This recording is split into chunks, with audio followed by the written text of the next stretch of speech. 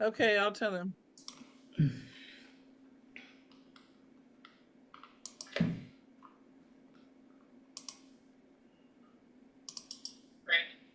Okay, I'll tell him.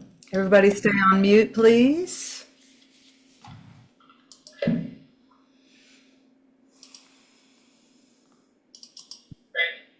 Okay, Everybody stay on mute, please. All right, I need to add 2 videos to the slide deck real quick, so everybody hang on. Just got them. I'll periodically go through and make sure everyone's muted. Thank you. We have Meg M is Margaret Millard. Yeah.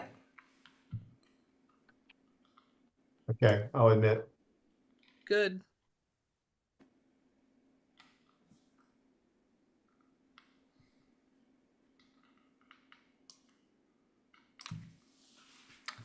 I'm going to go into another room and check the live feed.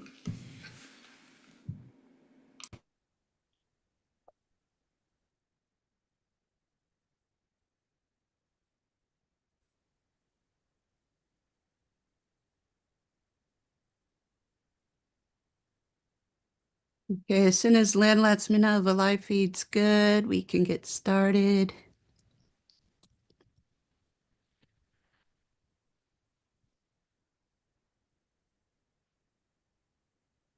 One of my registrars confirmed quorum,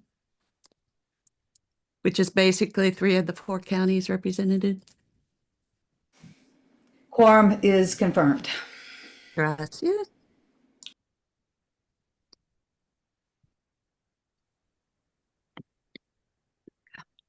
I'm gonna stop sharing for a second.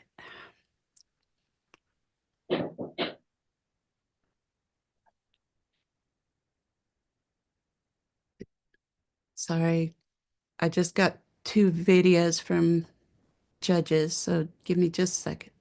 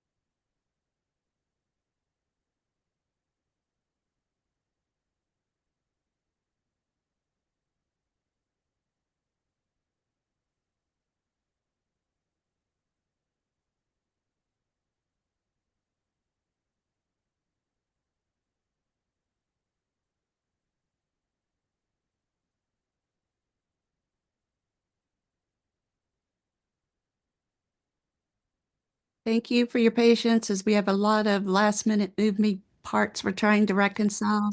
We'll start in just a moment.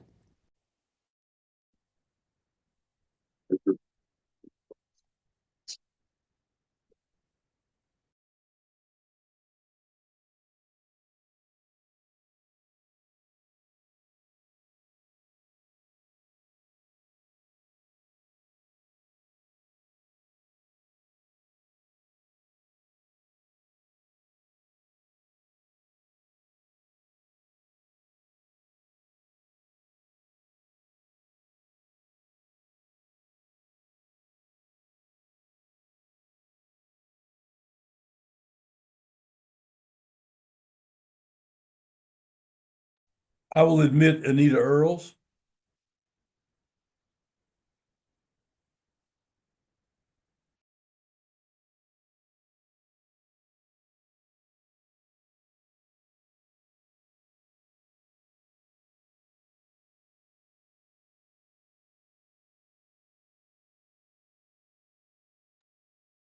Okay, registrars, you think we're good to go? I will take that as a yes. Thank you, everyone, for being so patient as we work out the kinks that inevitably occur, every time. So I would like to welcome you to our 2025 CD4 convention. Not everyone is clear on what CD4 stands for. So let me tell you, it's the 4th Congressional District, and we're represented by Congresswoman Valerie Foushee. We jokingly refer to CD4 as North Carolina's Democratic containment area, since the Republicans gerrymandered our district into probably the most heavily Democratic one in the state. We have all of Durham and Orange counties, along with Northern Chatham and Western Wake. So all of you here today, celebrate yourselves as being some of the most dedicated and engaged Democratic volunteers in the state. I want to show you a little map here so you could see. Is everyone, is the PowerPoint showing? Yes. Okay. You could see our blue dot there above North Carolina. That is CD4. And we can scroll in and you can see this is what our area contains. Just part of the wake, but still there. But, we are one of the primary Democratic areas of the state. But as a CD4 Democratic Executive Committee, our primary responsibility is to support our member counties and to facilitate discussion and sharing of ideas and resources among them so we can elect more Democrats in our area and statewide. And we strive to amplify our county's events to enhance participation. With the help of our first Vice Chair, Aiden Hennessy, and his committee, we're working on a strategic plan to empower our district and the member counties. In April, 3 of our 4 counties elected new chairs. So congratulations to Emerson Kirby of Durham, Lynn McGee of Orange, and Wesley Knott of Wake. And welcome back, Sue Blaylock of Chatham County. Here are a few highlights of what our amazing counties accomplished over the past year. Chatham County achieved the highest Democratic voter turnout in North Carolina last November at 84.1%. That is amazing. They also achieved the highest unaffiliated voter turnout in North Carolina last November with 80.1%. But they say their unaffiliated voters lean left, so we're going to count them as Democrats. The high voter turnout helped contribute to Justice Allison Riggs' victory by delivering about 3,000 votes over what would have been attained if turnout in Chatham had been at the state average. They set a fundraising record of more than $243,000 raised, and they opened a community engagement center in Siler City to better understand or to better serve working families and strengthen Democratic support in Western Chatham. In Durham, their precinct kickoffs were a historic success. They had nearly 700 attendees turn out to organize 55 out of their 59 precincts, including Duke's East Campus for the first time in a decade. Nearly half of their precinct leaders are new to the roles, helping them realize their goal of bringing new folks into the Durham Democratic Party's leadership ranks. For early voting efforts, they launched a It's About Durham Time Vote Early billboards across Durham and brought It's About Durham Time to Vote selfie frames to early voting sites and generated buzz throughout the consistent social media activity. These efforts built excitement and community around a key turnout moment, helping North Carolina reach record early voting numbers. Thanks to grassroots fundraising, Durham was able to hire a full-time organizing director who helped lead canvases and phone banks during a critical election year. The organizer helped Durham hit record numbers for doors knocked, calls made, postcards sent, and volunteers engaged. In a year where the nation moved over 6 points to the right, Durham barely budged, shifting less than 0.75% thanks to unprecedented voter contact efforts. While North Carolina overall moved just 1.5 points, Durham was a bright spot that showed the power of strong organizing and community building. Volunteers launched a powerful new projects in the past year, including the Cuts Hurt campaign, the Democratic Help Hub, the Listening Tour, the Gun Violence Ad campaign, and the Leaflet Every Doorstep campaign. These efforts helped and continue to help expand their reach and impact in the Durham community beyond traditional organizing.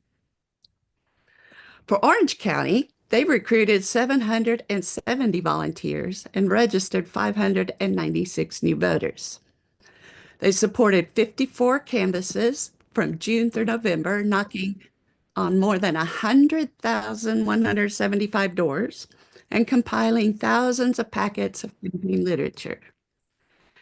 They staffed 99.8% of their poll greeting shifts and 98% of their 780 poll observing shifts. And they trained more than 600 poll observers. Orange placed hundreds of campaign signs around the county and raised $250,000. Wake County knocked 150,000 doors and talked to more than 45,000 voters, which was up from only 1,806 conversations in 2022. They called and mailed voter guides to 30,000 voters at inaccessible addresses that they couldn't canvass. They prioritized their competitive General Assembly seats, making more than 1/3 of their attempts in Senate District 13 and Senate District 18 and winning both seats. They achieved 100% poll greeting coverage at 23 early voting sites for the entire 17-day early voting window, plus 212 precincts on Election Day. And they're rolling into 2026, ready to reelect Anita Earls and our entire delegation, hold our veto-proof minority in the General Assembly, and elect a Democratic U.S. Senator, which is what we're all working on. Another thing for CD4 is we're going to be striving to work on messaging and the perception of the party across the district, especially in rural areas and among disaffected constituencies.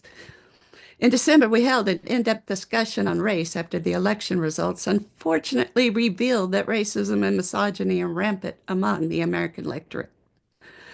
The North Carolina Democratic Party Second Vice Chair, Dr. Kimberly Hardy, moderated the discussion and provided tremendous insight for all of us. Basically, Black women are tired of carrying the party, while so many white men and women continue to vote Republican. But many of those voters are simply uninformed or misinformed. So we're going to try to find effective ways to reach them. And we all agree that the need to improve voter turnout of young people. So we'll be working on ways to reach them as well. Regarding messaging, Republicans have been doing a better job defining Democrats than Democrats do. So it's going to take all of us working together at all levels to turn around. Several people have expressed an interest in helping formulate effective messaging. So if you'd like to help too, please send us a message at nco4dems@gmail.com. We agree storytelling will be an important component of this effort. We are on all the social media platforms. We don't really use the, I don't call it X, but we don't use that anymore, but we still have the account so we can monitor it. And we hope to branch out into TikTok, Reddit, and Substack.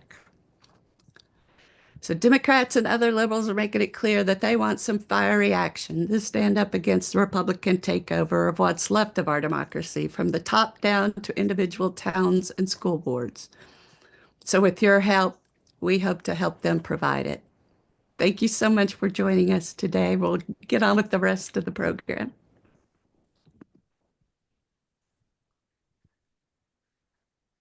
We have already declared we have quorum. And so I should have called the meeting to order earlier. So sorry, missed that. We called it to order earlier. We do have all 4 of our counties represented. The agenda and the resolutions and the whole package was sent to every delegate in 3 separate emails and on our website. But we also have a QR code here if you want to scan it, or a short link that will help bring it up. Do I have a motion to approve today's agenda with the caveat we may need to shuffle things around to accommodate speakers? Brenda Pollard, so moved. Is there a second? County. Ryan Jenkins, second. All in favor, say aye or raise your hand. Aye. Aye. Aye. Aye. Aye. Aye.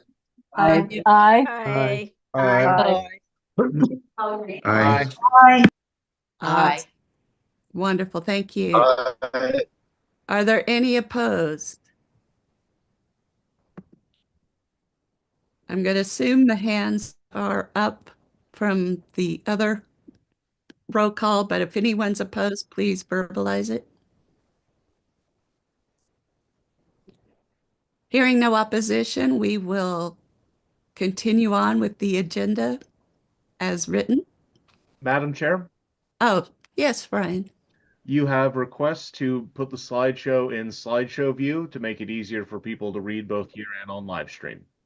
All right, let's see if I can do that without screwing things up. And if anyone needs something, message me if you want the attention of the chair. All right, is everyone seeing this okay? I'm not the best PowerPoint person, so working on it. All right, we have our statement of inclusion that will be read by our CD4 Secretary, Bonnie Bevan. So Bonnie, if you can come off mute and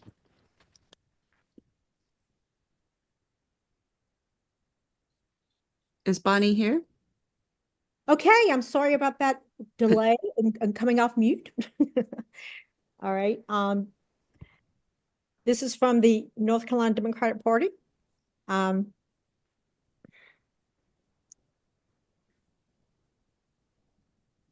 Do you have it up on the screen? Because I just lost it on my Yes, it's on the screen. Okay. Moving everything around. Okay. Actually, I don't see it.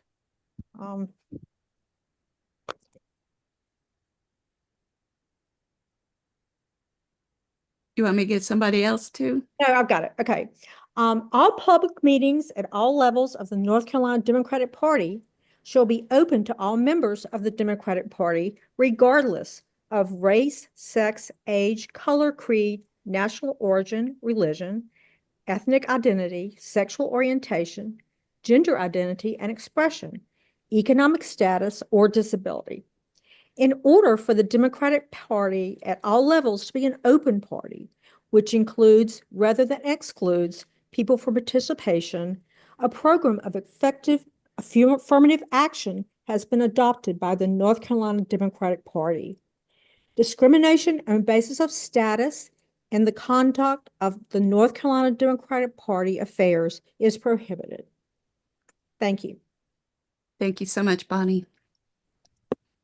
Okay, now we will do the pledge led by Aiden Hennessy. Yes, you ready? Go for it. I pledge allegiance to the flag of the United States of America and to the republic for which it stands, one nation, under God, indivisible, with liberty and justice for all. Thank you. And now we'll do the salute to North Carolina. I salute the flag of North Carolina and pledge to the old North State love, loyalty, and faith. faith. Thank you. Thank you, Aiden.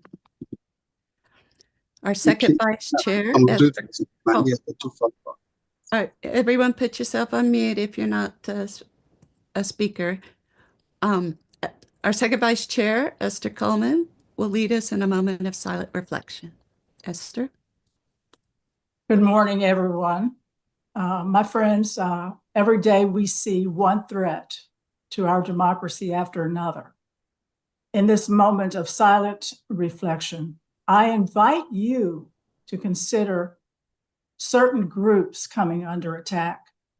As I lift them up Please picture them in your mind as if you were seeing them in a movie and reflect silently about where we should stand collectively and the actions we should take. Ready? Here we go.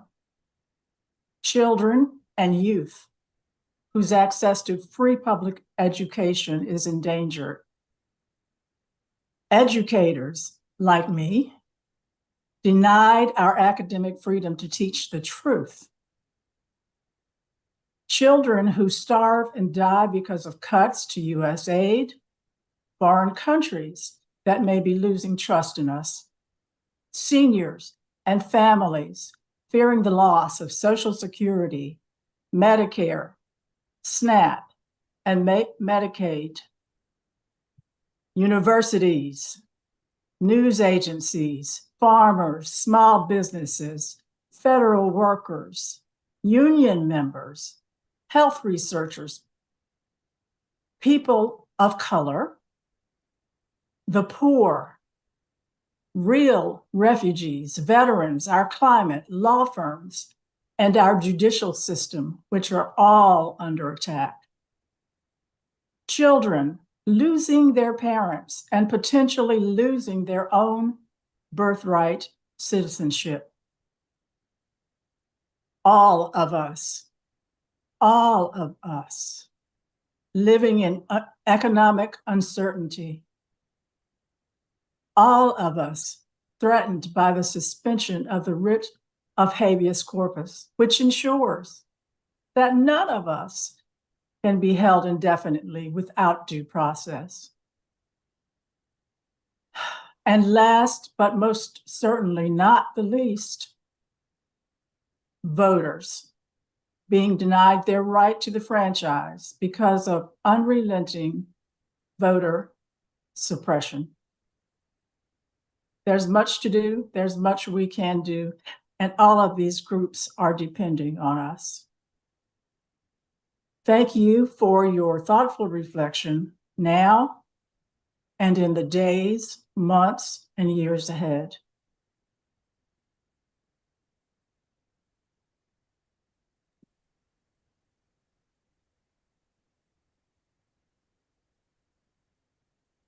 Thank you so much, Esther. That was lovely. Is Justice Earls with us yet?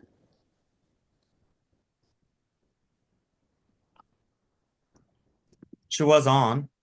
Was she? Here. Ah, Can you hear me? yes, yes. Let me Okay, figure great. out how to change the picture back. Well, hello, everyone. I am so thrilled to be able to join you this morning. I'm on my way to Southeastern North Carolina for some campaign events, but it was really important to say hello to my CD4 Dems. I want you to know how incredibly grateful I am to all that you're doing. You are really making the difference for our democracy. And I say that in part because of what I know I'm going to face. I will be on your ballot in 2026. And I also say that because of what I know you did to ultimately get Justice Riggs in a position where finally the Fourth Circuit Court of Appeals ruled that our state could not throw out ballots that were legally cast at the time of the election. And I was so thrilled and excited to swear her in on Tuesday of this week. So that is thanks to your work. And in particular, you all should know that the ballot curing process after the election cured some 900 ballots. And I know there were a lot of groups involved in that, a lot of different volunteers, probably some of you from CD4. And it was only because of that ballot curing process that she ultimately won by 734 votes. So it's tremendous that you all are willing to be engaged, to be active. And so what I want to do in just a couple of minutes is give you what you will need to talk to voters about our courts, and in particular to talk to voters about my candidacy. And I believe it is not too soon to start. I know we have municipal elections coming up, and those are super important. But the more people we can reach, I think, given the times that we're in, that people are going to remember and are going to understand. So about me, if you don't know me, for 30 years, I was a civil rights attorney before I ran for the state Supreme Court in 2018. That was a blue moon election, also a midterm with no U.S. Senate seat on the race. And I really credit Durham County for the result that we had 52% turnout, which, is way below the 70+% we have in general in presidential years. But that 52% was higher than prior midterms, and it was higher than subsequent midterms. So when I was hearing earlier all of the accomplishments of the different county parties, I was like, yes, and we have to do all of that. We have to do all of that in 2026. And remember that for the statewide seats, every vote counts. So you might think, well, Durham's blue and we're going to get our Durham folks. We are going to get our Durham folks, and we are going to get our other folks in the strong Democratic counties. But it's the margins that's going to make a difference. And so Orange County, yes, we need you to do the same thing again in 26 because all of those votes that you turn out that will vote the entire ticket for Democrats will make such a huge difference. So why do our courts matter? You should know that in 2022, our state Supreme Court, 7 members controlled by Democrats, it was a 4 Democrat, 3 Republican court. We held that extreme partisan gerrymandering violates the state constitution. And that's why districts are redrawn. And for a brief period of time, we had congressional districts that were 7 Democrats, 7 Republicans going to Washington, which fairly reflects the voting patterns of the state. And then in 2023, Republicans took control of the court, 5 Republicans, 2 Democrats, and they did something that's never been done in the over 200-year history of our court. They said, we're going to rehear this case. It had already been finally decided, but they said, no, we're going to do it over. And we're going to say that they didn't say that the existing districts were not extreme partisan gerrymanders. They said, well, they may be, but we can't do anything about it. And so that's why we now have, again, new districts with a congressional delegation that is 10 Republicans, 4 Democrats, which means that if we'd kept the 7-7, the House of Representatives today would be in control of Democrats. And think what that would mean about what's happening in Washington. And so what we do here impacts the country. And who is on your state Supreme Court is the only way to get fair districts. We can take our courts back. If I keep my seat in 2026, 3 Republican seats are up in 2028. We can take back the court before the next round of redistricting. We can get back to a court that will protect your rights. And let me just say a quick word about education, because that is also so vitally important. The federal Constitution, the U.S. Constitution doesn't have a right to an education in the Bill of Rights. So the only way to protect our students is to enforce the state Constitution. In 2022, the state Supreme Court said that the state must adequately fund public education because the Constitution says that you have a right to a sound basic education and a uniform system of public education. New court comes in 2023, immediately puts a halt to that order. They wait a year later to hear arguments again on an issue that had already been decided. And as I speak to you now in May of 2025, our court has still not issued an opinion. So all that money has been held up without any justification or explanation to the voters of the state. So I could talk about many other cases affecting things like what you pay for electricity, whether we're going to have a clean environment, whether you're going to be fairly compensated if you're injured on the job. These are the kinds of bread and butter issues that our court is making decisions about that impact people's lives. So when you're talking to people about the court, I hope you'll tell them we need someone with a proven track record of protecting your rights, including your right to vote, your children's right to a sound basic education, right to a clean environment. And we need someone who's not afraid to stand up to the North Carolina legislature. And so I mention that because my opponent, so a Republican, has filed to run against me. It's Sarah Stevens. She's she's a Republican member of the General Assembly from Western North Carolina, been in the legislature for 17 years. And she's been a solid and I would say extreme vote for the Republican agenda. So all those things that our court said the General Assembly isn't doing, she was a part of not doing those things. And so she characterizes herself as a constitutional conservative. And what that means to me is she's fine with ignoring the Constitution when it doesn't serve their conservative policy goals. And she essentially said that on the floor last week, debating a bill about whether Governor Stein should have the power to appoint district attorneys when there's a vacancy. And when it was in committee, when it was pointed out that this might violate separation of the powers and violate state constitution, she basically said, that's fine, we'll let the courts handle it. And so we have someone who is campaigning to run out of passing laws that are unconstitutional, and then campaigning to run to sit on a court with Phil Berger's son and with former legislator Tamara Beringer to uphold whatever the legislature does. So even for independent and moderate voters, surely they must understand the importance of balance and checks and balances, and that we don't need another legislator on our state Supreme Court. So that's my pitch for what you can tell folks. I want you to know my campaign is very active. My first campaign event in Durham County, there will be many, but the first one is coming up May 30th, Friday, May 30th at the Hayti Center at 6 p.m. I would just love to see as many of you there who can come. I'm having musical guests Nina Freelon and Pierce Freelon, Reverend Augustine from my church, St. Joseph's will be MC, Justice Riggs will be speaking. So please come out and join us on May 30th at Hayti and join my campaign. It's my website is earlsforjustice.com, and I hope to be working with many of you. I just can't thank you enough, because we are going to only win this if we build from the bottom up, and you all are our grassroots army and we need you. So thank you so much. Thank you so much, Justice Earls, for joining us on what I know is a very busy day, and you have our full support. Thank you. Thank you. Does anyone have any questions for Justice Earls, if you have time? I have time.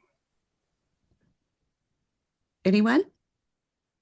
So the question, is there a Democratic primary for my race? If that was the question, the answer is we don't know. There could be if someone challenges me, but currently no other Democrat has announced that they're running for my seat.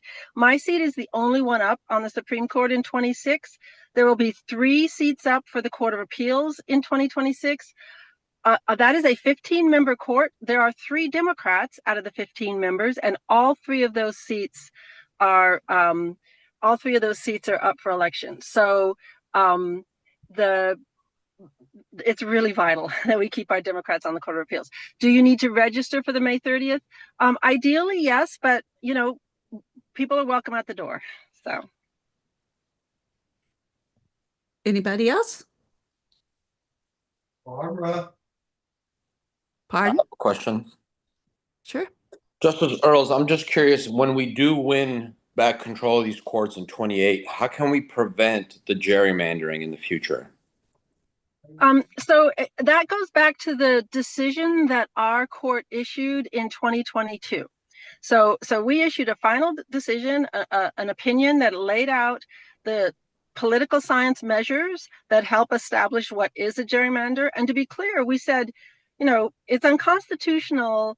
It's unfair to the voters of the state, and it doesn't matter whether Democrats do it or Republicans do it. It's just unfair under the state constitution to have extremely partisan gerrymandered districts. So, advocates will be the ones to bring claims. So, I as a court, I don't get to file the lawsuits, but so there are groups I know that are ready to do what they believe is warranted. All I can tell you is that we have that precedent. It was overturned by a subsequent court, but we have that precedent that lays out pretty clearly a variety of types of measures that the General Assembly could employ to draw maps that are fair to everyone. Thank you, and we got your back. Awesome, thanks. Madam Chair, Sarah Bickley seeks recognition. Yes, ma'am. Go ahead. Hi, Justice Earls, thank you so much for all you've done. And are there any high school or college folks involved in your campaign? So I have been working with some of the college Dems groups. I certainly welcome more volunteers. The best way right now is to go to my website where you can sign up to be a volunteer, and everything from working on events, maybe they want to knock on doors, maybe they have other ideas for how I can reach young people. I'm on 7 different social media channels, which the Republicans hate. They've already criticized me for that. But yes, I really welcome young folks, and the more engaged, the better. Okay, anyone else? If not, we need to give Justice Earls back her time. Okay, thank you, Thank you so everyone. much for joining us today. We appreciate you so much, and we've got your back. We'll be there to help you. Awesome, thank you. Thank you. Has Justice Riggs joined the meeting yet? Ryan? No. Okay, someone just speak up when she joins. I will go ahead and play a quick video.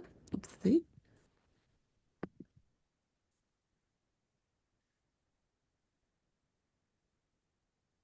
If I can share my screen again, one moment.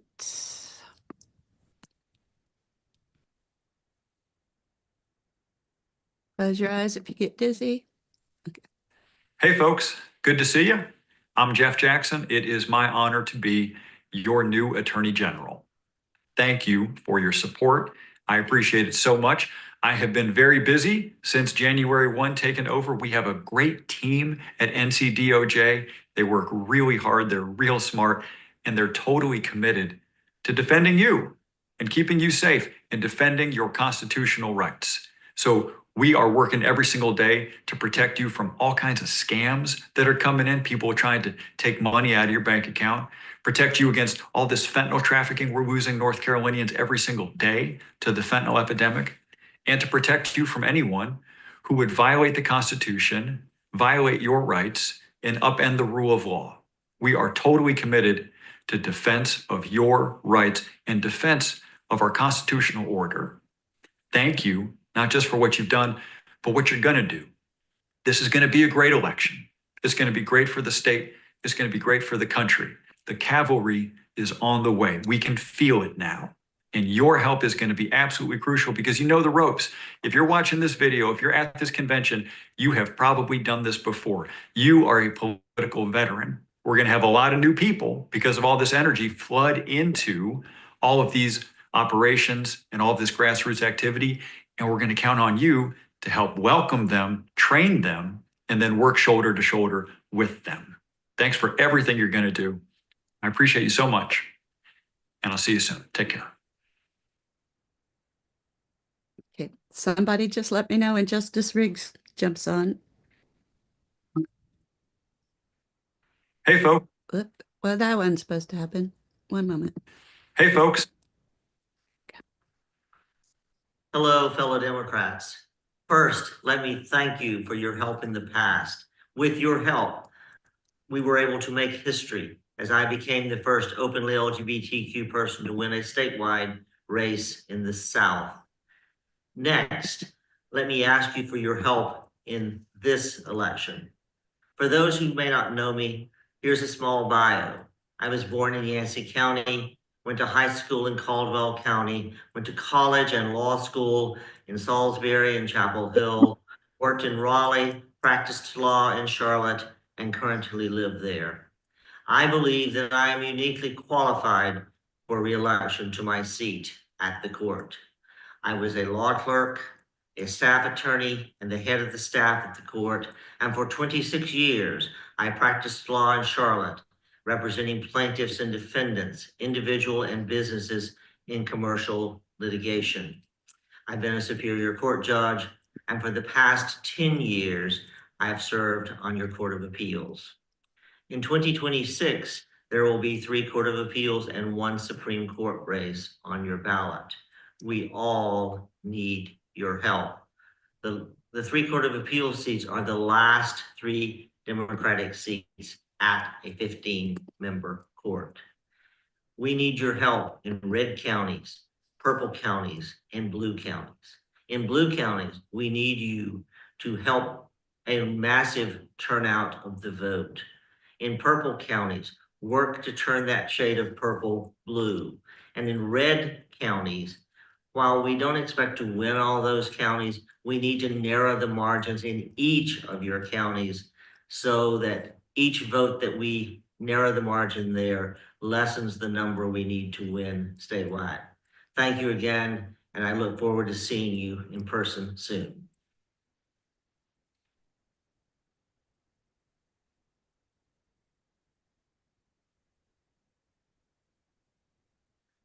Hello, Democrats. First of all, thank you so much for taking part in this convention and for being part of the movement to help defend democracy in North Carolina. I'm Judge Toby Hampson, one of your statewide elected North Carolina Court of Appeals judges. For the last 6 years, it's been my honor to serve you. And in 2026, I will be running for re-election because more than ever, we need to keep judges who will stand up for our fundamental freedoms, our constitutional rights, and stand for justice, equity for all North Carolinians. We know these are anxious. Our fundamental freedoms, our rights are under constant threat. And that's why these times call for us to be brave, to be bold, to stand together in the fight against injustice. My pledge to you is that I will work hard every single day to defend your constitutional rights and fundamental freedoms and protect these core democratic principles of justice and equity for all. But to succeed, I need your help. We need to stand together. And I hope you'll join me. You can sign up for campaign updates and join our team at judgetobyhampson.com. Thank you again for standing for our freedoms. Without you, we could not do the work we do. I can't wait to see you out on the campaign trail in the coming months. Congratulations again on your convention, and we'll see you soon. Remember, together we can do this. Thank you.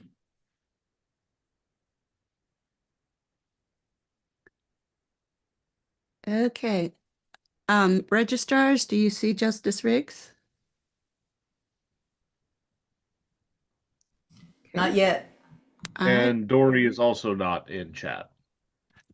All right, we'll play one more video. Hey, North Carolina Democrats, it's Anderson Clayton, your North Carolina Democratic Party chair. Thank you so much for joining us today and giving some of your time to come to our county convention. We're so excited to have you, and we want to make sure that regardless if this is your first county convention or if this is your 7th county convention, that you feel welcomed into the space and make sure that this Democratic Party is your Democratic Party. North Carolina did incredible and unprecedented things last election cycle, and it was because of each and every single one of you. We managed to pull off wins that nobody across the country expected, including breaking the Republican supermajority in the state legislature. Shout out to people like Representative Brian Kahn, Representative Lindsey Prather, Representative Dante Pittman, who helped make that happen, Representative Beth Help too, and it came from all across the state. It came from work that each and every single one of you put into making sure that we knocked doors, that we talked to our neighbors, and we got out last election cycle. And a very big thank you to all of our champions who stepped up and run for office last year and made sure that North Carolina Democrats were able to contest 168 out of 170 state legislative seats. We did that because you all decided that your communities were worth fighting for. And we also were able to flip. We were the only state in the country to be able to flip 2 statewide races from red to blue. A very big shout out to our fantastic Lieutenant Governor Rachel Hunt out of Eastern North Carolina, and also our fantastic Superintendent of Schools, Mo Green, right now, everybody, who you helped put into positions of power to make sure that we defeated Republican extremists last election cycle. And not to mention our fantastic Democratic Governor, Josh Stein, who each and every single one of you managed to push over the finish line and make sure that people knew who Mark Robinson was last election cycle.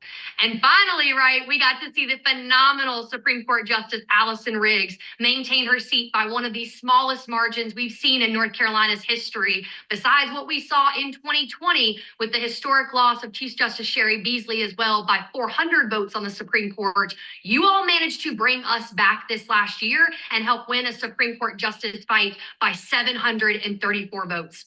Think about that, North Carolina Democrats. Where we were in 2020, losing a Supreme Court election by 401, coming back and winning one by 734. We have so much work to do left on the ground across our state, and I know that together we can do it. We can make sure that Justice Anita Earls ends up becoming and keeping her seat on the North Carolina Supreme Court this year. We can make sure that we flip a United States Senate seat with Tom Tillis, and all of that work gets started right here in 2025 in our own backyard with municipal elections across the state and across our backyard. So I need you all to stay involved. I need you to make sure that you believe in the power of our party when we work together and we build up across North Carolina a geographical and representative democracy that fights for each and every person across our communities. I know that we're excited to get on the ground, and our Project 100 team is going to be out there with you all this year. And I'm so excited to be out in each one of our counties and fighting on the ground with you to push back against this extreme agenda that the Republicans are coming out of Washington, D.C. with, but that we've also seen in our backyard for generations in North Carolina right now with the Republican-dominated General Assembly. We have the ability to fight back, and we're going to do it together. So thank you all so much, and enjoy your county convention, everybody. Well, I think she means district, but you know what we mean. Okay, now we're going to let Representative Fishy give us some remarks. Thank you so much, Representative Fishy, for doing so well in Congress for us. We appreciate all your work. Well, good morning, everyone, and thank you for this opportunity. I am sitting in a parking lot at a ball field in Richmond, Virginia, waiting to watch my grandson play. But it is an honor to be here with you all, giving everything that we all know that is happening in this country, and particularly in Washington, D.C. We recently surpassed the 100-day mark of the second Trump presidency. And so I want to go ahead and start by acknowledging the uncertainty and strain that I know all of us are feeling in the wake of this administration's harmful executive orders and actions.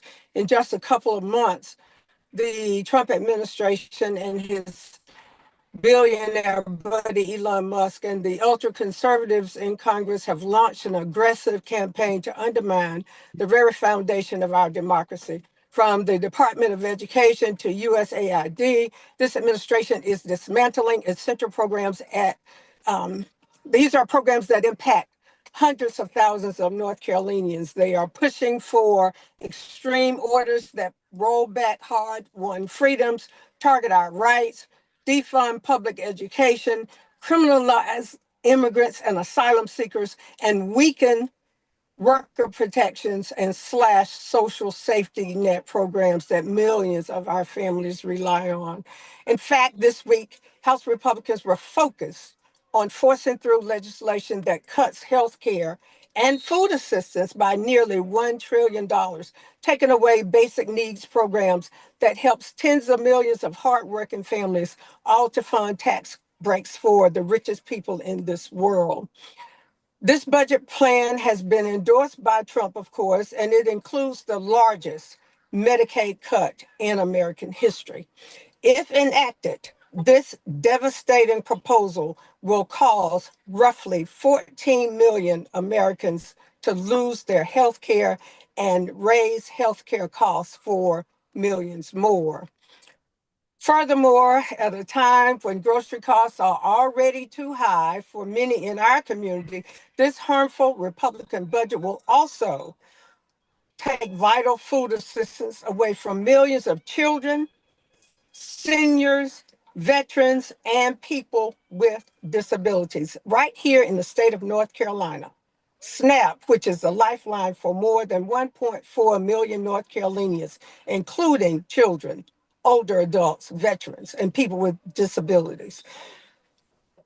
What we have seen over this last week, y'all, has been unbelievable. And I know you've seen a lot of it, but all of these distractions that are going forward, understanding that Republicans cannot even agree on how egregious they want this budget bill to be, has put us all in a state of confusion and chaos. This morning, when I saw the first thing on the news that Moody's has lowered America's perfect credit rating for the first time since 1917, has to be something that gives every American pause. This is not where we want to be. When we talk about Social Security, which is a lifeline of millions of retirees, and Medicare, the essential health care program for Americans, what we're seeing is really unreal. I'm going to keep fighting as Democrats do and have been fighting however we can in our communities. And of course, we're fighting in the courts, and we're seeing that Trump is being defeated time and time again in the courts. But what happens in the meantime and in the between time is that these devastating cuts are hurting people in real time. So we're going to keep doing what we can. But again, as you heard from Justice Earls, elections have consequences. And we're hearing from Democrats, just like Republicans, what are Democrats doing? Well, we're doing all we can with what we have been given to work with. It is difficult to go in committee hearing after committee hearing, particularly as we are marking up bills and offering amendments to alleviate some of the damages that are being caused. And Republicans are not even offering any words during these hearings. They're just voting no on everything we bring forward, and then they push forward this agenda. One of the things that is most scary is that Republicans have relinquished their constitutional authority and obligation to legislate. This country is being legislated by executive order, and Republicans are standing back and allowing Trump's 2025 agenda to go forward, and they're offering no pushback. The only debates that they're having are with each other and how egregious they want this agenda to be. Last week, I don't know if you all saw, but 3 members of Congress were basically detained and taken into custody, pretty much, for exercising their authority as members of Congress providing oversight at an ICE detention center. Right now, the Justice Department is considering bringing charges against LaMonica McIver, who represents the Newark, New Jersey area. They were basically accosted by masked law enforcement that are not government officials, basically. They were denied entry for quite some time before given the opportunity to go in and tour that facility. And during that time, the mayor of Newark was arrested. When you add to that the targets that is being placed on women and people of color who are heading agencies, such as the Library of Congress, where the librarian, Dr. Hayden, was fired, where you've seen where Deborah Rutter, who was chair of the board for the Kennedy Center, was fired. And most of those members were replaced by Trump, who then made him chairman of the board. The CFPB, or the Consumer Finance Protection Bureau, which was headed by Rohit Chopra, he was fired.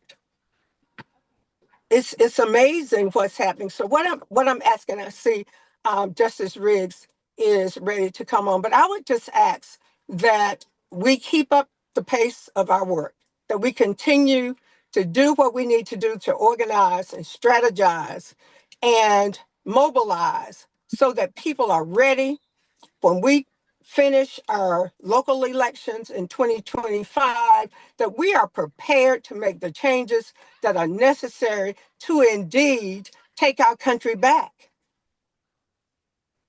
Not just defend, but protect democracy for all of us. It is imperative that we continue to do everything and I would say don't be discouraged. Certainly, this is a state of uncertainty. Certainly, this is a scary moment, but it can just be a moment if we continue our movement to that more perfect union by doing everything that we can. So thank you for giving me this time. I'll stand for questions after Justice Riggs speaks. I'll be on for another 15 minutes or so, but I don't want to cut into her time. Thank you so much, Representative Fushi. We appreciate you. Okay, Justice Riggs, you're on. Hello. Thank you so much, Congresswoman, for being so flexible. I'm on the congressional district tour today, as you know. So just like the Congresswoman, you get me from the car. But it is my delight to join you, Congressional District 4 members. I am so very grateful for all the work that you have done, not just in the last 6 months, because that's been a lot, but in the last 2.5 years.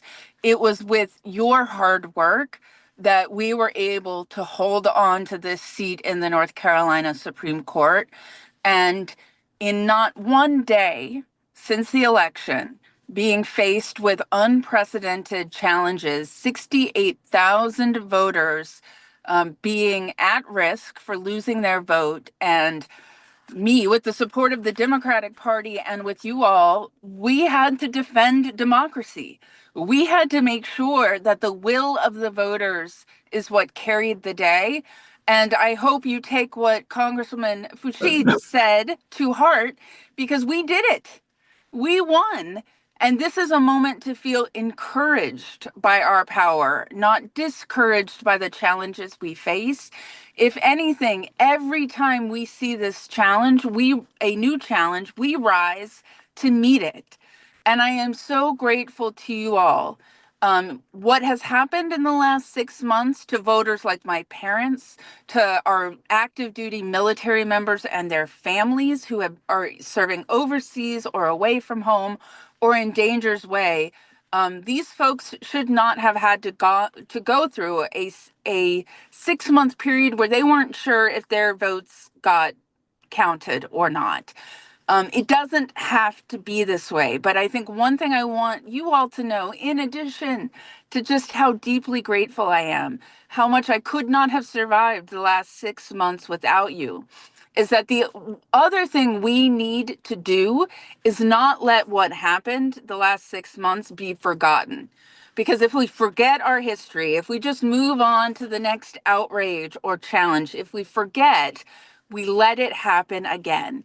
And it gets worse and worse and worse. We need to take this momentum, this power that we had fighting back against efforts to silence the will of the voters. We need to take that energy and do good things with it and be vigilant that it never is allowed to happen again.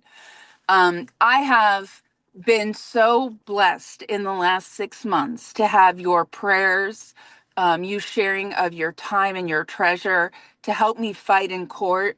You all were on call, ready to do what was going to be the most massive chase and cure program ever. You all were chomping at the bit, ready to go on that. And I cannot thank you enough for that willingness, and just your love and your prayers. I am not being dramatic when I say I don't think I could have done this without you. I also know, though, that our work isn't done yet, because what I was trying to do last year was about a multi-cycle plan to win back our courts for justice.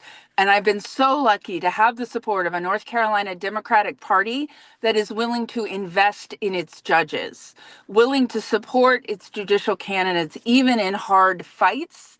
And so I want you to know that we still have work to do. We did the first part. It was a 3-election cycle strategy. We did the first thing. We held on to my seat. The second thing we need to do, and you heard from her already, we have to reelect Justice Anita Earls next year. There is nothing more important than that, because that is a linchpin to us being able to take back our courts in 2028.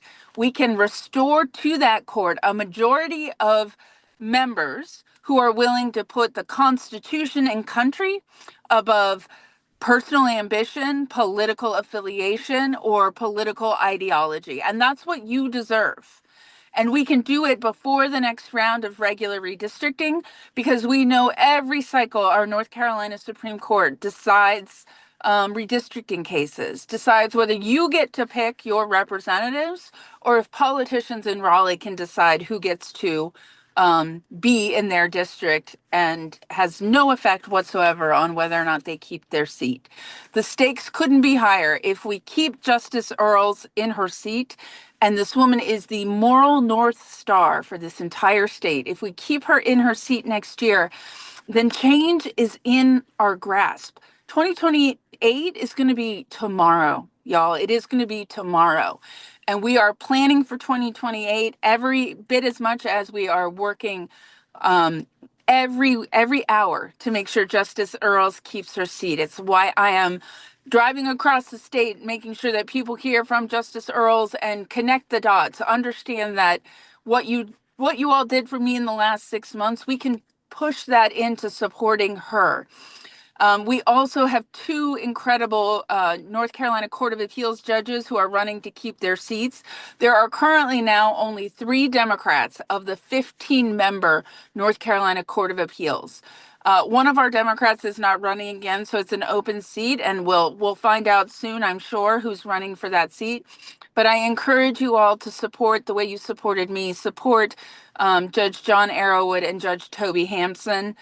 They are deserving of your support. They share our values, and they are incredible judges who can stand up for people on a court that actually does most of the cases in this state, resolves to the end most of the cases in this state. And if we do this work, if we care about judicial elections, if we don't let our foot up off the gas pedal at all, there is a better North Carolina in reach. There's a North Carolina where there are 3 branches of government and they each do their job, checks and balances on each other to make sure that every branch of government is best serving the people of this state.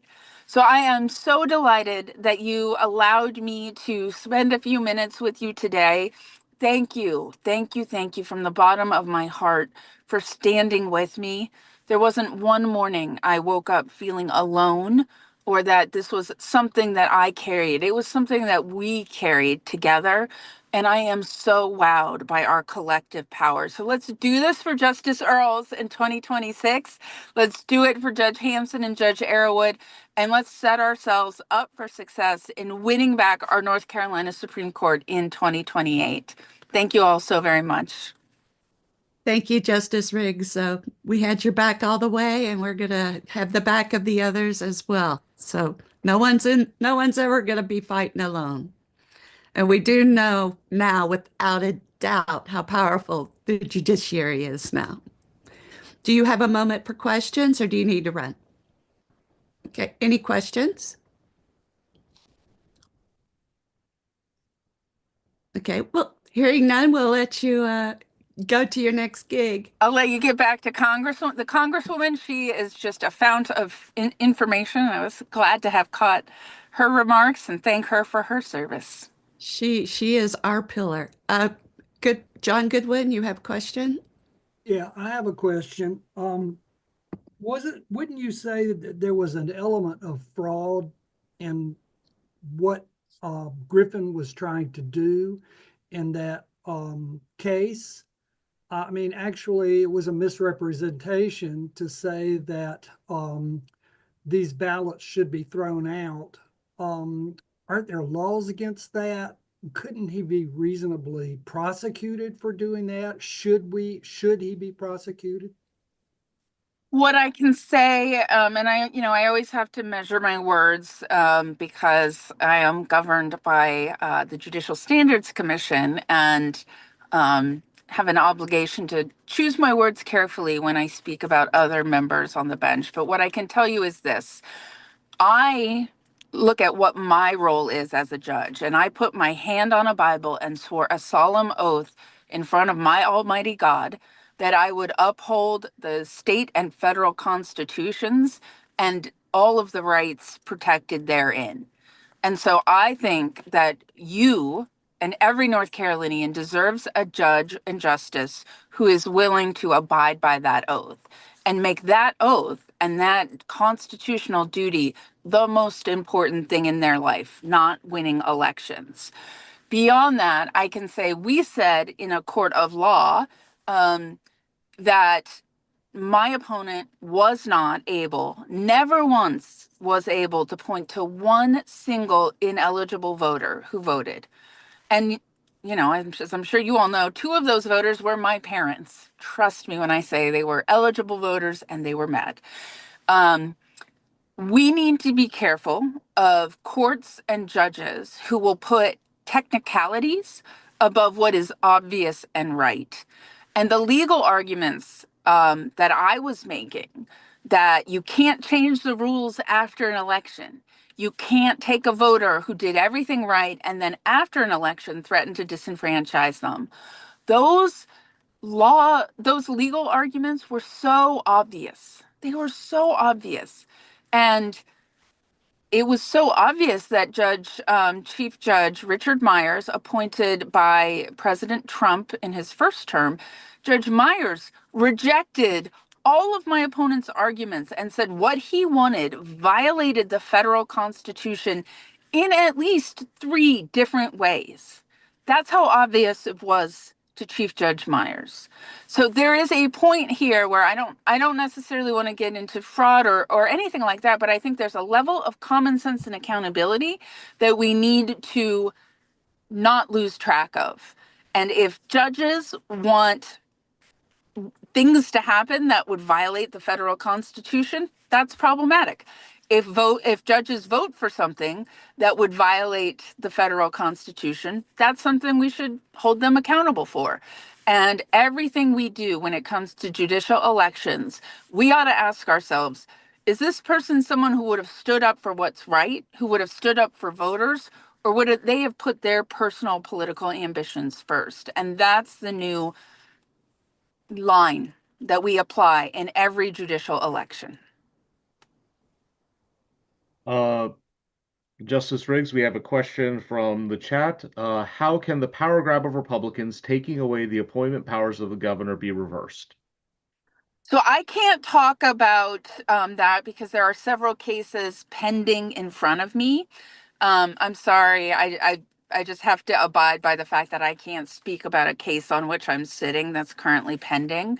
All I can say on that front is we have 3 branches of government and you can ensure that all 3 are working for you in ways you want. And that's to what sounds like Justice Earl said, elections have consequences. So make sure you're casting your vote and encouraging other people to cast their vote to support the rule of law and to make sure that every branch has the ability to do its constitutional job. Can any action be taken against Griffin? Can he be removed from the bench? And on the side note, do the 60,000 votes that were challenged still need to be cleaned up? So, uh, for a number of different reasons, I'm not gonna sort of focus on what Judge Griffin has, what is in his future. What I can say is his term is up in 2028. Voters can always hold judges accountable. The 60,000 voters, and it was actually 68,000. My dad was always asking me, because he was on that list, he's like, can I sue them? What can I do? Can I make them pay damages for me? What I would say, and what I said to him is, look, unfortunately, the legal remedies are somewhat limited for folks like my parents. What I think we can do as people who share a set of progressive values and who want a better North Carolina is be vigilant of what happened just now repeating itself, but channel all of our energies into what we can control, which is holding people accountable at the ballot box, making sure that Justice Earls keeps her seat and that we win back our courts. That is the quickest way to ensure that this doesn't happen again. All right. If there are any further questions, please message me in chat. And thank you. Thank you all. I think Nina said she had a question. She has not sent it to me, and well, she sent I me have one. sent that several times, but the Justice Riggs just answered what I wanted to know. Thank you. Yeah, that's the one I thought was answered because we had several along the lines of what can we do. Here's one. How important is fundraising going to be for Justice Anita Earls for election in 2026? Do you expect that her opponent will be raising money similar to what happened in Wisconsin with Elon Musk? So yes, I think money, just so folks know, the cost of judicial elections has absolutely skyrocketed. Justice Earl's first race was a lot more reasonably priced than what I think her race will be in 2026. Just so you know, I raised $5 million to keep my seat and have raised between 2 and 3 million since the election to defend my seat. That is an absurd amount of money that could be used to be doing other things, but it is what I think elections cost. In Wisconsin, one state Supreme Court seat just this year, there was $100 million spent on that seat. So North Carolina elections aren't at that level yet, but I think it's very reasonable to expect that Justice Earls, hers won't be a presidential election cycle, so media time will be a little less expensive. But given the fact that folks like Elon Musk are pouring millions and millions of dollars in judicial elections, I think it is very reasonable to expect that she is going to need to raise at least $5 million. And in 2028, when there are 3 seats up on the North Carolina Supreme Court and control of the court is at issue, I think that will very easily be $100 million just on those 3 seats. So there is an argument that policymakers need to have about money in politics and money in judicial elections, for sure. That's not my job right now, but my job right now is to help raise the money. And so I have been looking to make sure that we can raise dollars out of state for people who understand that North Carolina is one of the few remaining safe harbors for women to access reproductive health care in the South. That North Carolina is still, the people are a progressive beacon in the South and for the country. And we are a swing state that, as goes North Carolina, may go the nation. So there is a national interest in what happens here in North Carolina. And we, Justice Earls and I, will make sure that we are raising every dollar we can to win these elections and fight this fight.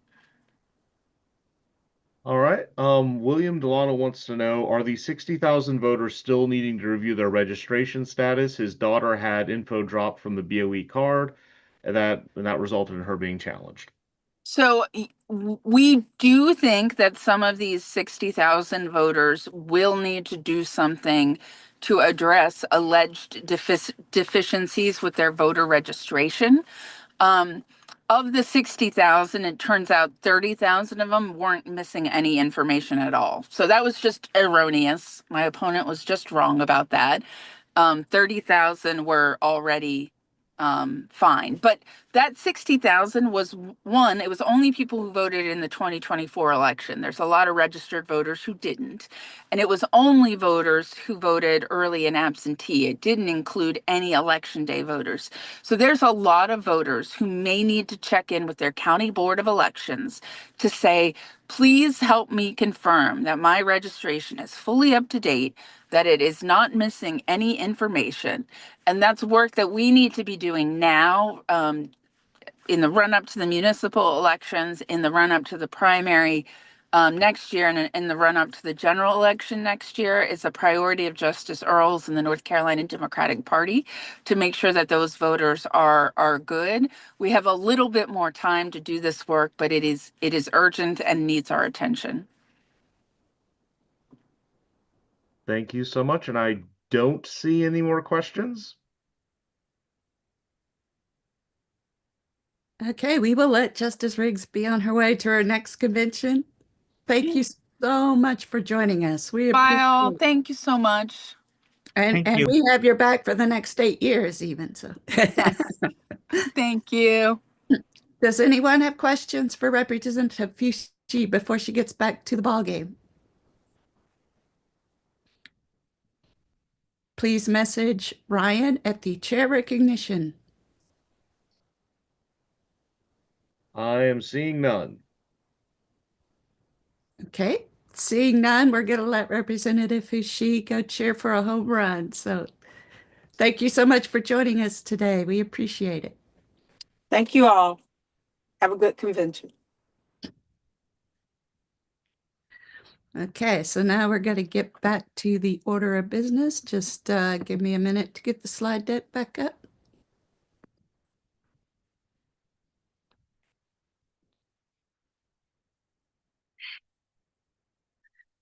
Okay, so now we're on to approval of the rules of the day. So I'm going to turn it over to our parliamentarian, Ted Benson. Good morning. Good morning. Yes, it's still morning. That's good. Good morning, everybody. Great to see you. Thanks for being here. Of course, thanks to our elected officials who just were on the call. Wonderful to have them as part of this meeting. Just to be clear, I want to go through these rules. I don't know if Ryan, is that something we can throw on the screen in detail? There we go. Okay, so you all should have had a chance to look at this over the last few days. But just to be clear, most of these rules are things that in fact, all of these rules really are things that you're familiar with from other Democratic meetings. For those who are not familiar with this process, welcome. We love new folks as well as experienced folks. So welcome, welcome, welcome. And to give you a quick overview of what this is, basically it's just how the priority rules are set. So there's the North Carolina Democratic Party organization plan, then the rules adopted by us here in a moment, and then finally Robert's Rules of Orders. Good old stuff. And then Rule 2 simply speaks about obtaining recognition. We've already practiced this, and you guys have already got this, which is if you want to be recognized by the chair for any purpose, you need to direct your comments to chair recognition, just literally in the chat there, and then that will allow you to be gotten on board for recognition. And obviously, we do need to know your name and county as you do that. And then Rule 3 is about limitations on speaking and debate. So no one gets to speak more than once on the same question. There's lots of people, and we want to give people a chance who want to speak to do so. And obviously, that can be overridden if the majority of the group decides, well, we really want to hear from this person again. But the general sense is you get one chance to speak on one issue. You can speak on other issues separately. We will not tolerate ad hominem arguments. In other words, you poopy head is not allowed. I didn't say that, but don't say that. The chair will attempt to alternate between in favor or opposed to a motion. A point of order is something that's been used historically, and sometimes it's used right and sometimes it's used wrong. Just to be really clear. A point of order is, oh, well, you see that says something wrong that we're doing that violates either the plan of organization, the rules that we are about to adopt, or Robert's Rules of Orders. So those are the reasons why you raise a point of order, okay? And you have to say specifically what rule you think is not being followed correctly, and we will absolutely hear you out, but that has to be based on a rule that is being violated. And then the question or personal point of privilege. Again, this is something that's commonly used in parliamentary procedure, but it only matters, it only should be made if it's about, oh, there's something wrong with the way the assembly is operating here, or an individual is having problems to fully participate. So for example, if we were in a live meeting and someone was in a wheelchair, but our rules called for someone to come to a microphone and they had a hard time getting to the microphone, that would be a really good opportunity to raise a point of personal privilege. And you can raise that on behalf of someone else. Hey, she has a wheelchair, she can't get to the microphone. Something like that. Obviously, in a Zoom context, that would take something like a technical problem, like the speakers can't be heard, or you can't see something. Those are completely legit and should be raised because we want you to be able to participate fully. And so please raise those, but please don't abuse that. Please don't raise a point of personal privilege because you don't like the thing that's under discussion. If it's an issue you're trying to debate, you're either in favor of it or against it. Bring that point, but don't do it by way of a personal privilege. Rule 4, talking about credentialed voting. This is pretty straightforward. You must have been a credentialed delegate in order to get into the meeting. If you're in the meeting now, you should be a credentialed delegate and therefore can participate fully. Next slide, please. To Rule 5, whoever's running this. Yeah. Oh, sorry. Right. The rest of Rule 4. That's good right there. This gives you the weighting. This is based on the number of votes cast for the governor in each of these districts for the Democratic candidate, and they're simply weighted appropriately because this is representative, right? So Durham has a lot of votes, as does Wake, and then Orange is behind that, and then Chatham is there in the fourth place. But we love everybody here, but this is just how it's weighted. So when you vote on behalf of your county, this is the weighting that was split evenly between people from that county. You just cast your vote, and this is automatically done. The math will be done in the background. The county should be entitled to full voting strength if you have elected your full number of delegates. If you haven't, then you get the number of delegates you've elected. I believe this has already been taken care of before this. Wait. Go back one, please. There we go. The voice vote occurs just to make the easy votes where we get a serious contest. Someone can call for division, and you have to agree. 25% of the delegates present have to agree that division has occurred, and then we can go ahead and do the Google form voting, which again will use that weighted voting in the background to take care of that all for you. Rule 5. Quorum shall exist as long as there's one person from each of the counties, okay? So from a majority of the counties. So if everybody from Durham County decides to leave, but there's still people from Chatham and Orange and Wake, we still have quorum, okay? So please try not to call quorum for quorum because that's very easy to get quorum in a district convention, particularly in this district convention. So a call for quorum will probably fail. I'm just telling you that historically that's been the case. But nonetheless, that is how quorum is determined and how we will continue to determine it for the rest of the meeting. And that gets it into, I think that's case here at 5. Can we see the rules 6 and on? Please. Thank you. Okay, nominations. Anybody who's qualified as a Democrat in this district, you have to be registered in this district. You can run for a district officer position. We already have a slate of nominees, but people certainly can run from the floor within the context of this meeting. But they do need to be able to, and you are allowed to speak up to 3 minutes. There are no seconds required for nominations. Rule 7, elections. If only one nomination has been made for an officer position, a motion to elect by acclamation will be in order. So if Joe Smith runs for this office and nobody else wants to run for it, we don't need to have an election. We can just say we elect this person by acclamation. We still need to have a vote to confirm that, but there's no need for a real one-on-one kind of thing. Multiple nominations, then we'll go into a different system. We'll use ballots, et cetera, et cetera. And again, the winner has to have 50% plus one of the weighted vote total and voting. Okay, if there are no more than 2 candidates and you get that 50%, one of the person doesn't achieve 50%, then we got to go through several rounds where we're getting that drop off of the bottom person if they don't get that 15%. And I think all that makes sense. Rule 8, again, these are resolutions. This is an omnibus package for approval.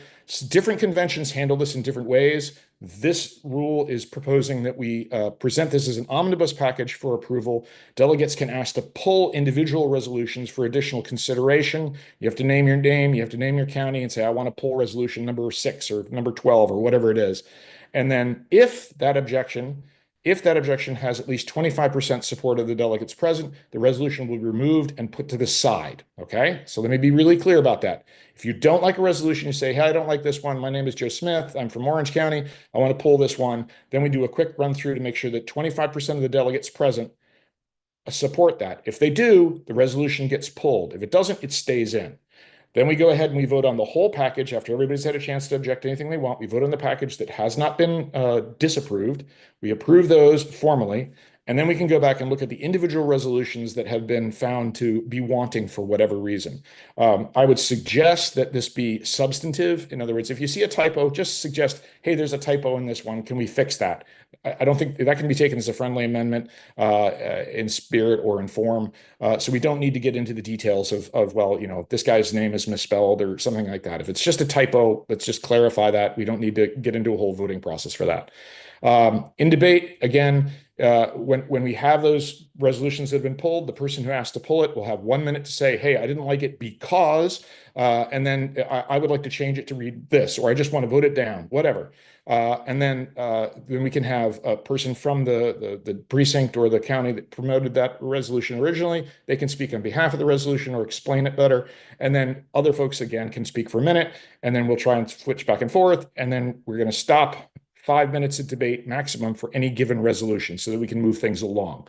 I think is there one more slot or one more page of resolutions here? Or sorry, rules, I mean. No, that's it. Okay, so hop back. Okay, so no, other way. I'm working on it. Just a minute. I'm just other way. I got to get back to the. All right, it's not working. Just roll with it. Okay. So, so we are not doing elections right now. That's not what we're doing. All we're doing is we're considering the rules. I've tried to explain them, particularly for first-time folks. And again, welcome. Glad to have you. So I want to pause there and ask if there are any questions or clarifications on the rules before you. And I'm looking for anything in the chat or anything that I'm getting. There are no questions that I see, and nothing has been directed to me. I can't believe I was that clear, but okay. All right. I'm happy with that. Okay, so in that instance, I'll call for a vote on the rules of the day as presented to you and as described as I've just done. Okay, hold right there. Okay. Okay, I really hope William, Delano, I appreciate your vote of confidence, shall we say? So I'm going to call for a motion to adopt the rules. Do we have someone making a motion? So moved. 9-day Orange County. So moved. Nina, thank you. Do I have a second, please? Yes, you have a second. Amanda Watlington, Durham County. Okay, thank you, Nina and Amanda. Any further discussion or debate? Hearing none, the motion on the table is to adopt the rules as presented. So I'm going to call for a vote. Please indicate, and I'd like to ask you to do something just to practice this so that we can do this in the future. Please vote by using the raise hand feature at the bottom of your screen. If you don't have access to that, then just physically put your hand up, and we'll count that way. And Ryan, are you able to see people voting? These are in favor. All those in favor, please vote. Yes. Are you seeing that, Ryan? I do. We have 76 in favor. People use raise hand, not thumbs up or applause or waving hands. This is a practice one. It's okay. It's okay. It'll be okay. I know. If you can raise the hand, please raise the hand. Also, please remember to message me if you want to make a motion. We got 92, 94 in favor, 96. Keep going.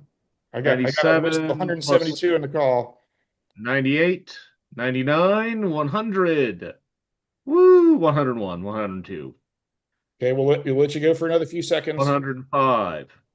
Are you counting the people who have pictures of their waving in their own photos? We've got it covered.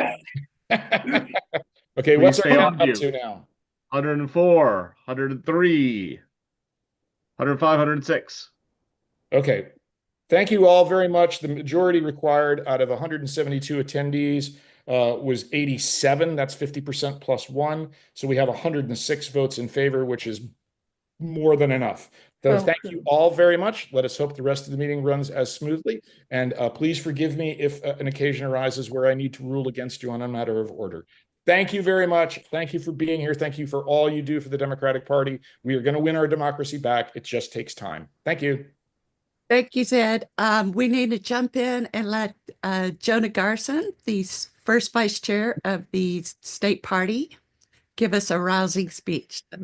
You don't need to let me do anything, Diana. Yes, I do.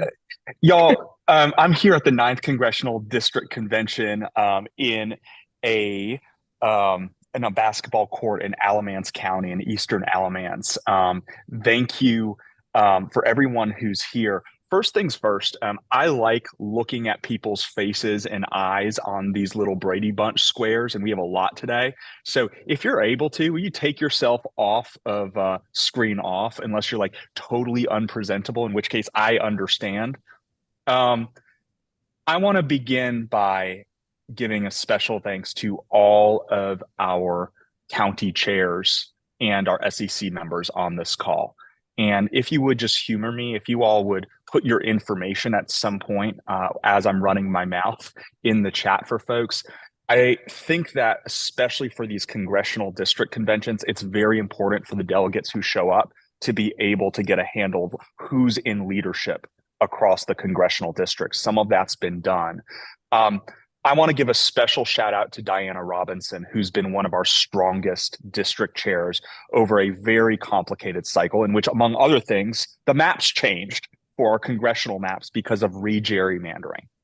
My name is Jonah Garson. I am an attorney and organizer, a former voter protection director. I'm from Orange County, where I was the county party chair.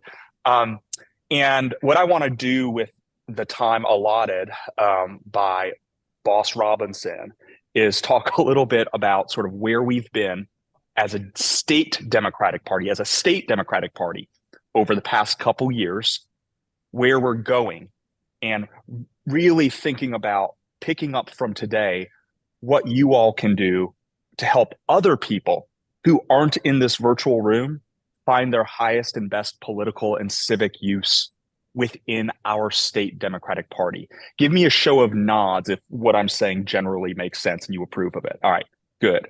I feel that validation. Thank you. David, thank you. Specifically you. I see you. 3 years ago or so, your current officers of the North Carolina Democratic Party, Chair Anderson Clayton, myself, Dr. Kim Hardy, Elijah King, Melvin Williams, we ran coming out of a disastrous 2022 election cycle.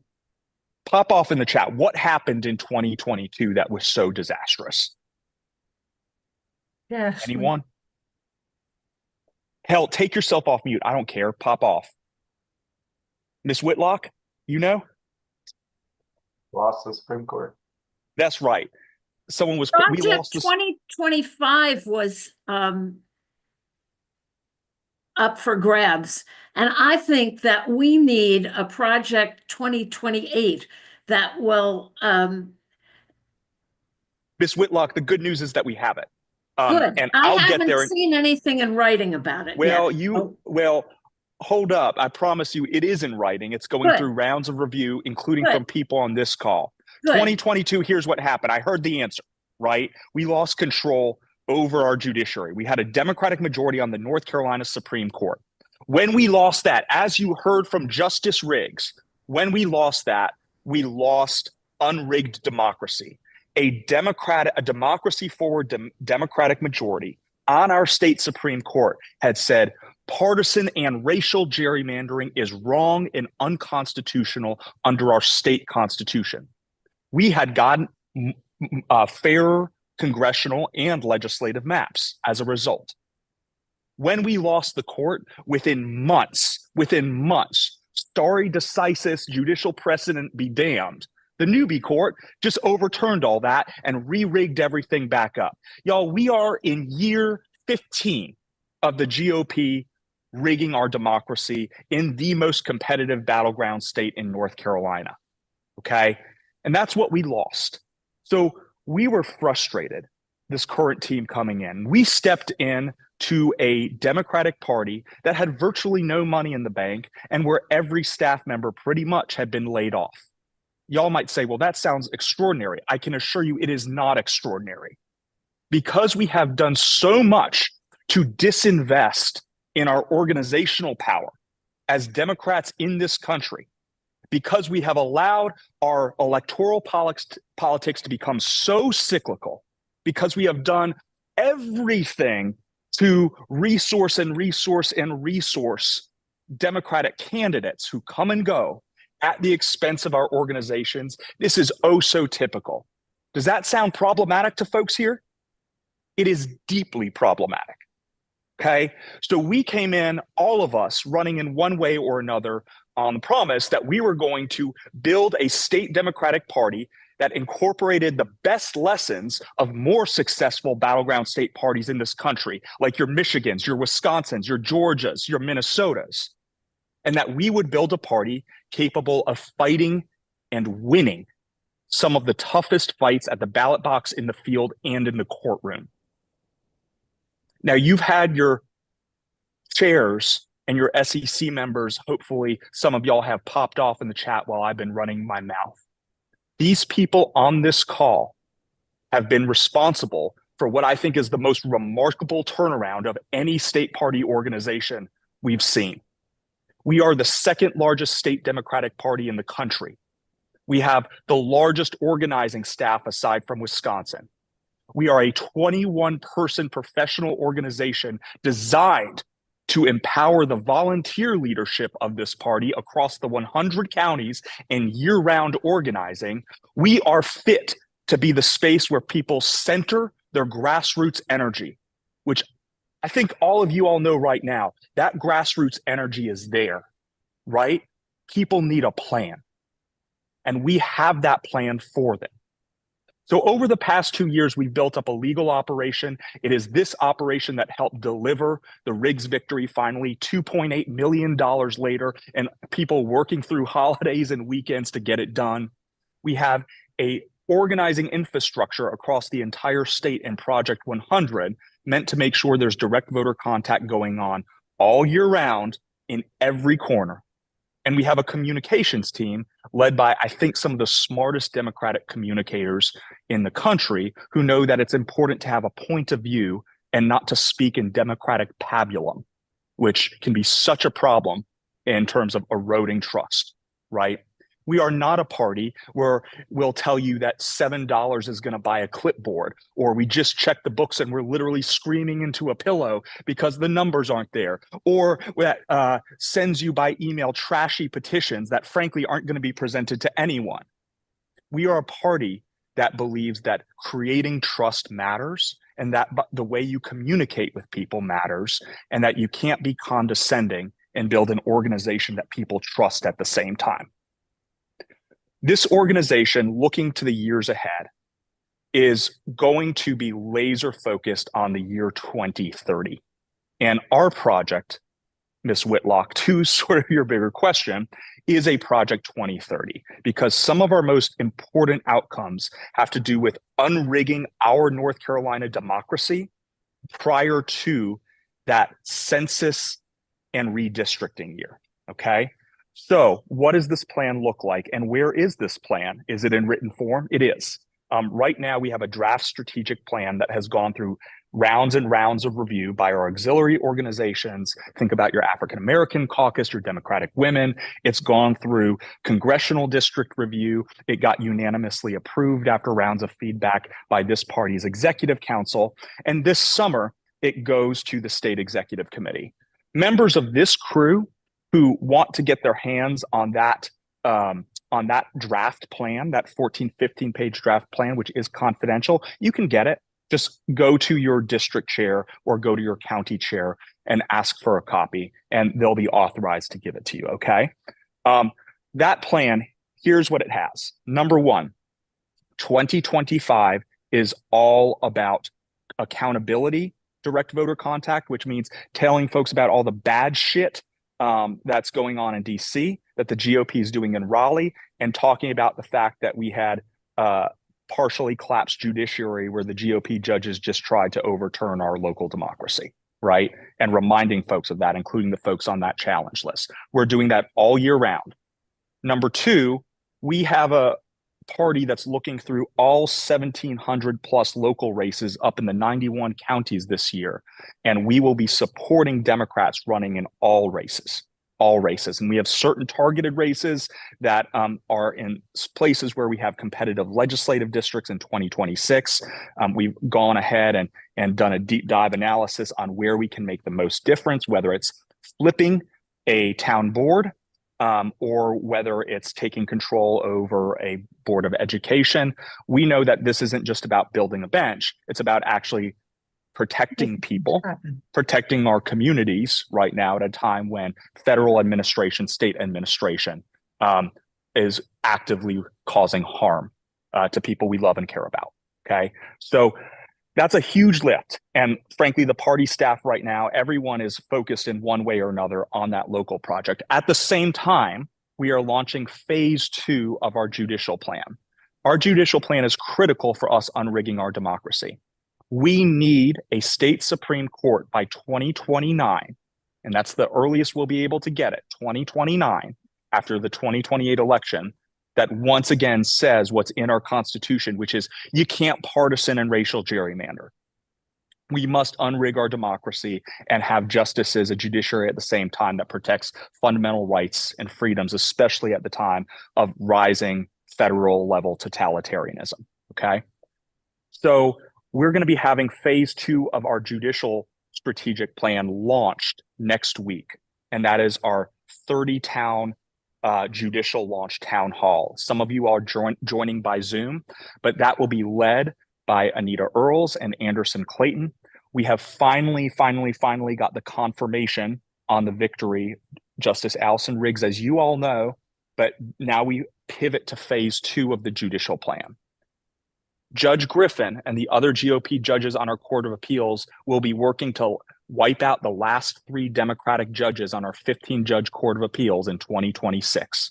That's what we're going to message on. We're going to say that the Griffin bench, the Court of Appeals, which we'll rename the Griffin bench because he's still on that bench, is working to have a kangaroo Court of Appeals totally rigged in their favor and knock out the last 3 Court of Appeals judges we have. Okay, so we'll be laser focused on the judicial program at the same time we're focused on the local program, leading to 2026.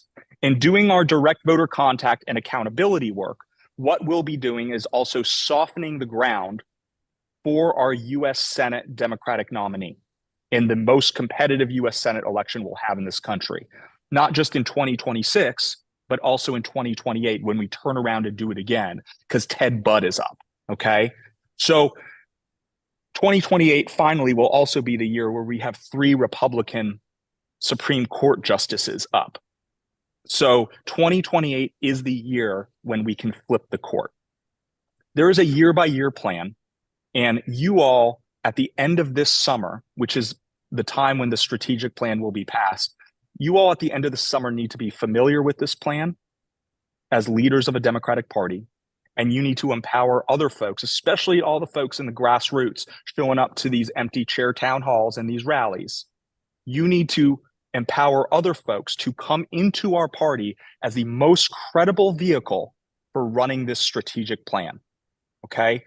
There is nothing wrong with empty chair town halls and rallies and the sort of direct action we're seeing, but we need to be the ones, and this is really important, we need to be the ones that are reminding folks outside of our digital and physical rooms about what Democrats stand for, about what the GOP is doing. And remember that our work never ends within these rooms. This is a self-selecting bunch, y'all. Y'all are already plugged in. Our work is out there. Direct voter contact is everything. Okay? So where we've been, where we're going, I would just say again, if you all are feeling stuck as delegates to a district convention, if you all feel like you don't know which end is up, you are not alone, but you have a state Democratic Party and leadership here to help orient you, even on an individual basis. I love you all. Love the 4th Congressional District. Feel free. Let me know if you have any questions if we got time. Diana, back to you. Thank you so much, Jonah. You always bring it. Anyone have questions for Jonah? Go through Ryan as usual. Let's give it a few minutes. Last time there were some complaints that someone didn't get to ask the question, but please send questions. Hardballs, softballs, I'm good for it. I see 2 people raising their hands instead of following the rules, but Jonah, you okay with that? Yeah, let's break the rules. Will you come off mute and will you just ask your question to me directly? All right, Kathy Murray, you're up first. All right, Jonah, you got control. Just want to know if there's any voter registration, state voter registration drives, what we're doing about that to register new voters. We'll be having voter registration trainings beginning in the next couple months, and we have pre-recorded trainings. And yeah, the answer is yes, but we're waiting to get through the current training cycle we're in, which for everyone here, we're training all the new county boards. We have 4 regional trainings every corner of the state to get all of the new and returning county leaders onboarded to the strategic plan. And frankly, onboarded to a 21-person state party, which we did not have 2 years ago, but it was often felt like 3 chipmunks in a trench coat. So Kathy, stay tuned. Sarah. Hi, sorry, I did the wrong thing, Mr. Chair. You didn't do anything, and Jonah. Hey, Jonah. So, is there any, how are y'all involving high school and college students? And has anybody ever done a big alert to parents saying you can register? You can get your child to register Democrat at 16 and pre-register. So we have very active young Dems and college Dems and high school Dem chapter of the state Dems that's getting more active right now. So I would say that we have some pretty significant youth participation in leadership. I think that what we need to make sure is that that youth leadership translates to direct voter contact to youth and to effective outreach programs like the one that you're speaking about. Now, our DMVs at their very best are doing a good job to remind folks about pre-registration when folks get their driver's license or learner's permits. But it's not even across the board. And it will be something that we're doing advocacy about to the new DMV chief, who's a Stein appointee. Thank you. Anyone else? Anyone else? Sarah Bickley, Ted Benson messaged. Narissa Smith. Again, y'all, Jonah just is cool talking to you, so just raise your hands or come off mute. I see Fergie. Quick and easy, Jonah. Great okay, fine. Then Fergie. All right. Great to see you, Jonah. Real quick, what would you tell individuals, volunteers, is the most important thing they can do to help with in the next 6 months? Canvassing and getting people in the grassroots doing empty chair town halls, etc., to go out and participate in our accountability canvases. We're starting out. We have been doing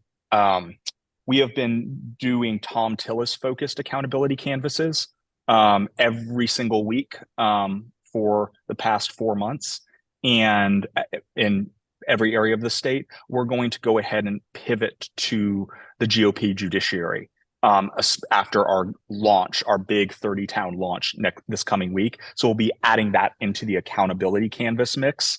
Then a little bit later in the summer, filing for all these local candidates comes in July. A little bit later on in the summer, we're going to start directing people to the frontline local candidates, the places where we really have those opportunities to make local gains, flip a town council, change people's lives in a small way, when at the same time we can't immediately change our NC GOP sitting in Raleigh and the federal our federal legislature. Okay. So canvas. Fergie, it's your turn. Yeah, to what extent are we having targeted campaigns towards the various communities? For instance, a lot of areas, locals have various groups that work together to influence campaigns. Is there any plan to target these various groups in any way, these various communities in any way, to get them involved and get them on board to the democratic way of seeing things? Yes, I'll give two very different answers, John. The first is one thing that we realized, frankly, one of the things that we felt like we needed to improve from 2024. There are all these, long-standing historic civic organizations in this state that are about political power building. Those could be what are called colloquially Black PACs, which is all about Black political power building, often aligned with Democratic Party values, but not exclusively. And we understood that there have been very, very poor maintenance of sort of lists and relationships between the party proper, which kept collapsing every 2 to 4 years, and these other civic organizations locally. And so, especially getting ahead of the 2026 election cycle where money's just going to be dumped into this state and where folks are going to be jockeying for resources, we need to do a better job at building alignment and friendships in a real and honest way with these organizations, some of which we had existing nowhere in sort of a dossier or list. And that's answer number one. Answer number two is that when we are doing our targeting about who to talk to with the accountability canvases and who to loop in to help lead the accountability canvases, we're trying to be thoughtful about specifically the communities we're talking to and about specifically who we bring in with us to talk to the communities, both of those things. So in who we talk to, I mean, we're talking to a lot of folks who don't generally show up in the 2026 midterms, but probably share our values. We're adding into the mix true swing voters who always show up to the midterms, but really, truly are your ticket splitters. We're doing both of those.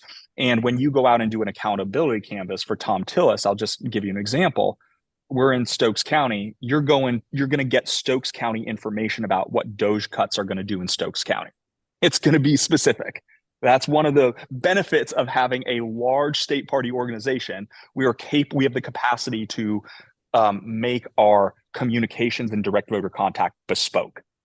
So John, two different answers, two different ways to take your questions, but I appreciate it. That's a good one. Esther Coleman. And then Rachel. Hi, Jonah. I would like to dovetail with Mr. Ferguson's question.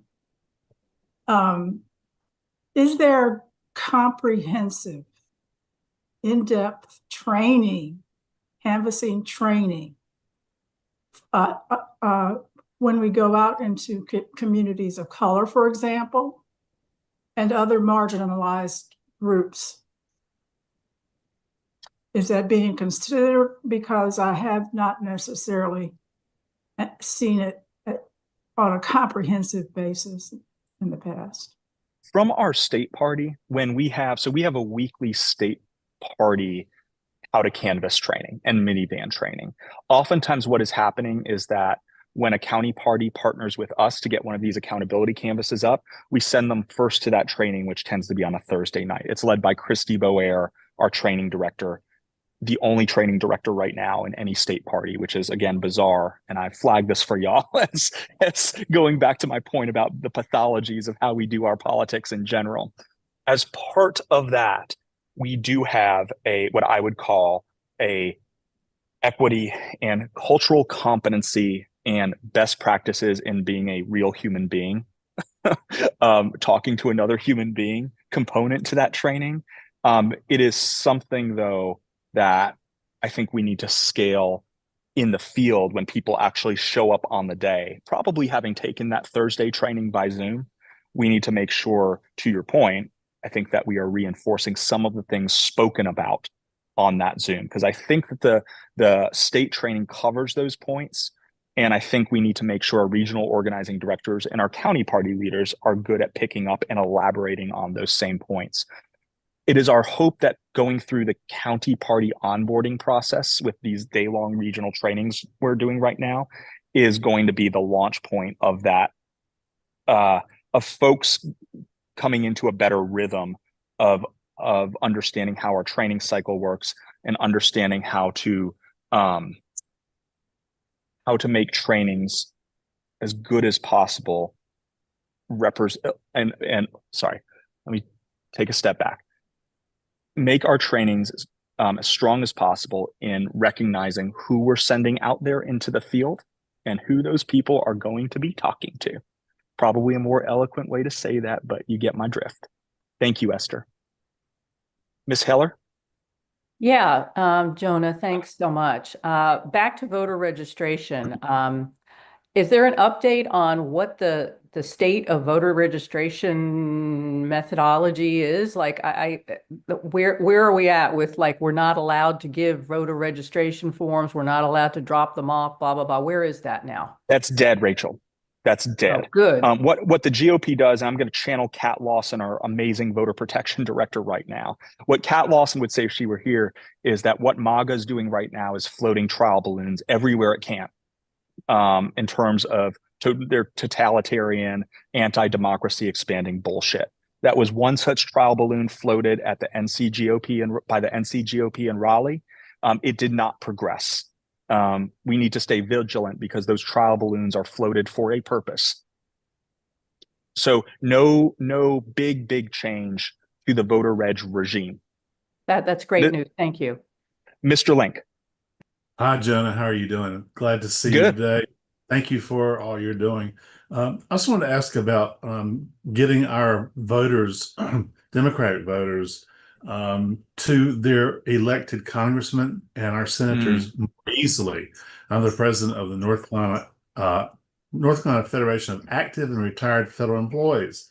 One of the things that we have is a way that a person can simply go in from our website, type in their name, address. It says, here are your reps. And here is a pre-filled out memo you can send to them, expressing your desire to make sure they are always on the side of the law and accountability and serving North Carolina.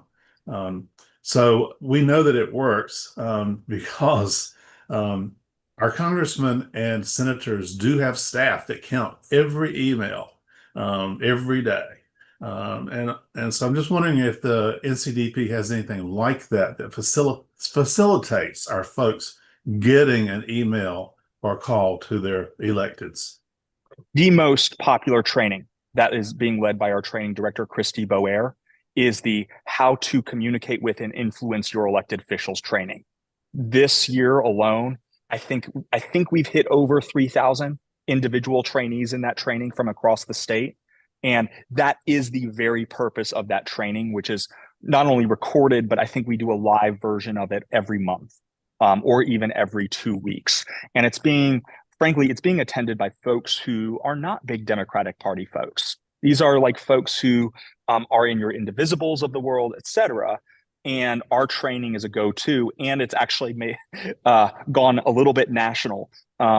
It is good for anyone, political neophytes, or even folks with a little bit more experience who experience, frankly, the same frustrations that I think all of us do from time to time in communicating. That is a partial answer to your question, but Tom, thank you for what you're doing in your advocacy, and I'll refer folks to that training from Christy Boer. Diana Robinson can send out the link to everyone here to the training library, which has everything, as well as a calendar showing what live trainings are happening when. Diana, is it time for me to stop, or do we have time for one more? Up to you. One more, and then we need to move on to the biz. Cool. Blake. Sorry about that. Okay, so my question is, obviously, we made gains in the state legislature, but even the GOP continues to say they have a functional majority because we aren't a cohesive party as far as our delegation goes.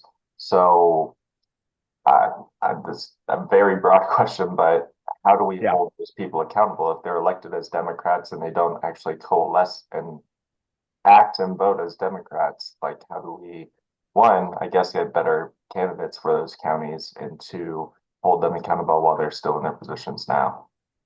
Yeah, I mean, I'll give Infuriating you. that they like at the national level, the Democrats seem to be one cohesive bunch, but in North Carolina, when it's extremely dire, they split off into their little self protectionism.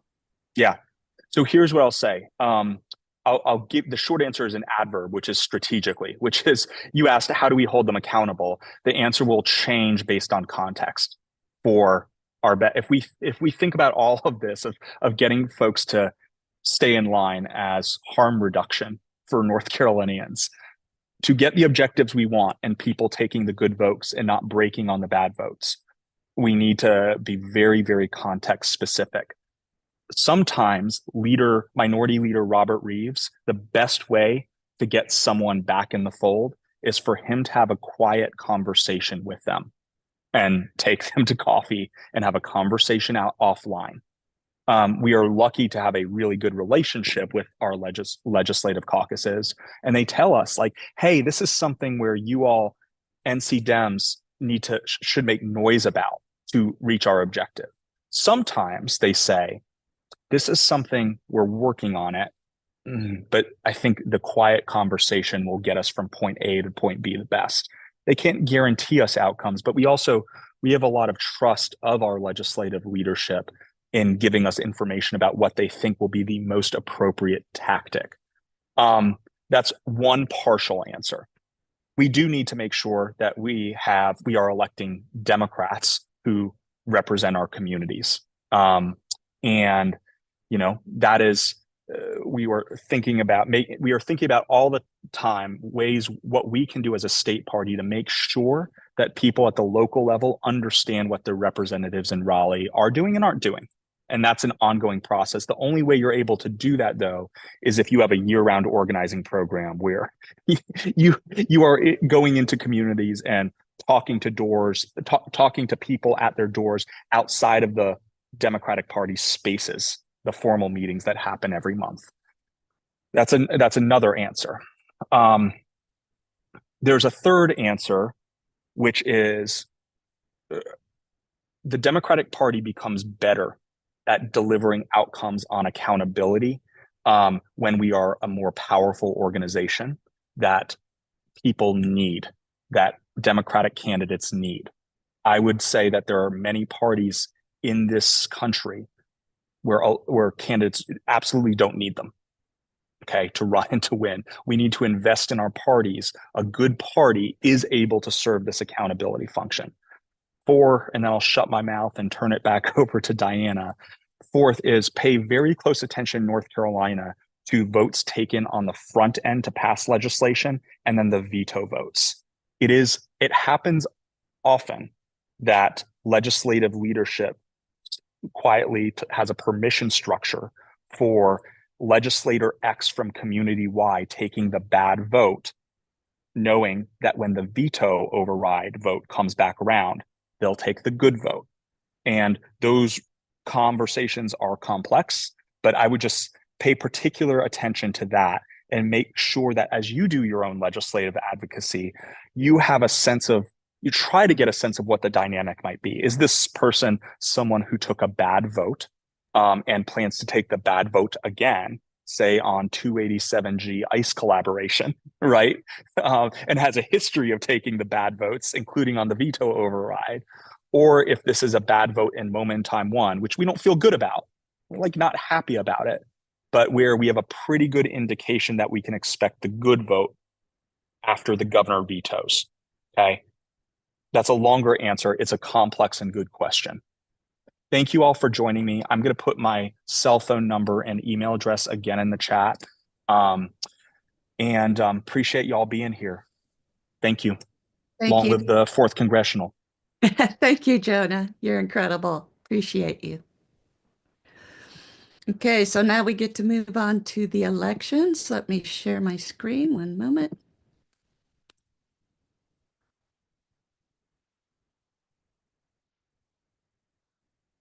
And I will turn over the chair election to Ted Benson, our parliamentarian, since I am running for re-election. So Ted, take it away.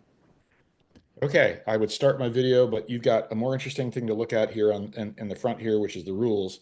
And can you hear me okay? Yeah. Yeah, okay, just making sure. Okay, so our first order of business here is electing the chair. Once we've elected the chair, then it will turn back to the chair to run the meeting, whoever that chair may be. To be clear, we have some guidelines here that are spelled out in the plan of organization. You see those on the screen here. This is an intention to provide a wide perspective of our officers and to represent the wide diversity within our party. And so if we elect the chair as a male, then the first vice would need to be something else, right? And obviously vice versa. If we elect a female, then that is a not male chair, and then the vice chair would have to be it has to be male. So just to be very clear, at least one must be male, must be not male. Okay, obviously there are plenty of there's 4 counties in our congressional district, so we just want to make sure that no 2 are from the same county, and so we have ideally we can do that. There we have several offices to fill, so we may have some redundancy there, and that's okay.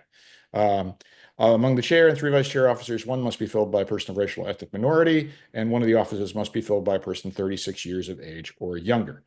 These are not things that we can change in this meeting. If you don't agree with these, you can take this to the Plan of Organization Committee. I know that Steve Rawson from Durham is going to be working on that, but this is our current system, and these are the rules we need to abide by. And we have several people who've already thrown their hats in the ring, if they wear hats, and even if they haven't worn hats, maybe they're throwing their hat in the ring. Anyways, next slide, please.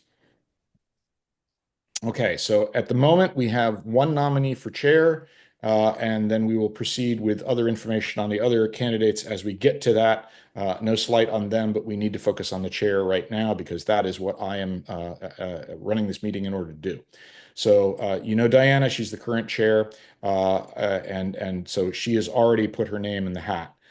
So that is fine. Do we have any other nominations from the floor for the chair? And I will wait 30 seconds and I will say it 3 times. Do we have any other nominations from the floor for chair of the 4th Congressional District?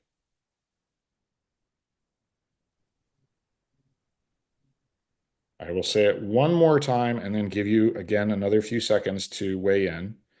Do we have any nominations from the floor for chair of the 4th Congressional District Democratic Party? Mr. Parliamentarian. Yes. I move that we close the floor for nomination and re-elect Diana Robinson by acclamation. That motion, having heard no responses to my 3 requests, having waited 30 seconds, and having no objections, yes, I will accept that motion as in order. Do we have a second for that? I second it. Okay. Who is Lynn the McGee. second, please? Second, Amanda Watlington. Okay, Amanda, thank you so much. All right, thank you very much. So we have a motion from Ryan, and we have a second from Amanda to close the nominations on said name and re-elect Diana by acclamation. Is there any further discussion or debate? I see a hand up under the Kim's iPad. Whoever has Kim's iPad? Is there a comment you'd like to make? No? Please Okay. remember to message the chair recognition, not raise hands. Yeah, please do. Let's try and stick to the rules here, even though we didn't with Jonah. Let's try and stick to the rules here. Is there any further debate? Okay, I'm not seeing anything coming up in the chair recognition piece. Ryan, you're not seeing anything? Nope. Okay, all right. So I'll call for the vote then. All those in favor of closing nominations and electing Diane Robinson as chair by acclamation, please signify by raising your hand. If you are unable, using the raise hand feature within the Zoom, if you are unable to use the raise hand feature, you can physically raise your hand in the screen there and Ryan will look for you. We have 109, 110 of 166 with their hands raised. So Okay, I'm not so good at that's a math. clear that's a clear majority. That's a clear majority. Thank you all for voting. That is resolved. 110 out of 166. We have a clear majority, and there was no other opposition. So I will not call for an opposing sign. Congratulations, Madam Chair. You are reelected. Congratulations. Yay. Clap, clap, clap. Yay. And I hand the meeting back to you. Well, thank you so much, Ted, for doing that. And thank you to all of you for your trust and letting me serve another 2 years. Oops, I keep doing that with the slides. I'm sorry. I'm kind of jittery here. I'm going to, I have to stop share to get back to the thing. And now we're going to consider first vice chair. Aiden Hennessy has been our first vice chair for quite a while, and he is interested in running again. He is self-nominated. But are there any nominations from the floor? Like Ted, I have to repeat it 3 times. Are there any nominations from the floor? Are there any nominations from the floor? Madam Chair. Yes, sir. First, congratulations. Secondly, take advantage of my position and say I move we close the floor for nomination and re-elect Aiden Hennessy by acclamation. I second. And say your name. Same. That's right. This was Sarah Bickley in Durham, P51. I second that. Okay. All in favor of closing nominations and electing Aiden Hennessy by acclamation, please raise your hand. Oh, gotta do the hand. Madam Chair, we are at 107 out of 166. And it's climbing and climbing and climbing. Yep. But it is a clear majority. Awesome. Okay, we will now declare Aiden Hennessy reelected first vice chair of District 4. Congratulations, Aiden. Thank you, everyone. Thank you. It's been wonderful serving y'all from Southwestern, Wade, Northern Chatham, Orange, and Durham, traveling throughout this wonderful district. I was honored to serve then, and I'm honored to serve you all now. Thank you. Thank you, Aiden. It's been a pleasure serving with you as well. And let me tell you, he represents our district so well. He gets out and does the work, does the canvassing. He's been to all the areas of our district, even our former makeup of our district. So kudos, Aiden. We can all do well to emulate what you do. Thank you. Now we will move on to second vice chair. We have Esther Bell Coleman of Chatham County. She is our current second vice chair and is running for re-election. Are there any nominations from the floor for second vice chair? Any nominations from the floor? Any nominations from the floor? Madam Chair. Yes, sir. I guess it's because I'm able to talk and everyone else has to type, but I would move that we close the floor for nominations and appoint Esther Bell Coleman by acclamation, and we have a second from Anna Risa Callum. Of what county for the minutes? I cannot see in chat, but Chatham County. And thank you for messaging directly. All in favor of electing Esther Bell Coleman as second vice chair by acclamation, please raise your hand.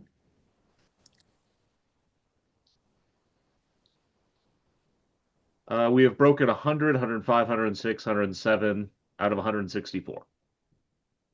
Sounds good. We will consider Esther reelected. Esther, do you want to say a quick thank you? I want to thank everyone on this committee. It's been wonderful working with you on the Project 2025 committee project, rather, as well as the courage to stand up and have conversations around race. And for all of that leadership, I thank you, Diana. You are the one that really did the work around Project 2025. I just suggested it. And you are the one that made sure that we talked about race in a meaningful way. But again, thank you so much to Okay, I think I've got it everyone. working now because I can. And thank you for It's your votes today by acclamation. Thank you so much, Esther, and thank you for what you said for me, and keep pushing us, because sometimes we need a little pushing, and I know I can count on you. Thank you so much. Now we will move on to third vice chair. Brian Holland of Wake County has self-nominated. You can see his information on the screen. Are there any nominations from the floor? Are there any nominations from the floor? Are there any nominations from the floor? Hearing none, I'll accept the motion to elect Brian Holland by acclamation. Please, someone say your name and county. Mal Watlington, CD4 Durham. Is there a We second? have a second from Bonnie Bevan of Orange County. All in favor, please raise your hands like you're already doing.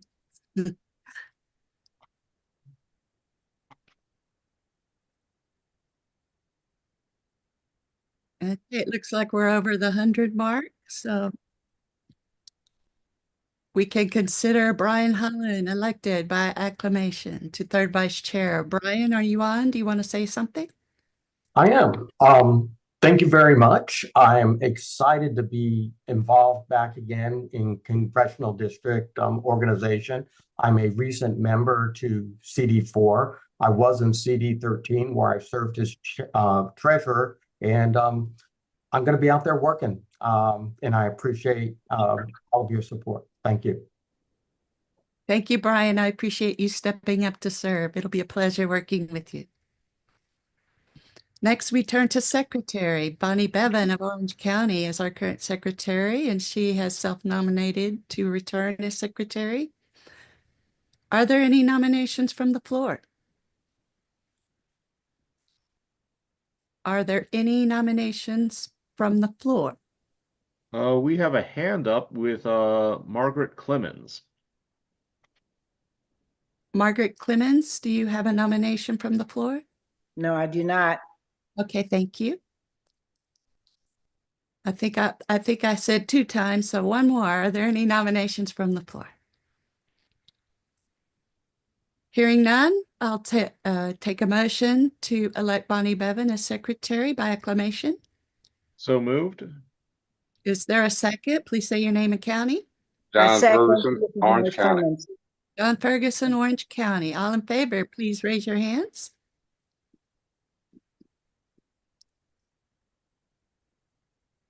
Madam Chair, we're breaking 100. Awesome. Congratulations, Bonnie. You are secretary again. You're taking the minutes. Do you want to say something? Bonnie? Yes, thank you very much. I'm looking forward to keeping the records again and working hard for 2025. Great. Thank you so much, Bonnie.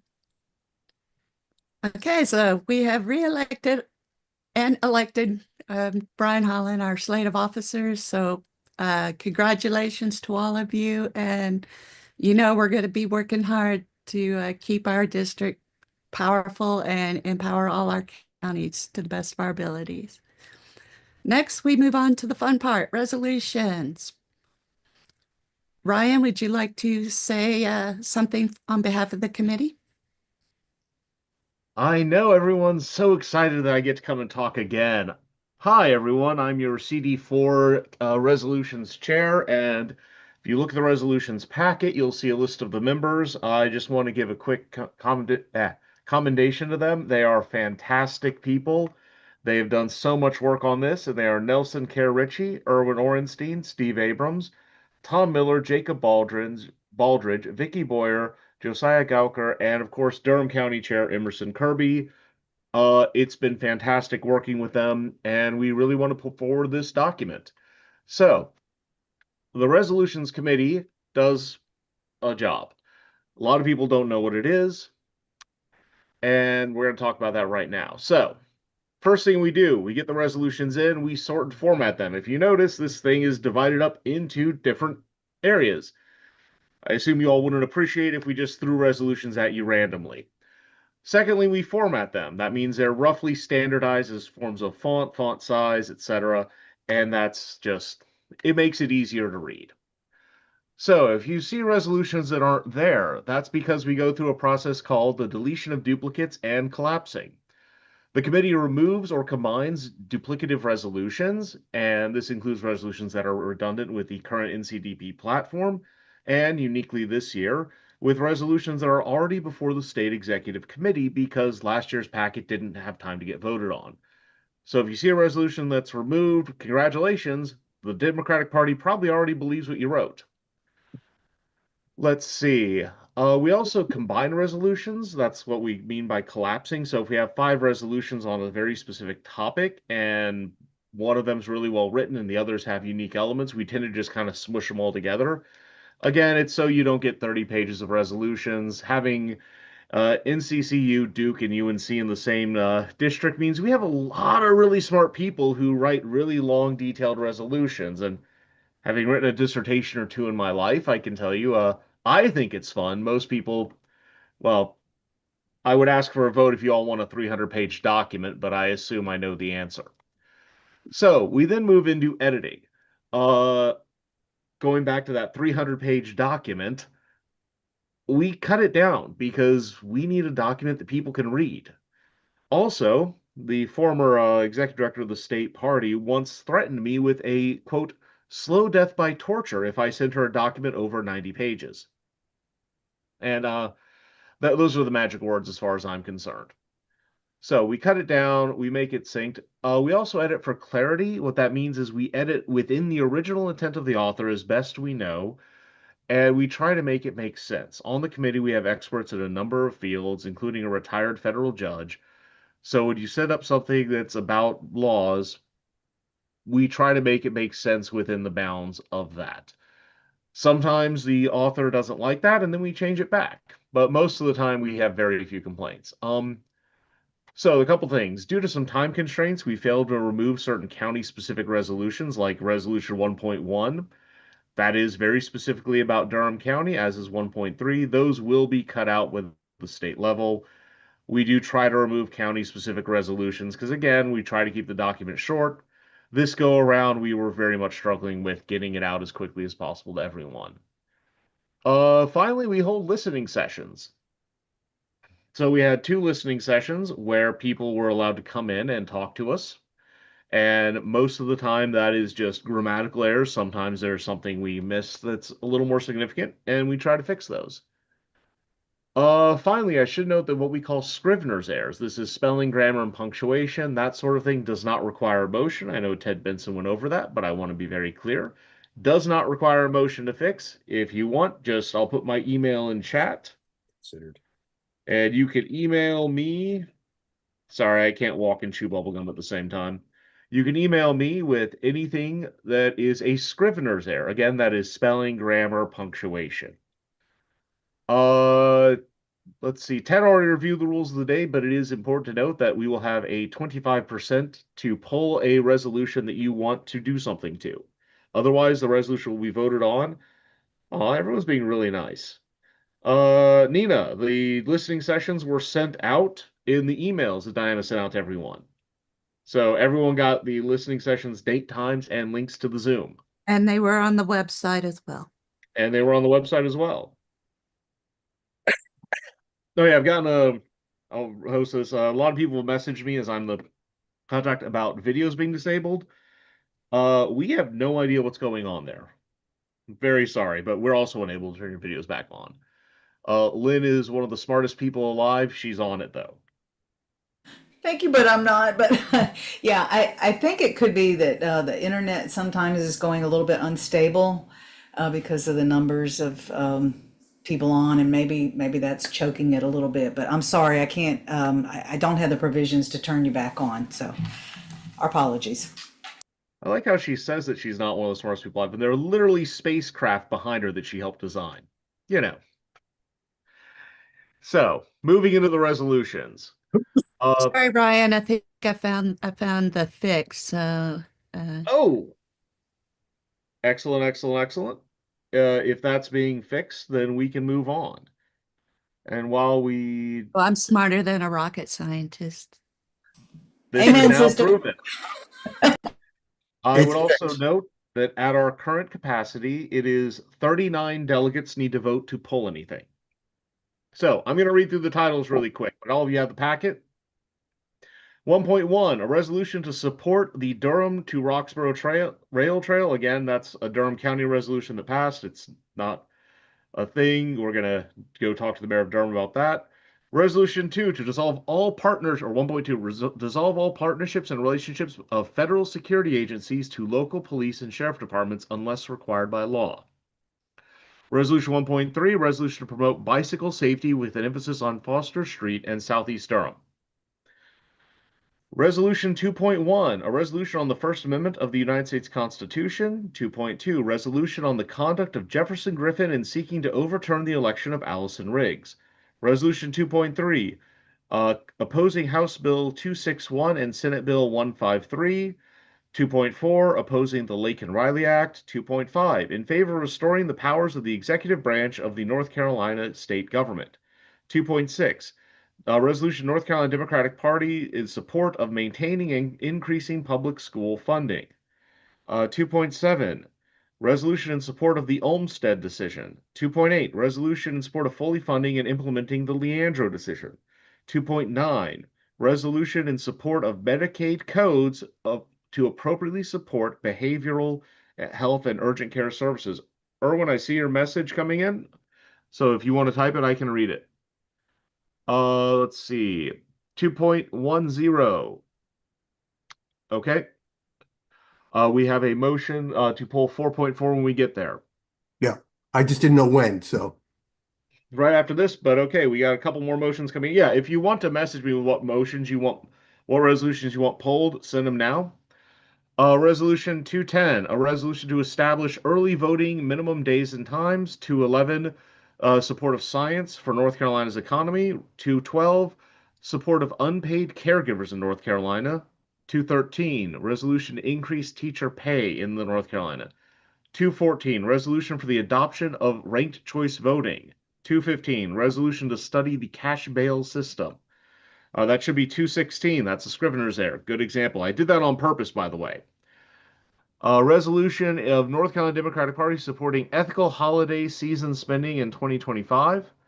Section 3, National Issues. Resolution maintaining funding for the Department of Education. 3.2, resolution to stop racial bias in property appraisals. 3.3, resolution calling for respect for the Constitution. 3.4, support maintaining Social Security systems and benefits. 3.5, resolution urging preservation of Medicare. 3.6, resolution in support of maintaining current funding levels for Medicaid. So resolutions from the floor. Ted Benson is not allowed. Resolutions from the floor based on the rules we adopted. I don't believe the rules discuss resolutions from the floor unless I'm very wrong. Hang on one second. I will double check that. No, it is my understanding from the state party, we are to consider the resolutions submitted to us that were passed at the counties. So if they weren't passed at the counties, this is, you know. That is certainly the case that these resolutions must be considered first. I don't see. Hang on one second. I want to make sure that we are consistent with our rules. This also gives me a chance. There is not a provision that forbids resolutions from the floor. Therefore, it would revert to standard meeting order, which would allow resolutions from the floor. But again, resolutions from the floor should be considered after the omnibus package. We could interpret our reading here. Hang on a second. Resolutions. I mean, Go ahead, Yeah, we Ryan. can just do that after the omnibus package then. Yes, I think that's the All right, appropriate then let's- approach. We'll take the resolutions from the packet first, and then if people feel that they need to pass additional resolutions, those would be in order. But I think we need to deal with the omnibus package first. Okay, so we have 3.13 increased teacher pay, 2.13 teacher pay. That threw me off a little bit. 3.3, respect for the Constitution. 3.4, maintain the Social Security system and benefits. 3.5, resolution urging preservation of Medicare. 3.6, resolution for maintaining current levels of funding for Medicaid. 3.7, resolution calling for the reopening of the U.S. aid. 3.8, resolution in support of the rights of coordinated labor action. Scroll down, please. Section 4, Resolution 4.1, resolution calling on the United States to respect sovereignty and treaties, specifically Panama, Canada, and Greenland. Resolution 4.2, genocide is bad. 4.3, supports for the rights of Israelis and Palestinians. 4.4, resolution for a total arms embargo on Israel. 5.1, a resolution to the Democratic Party to delete its X account and encourage the adoption of Blue Sky. 5.2, proposed Orange County and North Carolina Democratic Party resolution in memory of Lisa Price and in support of gun safety training. In the future, please split policy resolutions and memorial resolutions. 5.3, resolution to place term limits on DNC members. 5.5, resolutions for elected officials to reaffirm their commitment to the Constitution. 5.6, a resolution to address shifting voting patterns of young males. 5.7, resolution for rural organizing and outreach plan. And there, if I recall, there were no Section 6 resolutions. Lynn, could you edit the ballot for resolutions while I read off the ones being polled? So we're going to have votes on these, but I'd like to get ahead just so that that's set up. Erwin Orenstein of Durham County requests that we pull resolution 4.4. That is a resolution for a total and absolute arms embargo on Israel. I have a point of order for the parliamentarian. Yes, ma'am. For each one that gets requests to pull, do we take a vote at that time to see if we have the 25% to pull? We can do it either way. I mean, the rules specify that 25% threshold. So we could either say, okay, let's vote on 4.4, or we could ask for any other resolutions to be pulled, and then we could go through them bit by bit. But each one that has to be pulled specifically, and we have to vote specifically on the decision to pull that one. Okay, so we Whatever, will. whatever order you want, whatever order you want. All It right, has I to be guess both. we will pull the requested resolutions and then take the vote on the percentage, I suppose. All Sorry right. about However you want to do it. For the minutes, Beth Rubin of Wake has seconded Erwin's motion to pull 4.4. All right. We also have a motion to pull resolution 210, resolution 4.2, resolution 5.1. And who's requesting these for the minutes? That is Rita Kuwahara. For which I'm one? sorry, Rita No, for which Kuwa- resolution? 210, 4.2, and 5.1. Oh, all of them. Okay. Yes. The difference between pulling and opposing is pulling is just the act of bringing it out. It could be for amending it. It could be for getting rid of it. It could be for or just discussion. You could, in theory, pull something just to say how much you love it. We ask that you don't. Opposing is once it's pulled, you are actively seeking to have the resolution removed or killed totally. Let's see, and don't worry.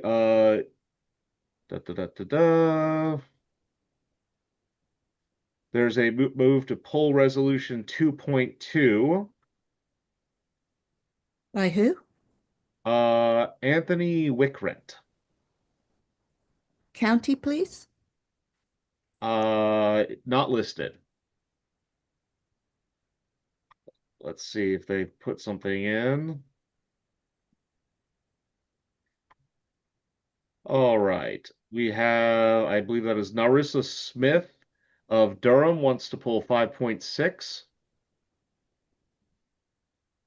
If you're asking me to explain a resolution, please just look in the packet and read it. They will be put up on screen when we discuss them, and I will read them out then.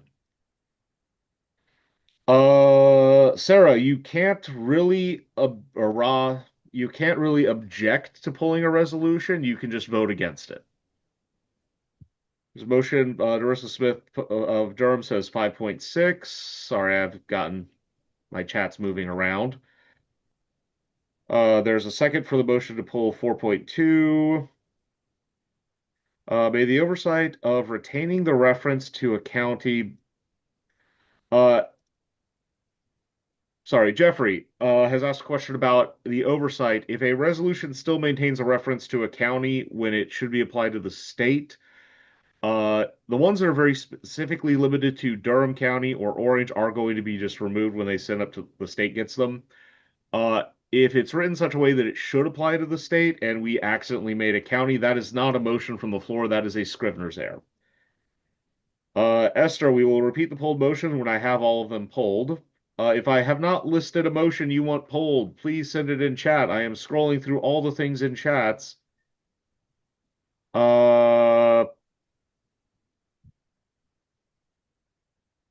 Jim Porto, if the body votes to allow the resolutions, then the body votes to allow resolutions. Like, that's not something we have any control over.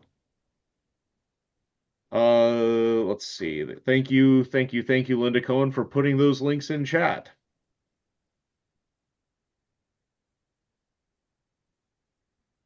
I am going to just second all motions to pull resolutions just for the official nature of that.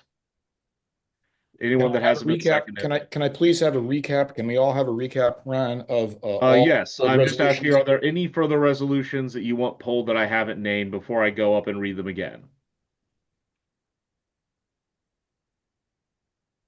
Okay. Going all the way up. And Erwin, thank you for putting a motion in early so I have a set point to go back to. That makes it a lot easier. All right, we are pulling 4.4, 2.10, 4.2, 5.1, 2.2, 5.6, 210, 4.2, 5.1, 2.2,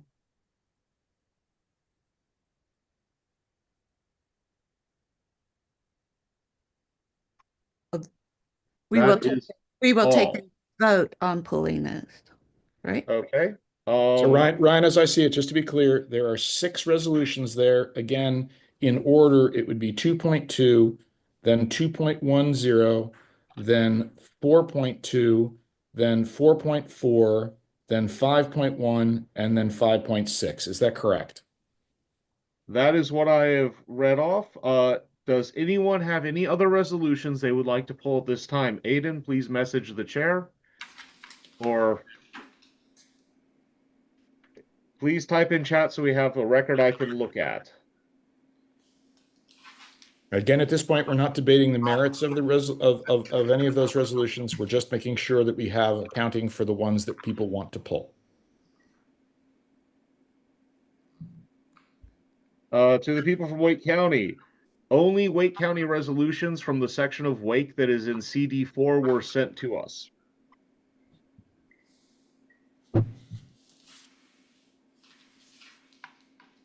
Esther Coleman, that was too fat to scroll through. I assume that's a comment on my weight. I'm working on it. Aiden, can we vote to pull some resolutions and not others? That is not, I don't even know how that makes sense. Oh, sorry, can I clarify? Yeah.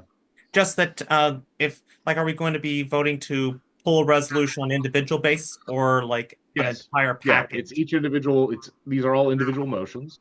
Thank you. Just want to clarify that. Dr. Sharon Brown, will you separate 5.2 into 2 resolutions? I would very much advise we not get into that level of editing in a district convention. I would very much love for all of you to be able to go out this the early afternoon and have a wonderful bicycle ride or walk or do something fun. Do we have? Can we pull up, I believe, in order that the motions were made? That would be 4.4 is first. Can we get that on screen? I'm working on it, Ryan. It's not doing what it's supposed to do. Well, as we've proved, you're smarter than a little literal NASA rocket scientist. I'm sure you'll get it done. I have total faith in you and Lynn. I can share my screen, I think. Let's see. Here we go. Oh, I should also note the resolutions committee doesn't endorse any of these. We don't do that. This is just what showed up. Are you guys seeing the resolutions? Yes. Yep. Okay, and you want to go to 4.2? Aiden, you're a member of this body. You get to vote. I thought it was 4.4, Lynn, but I might be wrong. 4.4, yeah. I have them all pulled up, but we're doing one at a time now, right? Thought we were going to go in order with 2.2. Yeah, why don't we do it in Okay, order, so we're Ryan? going back. I He think suggested 4.4 is So, what. so it is the the chair- discretion of whoever is chairing the meeting, which order they want to go in. They can go in the order in which the resolutions were pulled, the motions were made, which would be consistent and probably the best approach, or you could go numerically as you go through. However you want to do it. Ryan, I believe you're chairing at this point. If you want to start with 4.4, that's totally fine. Again, I've just done the math. There need to be 38 votes to pull one in support of each one of these that you want to pull, just to let you know that number. Diana, you can run the meeting. You're the chair. So whatever you want to do, we'll do. I'm just here to read out the report and I'll read out the resolution. Yeah. Can I ask a point of, think it's a point of order. What's up? Can we just, it may be out of line and I apologize if it is, but can we vote to pull all of them to save a lot of time and then go for the discussion? No, because the point is to approve the omnibus package, removing those that we're going to discuss. Okay. It'll take much too long to go have a vote for every single resolution. But that's oh. So, Snort, as I understand it, Erwin, what you were trying to do is condense all of the ones that have been suggested, all 6 of the ones that have been suggested to pull. I'm going to rule that's out of order because I think the intent is to specifically pull specific ones that each individually have a 25% support. Okay, I just wanted to go bike riding this afternoon. I hear you, Erwin. I'm there with you, bro. All right. That's why he looks like that and I look like this. So, we are starting with Chair Robinson. Do you want to start in alphabetical order or in order of motions? Or I was going to go with numerical order. Just makes it easier for me to follow. All right. What is the first one? 2.2. So, resolution on the conduct of Jefferson Griffin in seeking to overturn the election of Allison Riggs. Whereas Allison Riggs, the judge who was here earlier, won a seat on the North Carolina Supreme Court in the 2024 election, whereas multiple recounts have confirmed Allison Riggs has the majority of votes. Whereas the North Carolina Board of Elections concluded that the Jefferson Griffin campaign failed to allege a protest that is actionable as a matter of law in its challenge to Allison Riggs' election to the North Carolina Supreme Court. Okay, I'm just going to read the resolve clause from now on because that's easier. Yeah.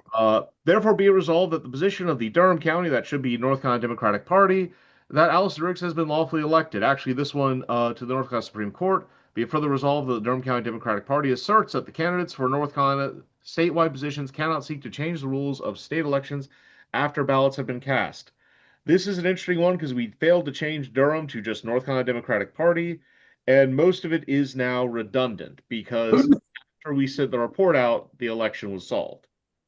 Okay, so I want to be really clear here just so everybody understands. The only issue right now on the floor is whether to pull this for further discussion or debate.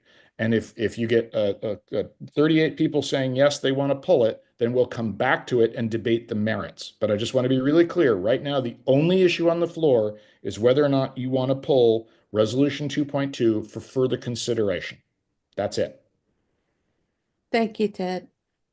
Okay, all in favor of pulling Resolution 2.2 for further discussion, please raise your hand.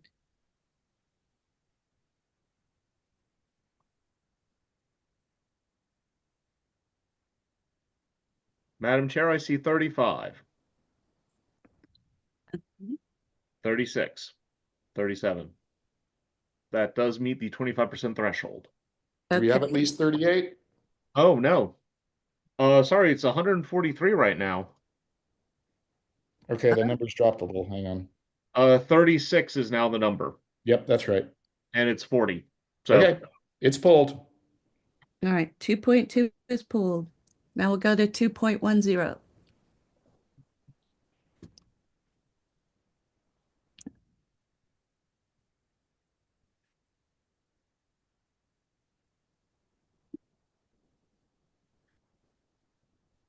all right, 2.10, resolution to establish early voting minimum days and times. If we would just scroll down, it's a lot of these are still very long. Be resolved, the North Carolina Democratic Party urges the North Carolina General Assembly to ensure that the early voting period in any election shall include, but not be limited to, no less than 10 evening hours and no less than 2 Sundays. Okay, again, the only question on the floor is not the merits of this. This is just the question of, do you want to pull this for further debate? And it's just this one resolution. All in favor of pulling resolution 2.10 for further debate, please raise your hand.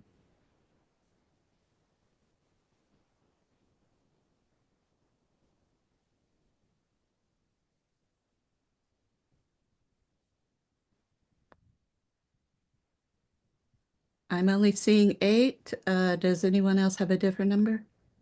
Nope. Okay. Point of order.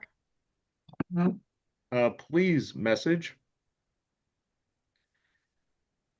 Yes, if you want something removed, that is a yes vote. You are voting to pull, not removed from the packet, just pull for discussion in any way. After we pull, just to explain, after we pull resolutions for discussion, we will then vote on the rest of the package and then discuss the individual resolutions that we pulled, if that helps. Can we clarify that why we would like to discuss further? Not according to the rules of the day, no. No, that will be during discussion. Correct. Okay. In What's our the count now? opinion of the chair, resolution 2.10 did not gain enough votes to pull. For the record, what was the total number in favor? I think it hit 8. Okay, thank you. 8. Okay, so it fails, so it stays in. Now we go to 4.2.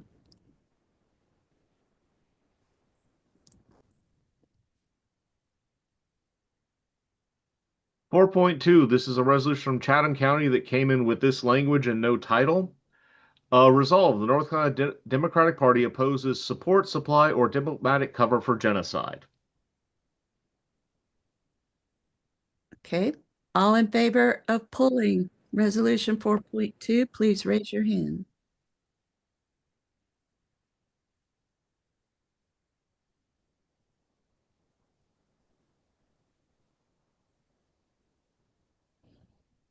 Madam Chair, I'm seeing 19. Okay, 19 does not meet the pull threshold, so 4.2 will stay in its simplicity. 4.4. All right. Resolution for total arms embargo to Israel. If we can scroll down to the resolved. Be it resolved, the North Carolina Democratic Party supports an immediate embargo on all military aid, weapons shipments, and military logistics support to Israel. Be it further resolved, we can scroll down, that the embargo on military aid, weapons shipments, and logistics support continue until Amnesty International, Human Rights Watch, and B'Tselem certify that Israel is no longer engaged in apartheid rule.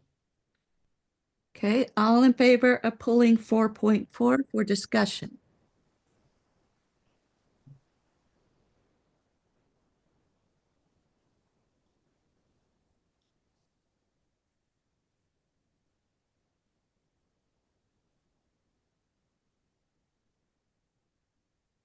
Madam Chair, I see 35, 36 at the height, it looked like. Yeah, 36. Okay, 36 does meet the threshold, so we will pull 4.4. Next, we consider 5.1.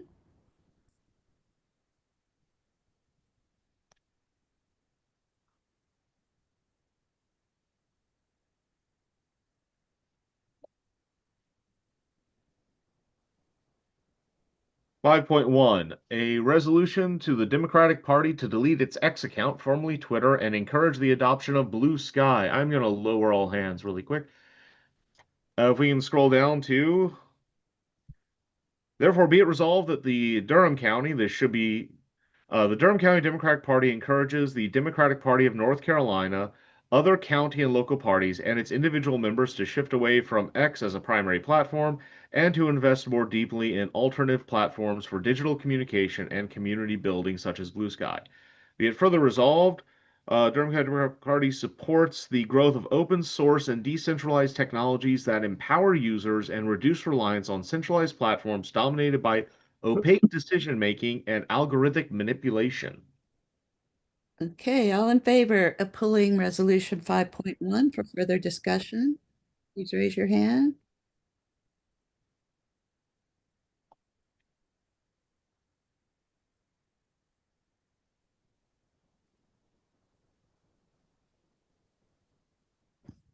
I'm seeing 33.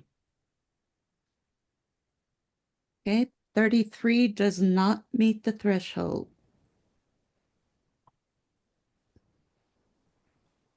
Next we consider resolution 5.6.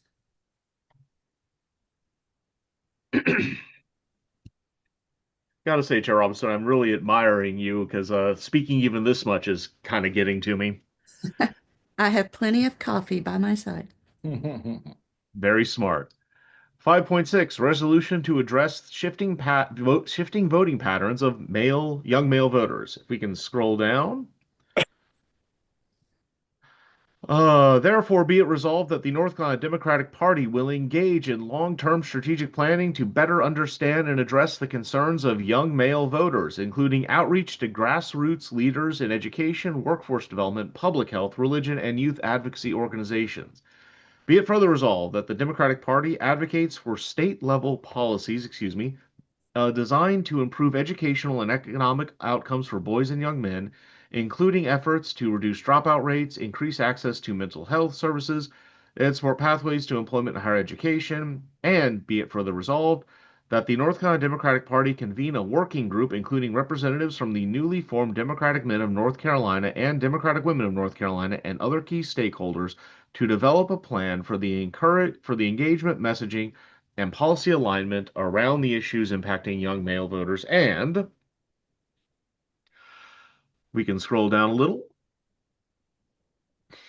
Be it finally resolved that the party commit to ongoing dialogue, reflection, and collaboration in order to build a democratic movement that speaks to the needs, aspirations, and identities of all North Carolinians, men and women alike. Okay, all in favor of pulling resolution 5.6 for further discussion, please raise your hand.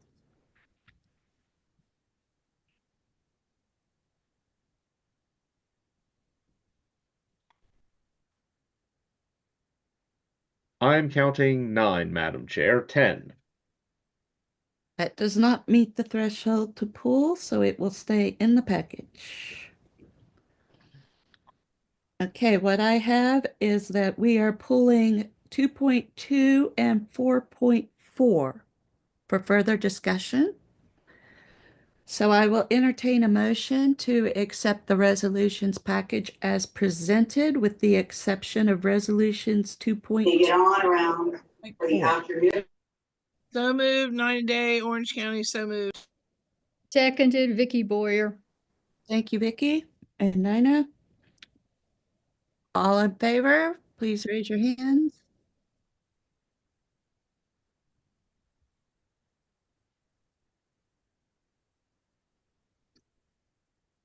And we currently need 72 as a minimum to pass. I see 76. Okay, we will consider the resolutions package passed with the exception of 2.2 and 4.4. Thank you. I was thinking point of order. Please message me Please send a message to me if you have a point of order or if you wish to be recognized. I was unmuted. I'm not sure why. Oh, well, sorry. Madam Chair, we have a point of order. Okay. Rita, you're recognized. Thanks. My point of order was, did we need to have debate on that before we move to actually pass what we just did? So in principle, yes, you could have done debate.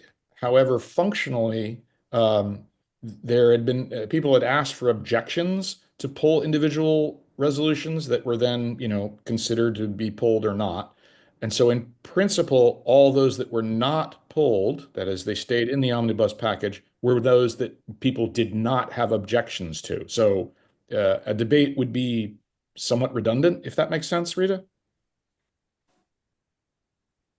It does make sense, but I just wanted to make sure that everyone understood, because there were a lot of questions in the chat about what was happening as we were deciding whether or not to pull a resolution and what it means to pull a resolution. So that's why I brought that up. Fair point, Rita, fair point. And normally that would be in order. But again, in this situation, the rules are very clear that we are supposed to do the omnibus package, pull the ones that people are concerned about, and then vote on whether or not to run the non-pulled resolutions as a package, which we've just done. But thank you for that point. All right. We have a question from Mr. Orenstein. Is there a possible way to check to see who's still here and active? We have a count at the bottom. There's 139 at the moment. Norman, are you trying to call for a quorum? Well, again, I'm not sure. Certainly, last convention, I know a lot of people had dropped off but didn't close their Zoom. And that distorted the number of people needed to pass the resolution. That's well, who's here is who's here. If in fact those people have their Zooms open and are not participating, then for example, on the vote we just taken, then 78 was probably well in excess of the number actually participating. So what you're asking for, Norm, is essentially, effectively you're asking for a quorum call. Is that the motion you're making? Okay, quorum call. Yes. Okay, so there's a motion for quorum. This requires a second, but cannot be debated. So, Madam Chair, you can call for a second and then call for the vote on. And again, all we need to know is there a representative from 3 of the 4 counties here? Yeah, that's why I didn't want to do a quorum call, because that doesn't serve the purpose. It could be one person. Yes, But that's correct. if we assume there were 144 people active based on the number, but there are only 70, 80 people listening to this. For example, only 78 people just voted. We didn't see who opposed. That would give us a count of how many people are really engaged in this process. Yep, you could do that. You could say that. Madam Chair, that's at your discretion. You could call for those opposed to moving the whole packet, which is the only item that was currently on the floor. Considering that we have already passed the packet, though, what would that mean? Well, it would address everyone's concerns, but it would not have any functional impact on the vote. We could do that going forward. Call for and against. We certainly could. We certainly could. That's entirely workable. Erwin, does that begin to address your concerns? Yeah, then as long as the majority, yes, Chris. Okay, in that case, that should resolve the same. That should. Okay, then just to be clear, are you withdrawing your motion to ask for quorum? Yes, sir. Okay, so that motion is no longer on the floor. Madam Chair, take it away. Okay, so we have passed the package except for resolution 2.2 and 4.4. So let's go to resolution 2.2 to consider. Narissa Smith seeks recognition from the floor, but has not given a purpose. Oh, wait, she's asking to be recognized, but will not give a purpose. Oh, no, I wasn't asked for a purpose. I'm sorry. I wasn't aware that I had to give one, but I want to go back to what Dr. Kuwahara said. I specifically asked in the chat what would happen if resolutions were pulled. And again, I know that I think it was Mr. Benson said it was very clear, and I just want to reiterate that no, it was not. And there are several resolutions that were passed that really deserve debate. And I think that at a minimum, we should, and also I need to reiterate, some of us, this is our first time, and I don't know how Wake and Orange and Chatham do it, but at Durham, we didn't do it omnibus. We went one by one through every one of the resolutions. And I think that a good number of us, that's likely what we were expecting here as well. No, that is too long. So Narissa, let me jump in real quick and say, I'm sorry it wasn't clear. I apologize for that. I apologize for the lack of clarity. I thought your concerns were addressed in the chat by Christina Ward, and I thought you had acknowledged that, and so I assumed that you were good with that. So I apologize for not understanding that from your exchange with Christina, and I'm sorry for that. The rules were adopted by the body. And we did talk through them a couple of times, but I'll take that as a point for future meetings that will try to be even more clear. And as a reminder, this just means we're presenting them to the state party for a vote there. It doesn't necessarily mean it's going to become a part of the platform because they still have to vote for them at the state executive committee. So. Yeah, understood. But I just want to, again, note that if all we can do is to go forward, that's okay. But I still think that that is not the way to do this. I understand. I heard somebody say that it would have been too long, but I think that it needs to be explained with great clarity that these things need to be pulled out. And if we need to make more time, or if we need to have a pre-meeting to go through or a pre-vote on individual ones, and maybe that's what needs to happen. Thank you, There were 2 listening sessions. Thank you, Narissa, and we'll take that into account for further things. And again, I'm sorry that it wasn't clear to you. Yeah. I'm sorry. Okay, so moving on, resolution 2.2. We can get 2.2 on the screen for those of you who'd like to speak. We need to try to alternate for and against. So yeah. When you seek recognition, please say if you're speaking for it or against. So how would this be worded? Are we're saying you're supporting the resolution or against the resolution? All right. So please message me if you would like to speak. Generally, you start with someone who's pulled it, so it should start with a negative, but either way, just. And Ryan, I'll let you just go ahead and handle this since they're messaging you. Okay. My notes say that Anthony was the one who pulled this. Yes. All right. Do you wish to speak? Yes, I'm in favor of the resolution, but I would like to offer a friendly amendment instructing our representatives to consider legislation that would require anybody that challenges voters to post some level of bond, depending on some threshold, like if they're making 1,000 challenges or 10,000 challenges or whatever they consider. And further, that if the person challenging the votes loses cases in court, that they forfeit that bond to the state or to whoever.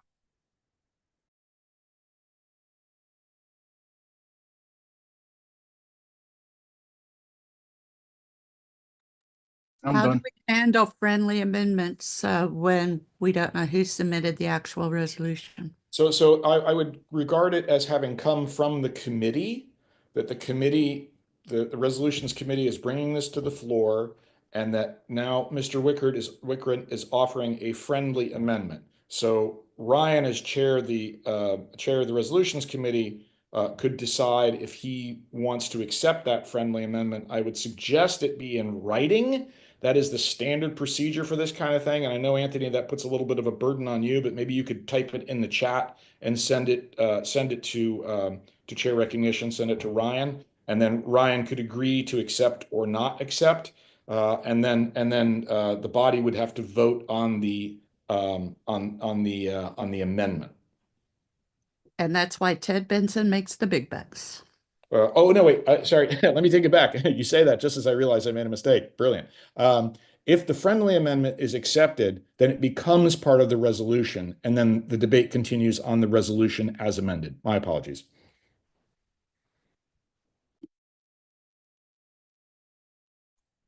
Anthony, is that something you can do? Type that in the chat to Ryan.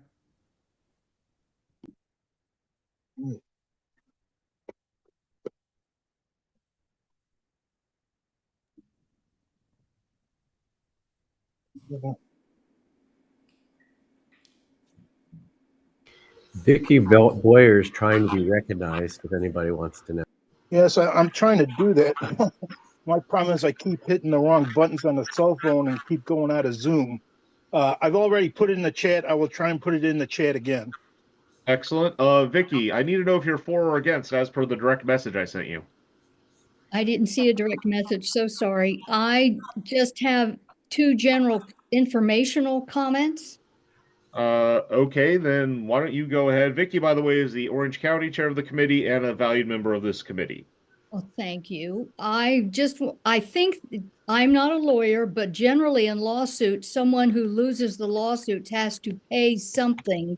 I believe it might include the legal fees of the winning lawyers. The second thing is for consideration. This issue has been decided by law and by the courts, and we could simply just remove this from the package completely. That's all. Thank you. All right. Okay. Ryan, do you have the text from Mr. Wickert? I do not. Mr. Wickert, if you're having issues with your cell phone, I'm very Wait, I got it. You got it? Okay. He wants to propose friendly amendment 2.2, insert a whereas clause directing the elected representatives to consider/investigate legal requirements for anyone. Sorry, chat is moving around. For anyone who challenges voters to post a bond beyond some threshold, if they lose, that is not actually a full and proper amendment. You would need specificity on that. Godwin, if you would message me if you want to speak for or against this. Well, hang on a second, Ryan. Hang on a second. Are you rejecting the friendly amendment? It's not even a proper amendment. Okay, so that's fine. If you're rejecting it, that's totally fine. Mr. Wickert, do you want to move this forward just as an amendment, which would require the full text and would require, and we could just read that out. But then the body you'd need to have a second on that motion, and then you'd need to have the body vote on that amendment.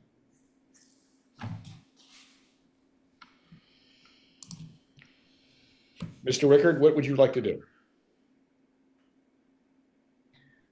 We do have a speaker for the resolution. That's secondary. Right now, we're trying to figure out if there's an amendment coming on the floor here. Mr. Wickert, I'll ask you for a third time, or a second time, I should say. Do you want to bring your amendment as an amendment, not a friendly amendment, but an amendment that would require a second and a vote? He has said that he trusts the body to rewrite as needed. Okay, so he is not offering an amendment. Hold on, give me 1 second to think about this. I'm just trying to be fair to Mr. I'm not Wickert. clear. Do you need it written as a whereas clause in order to accept the amendment? No, so first off, whereas clause would be wrong. It would be a resolve clause. Resolve clauses do action, whereas clauses are points of information.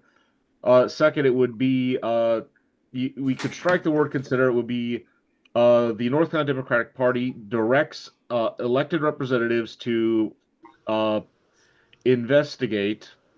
That's rough wording. Legal requirements for anyone who challenges voters to post a bond. Sorry, let me rephrase this. The North Carolina Democratic Party directs the General Assembly or encourages the General Assembly to investigate establishing legal requirements and postage of a bond for anyone who challenges voters, if, yeah, with a bond forfeited should they lose in court. That would Okay, be, so again, Ryan, if that's offered as a friendly amendment, do you accept that? yes. Okay, so that is now part of the resolution, okay? That is now part of the resolution as sort of amended by friendly amendment. And so now that is the resolution on the floor for debate. Let me write that up and insert it. All right, everyone, I'm gonna. Okay, so Can you read it again, again? Is it requested that I read it again?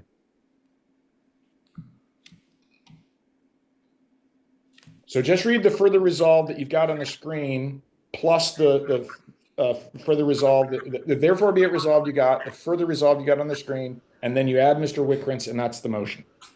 Yeah, I have to rewrite Mr. Wickrentz so it actually works. So this is harder than it looks. I apologize for the time, but what I'm doing is actually fairly cool if you're a hyper nerd who focuses on nothing but this. So basically to Ted, what I'm doing is really awesome. To the rest of you, this very encourage the General Assembly to establish legal requirements for anyone who challenges voters and the posting of a bond to be forfeited should they lose said challenge in court. So, be it resolved, this would be added in, I guess it would be it further resolved that the North Carolina Democratic Party encourages the General Assembly to establish legal requirements for anyone who challenges voters in an election, let's add that, and the posting of a bond to be forfeited should they lose said challenge in court. I can insert that directly if you'd like. Ryan, let me ask you. I just put it in the chat. I just transcribed it and put it in the chat. Okay. Do you want me to put that in the resolution? Yes, you should. Ryan, let me ask you a question. What's up? The thing I'm looking at in that, could it be waived by the court? Otherwise, you have to have anybody who wants to challenge it has to be wealthy enough to put up the bond. And yes. So what? How do you? I could see if we put something in that the court could waive this requirement if they should lose or something. I mean, that's my say. So for those, I think we're asking the representatives in the legislature to investigate those types of questions and make a determination as to what law would be good to pass. So, this is what I've got. For those who don't know, Steve Abrams is a retired federal judge. He is on the committee, and we look to him a lot for just that purpose. So, be it resolved that the North Carolina Democratic Party encourages the General Assembly to establish legal requirements for anyone who challenges voters in an election and the posting of a bond to be forfeited should they lose said challenge in court, with the court being allowed to waive the bond forfeiture.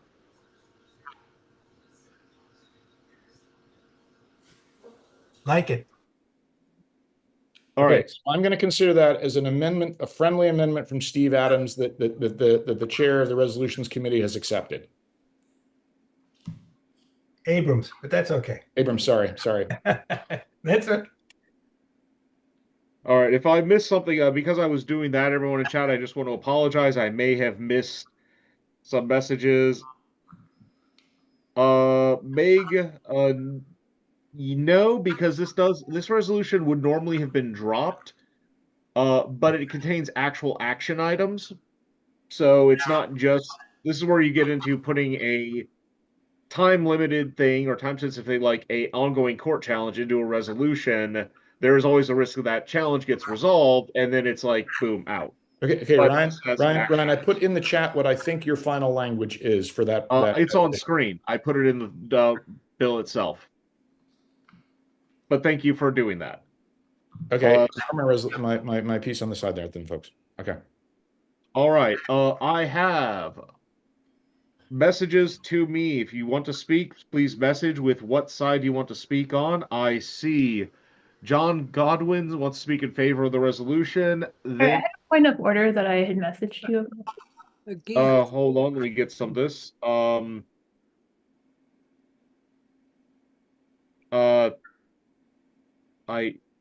Okay, there's a point of order from Rita Kuwahara.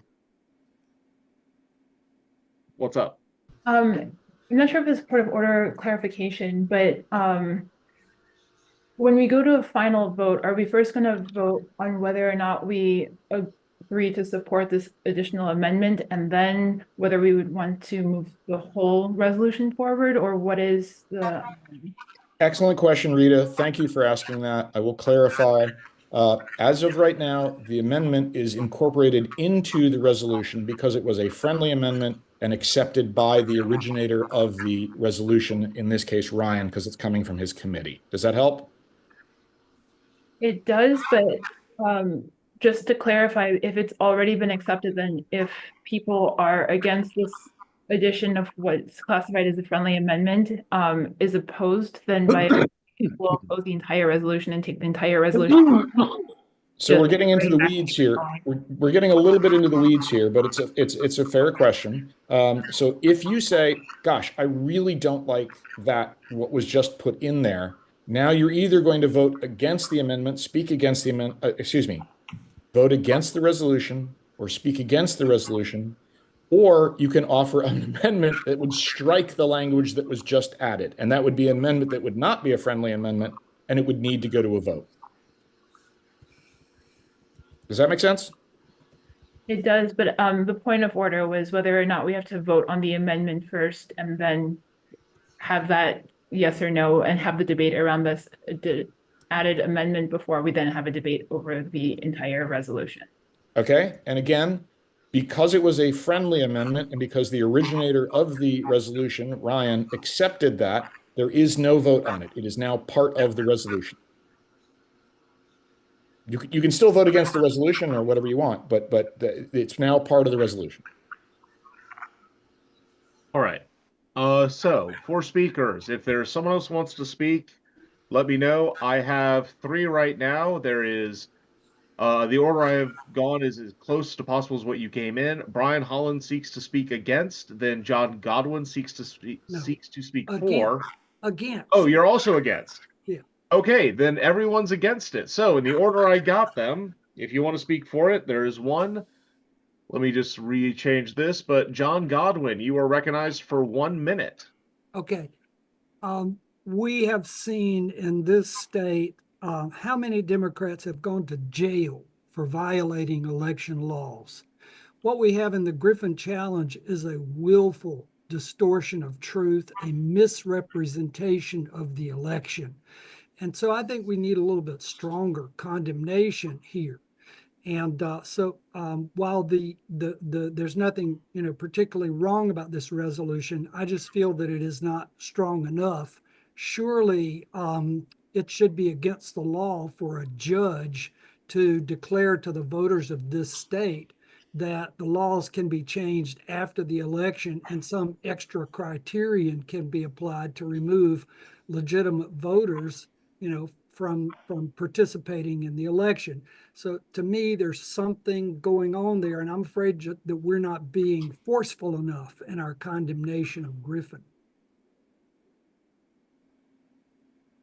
All right. Thank you very much. And as someone who's done this a lot, you spoke for 55 seconds. Excellently done. We have gained a speaker in favor in Esther Coleman. Can you hear me? Yes, we can. You have 1 minute. I agree with what's been said. It was articulated better than I could, except to add that what Judge Griffin could have done had he been successful would have been to set precedent. And even though he wasn't successful, it sets a kind of precedent across the nation. So I agree with the speakers before me that we need to come against it. We need to stand against it. And this is one way to do it. Thank you. All right. Next, we have Brian Holland, who wishes to speak against. Is that correct? That's correct. All right. You are so recognized for 1 minute. Okay, I just want to be very clear that I am very much against what Judge Griffin did. I think it was an absolute violation of the Judicial Code of Conduct, and I would love to see an even stronger condemnation as a resolution. That said, the amendment to the resolution, I think is unnecessary for a variety of reasons. If conduct is so egregious, sanctions can be issued.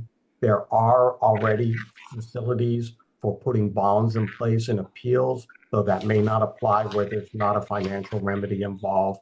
But mainly, we just don't have time to come up with a good, clear policy statement in a meeting like this. And I think that the addition of the additional language simply detracts from what we're doing because it makes it look like we don't fully understand the issues. All right. We have Nina Morley, and just before that, Stephanie Powell, you raise your hand. You need to message me if you want to speak for or against and tell me. Okay, you want to speak against? I would note this is now a second consecutive speaker against. So you got 1 minute, but we do frown on one-sided debate. So, Nina Morley, you have the floor. It's actually Nina Morley Nina. Day. So, and then I want to speak against this additional stuff. I agree we need to hold Judge Griffin accountable for his actions, but I'm really worried. I think I saw Steve and some other people in the chat as well saying this.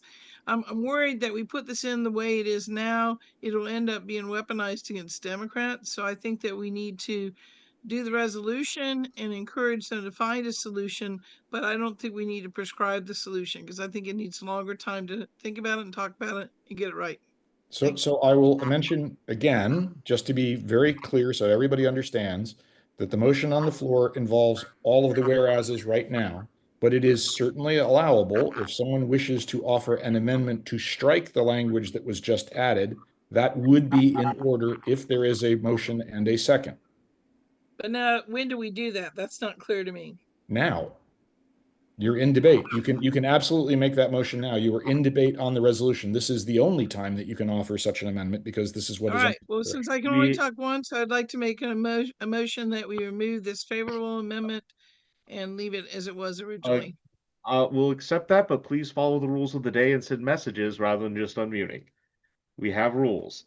Okay, my bad. I should have said that. That's a good point, Ryan.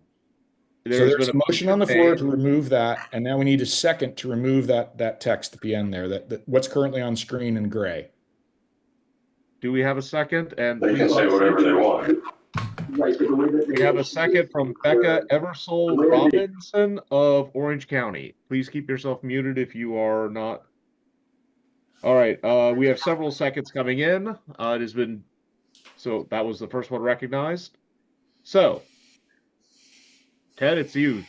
Oh, well, no, it's just a matter of now you have there is an amendment on the floor to strike that language that we see in gray that we just added.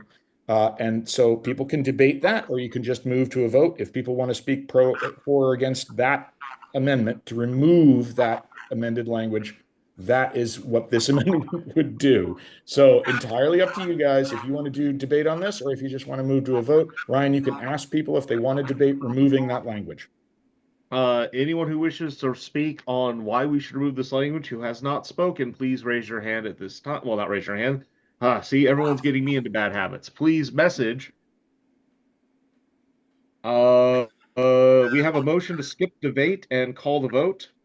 That is Christina Ward of Wake County. Is there a second to this motion? Seconded by Jeremy Zetterval, I believe of Orange. Several seconds. It has been made and properly seconded. Okay, so now you have to call a vote. You have to call a vote on closing debate and moving to vote on the striking. All those in favor of closing the debate and moving directly into a vote on removing this, please signify by raising your hands. And Ryan, why don't you, when you get the vote for this, we'll wait a minute, give everybody a chance to vote, and then we'll ask for the nays as well to address Erwin's points. Good call. I am seeing 74, 75, 76, 77, 78, 80, 81, 82, 83. Holding at 83. Any further votes? Any further votes? Any further votes? All right. Now, I'm going to lower all hands. All those who are opposed to ending debate, please signify by raising your hands. Ending debate and moving to a vote on striking this language. Yes. I see 3. I see 4. Given, I'm going to go ahead and say the ayes have it. We are moving into a debate.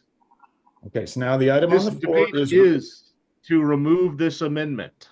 Correct? Correct. Just the stuff that's in gray that was just added in the conversation we had earlier. So the motion is to remove that language. All those in favor of striking the language that is bold and highlighted on the screen right now, signify by raising your hands.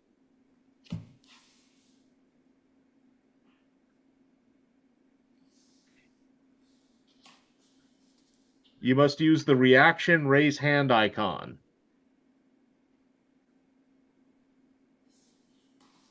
So again, at the bottom of the screen, there's the reaction button. Click on that, click raise hand.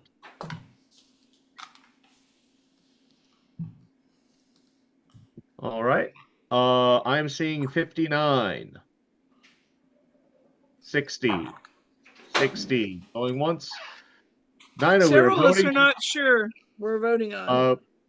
Somebody we else are- has that too. Okay, just to be clear again, if you are voting yes now, you are voting to strike the language that you see there, be it further resolved, encourage legal requirements for anyone challenges voters, posting a bond to be forfeited, with the court being allowed, if they lose, and the court being allowed to waive the bond forfeiture. So that's the language that is being considered right now. If you want to strike that language, you want to vote yes now. That is 63.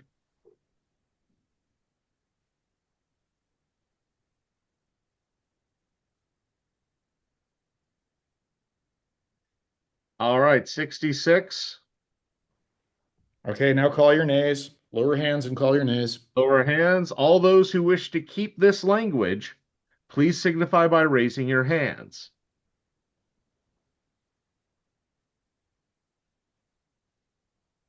I see 10, 11, 14, 14, holding at 14. Aiden, we already went over that. 14. And again, Aiden, that's assuming that everyone votes, which gets to Mr. 15, 16. To Irwin's point, that if we only have so many people voting, it's the members present and voting who matter for the actual vote. So he may be right. There's some folks who just aren't voting because we're clearly at less than that number in total. All right. Is the opinion of the chairs, the ayes have it, the language is removed. Correct. So is there any debate on this resolution absent that language, or is there a call for a vote? And again, to be clear, the language in this resolution is now back to what was originally submitted to this body.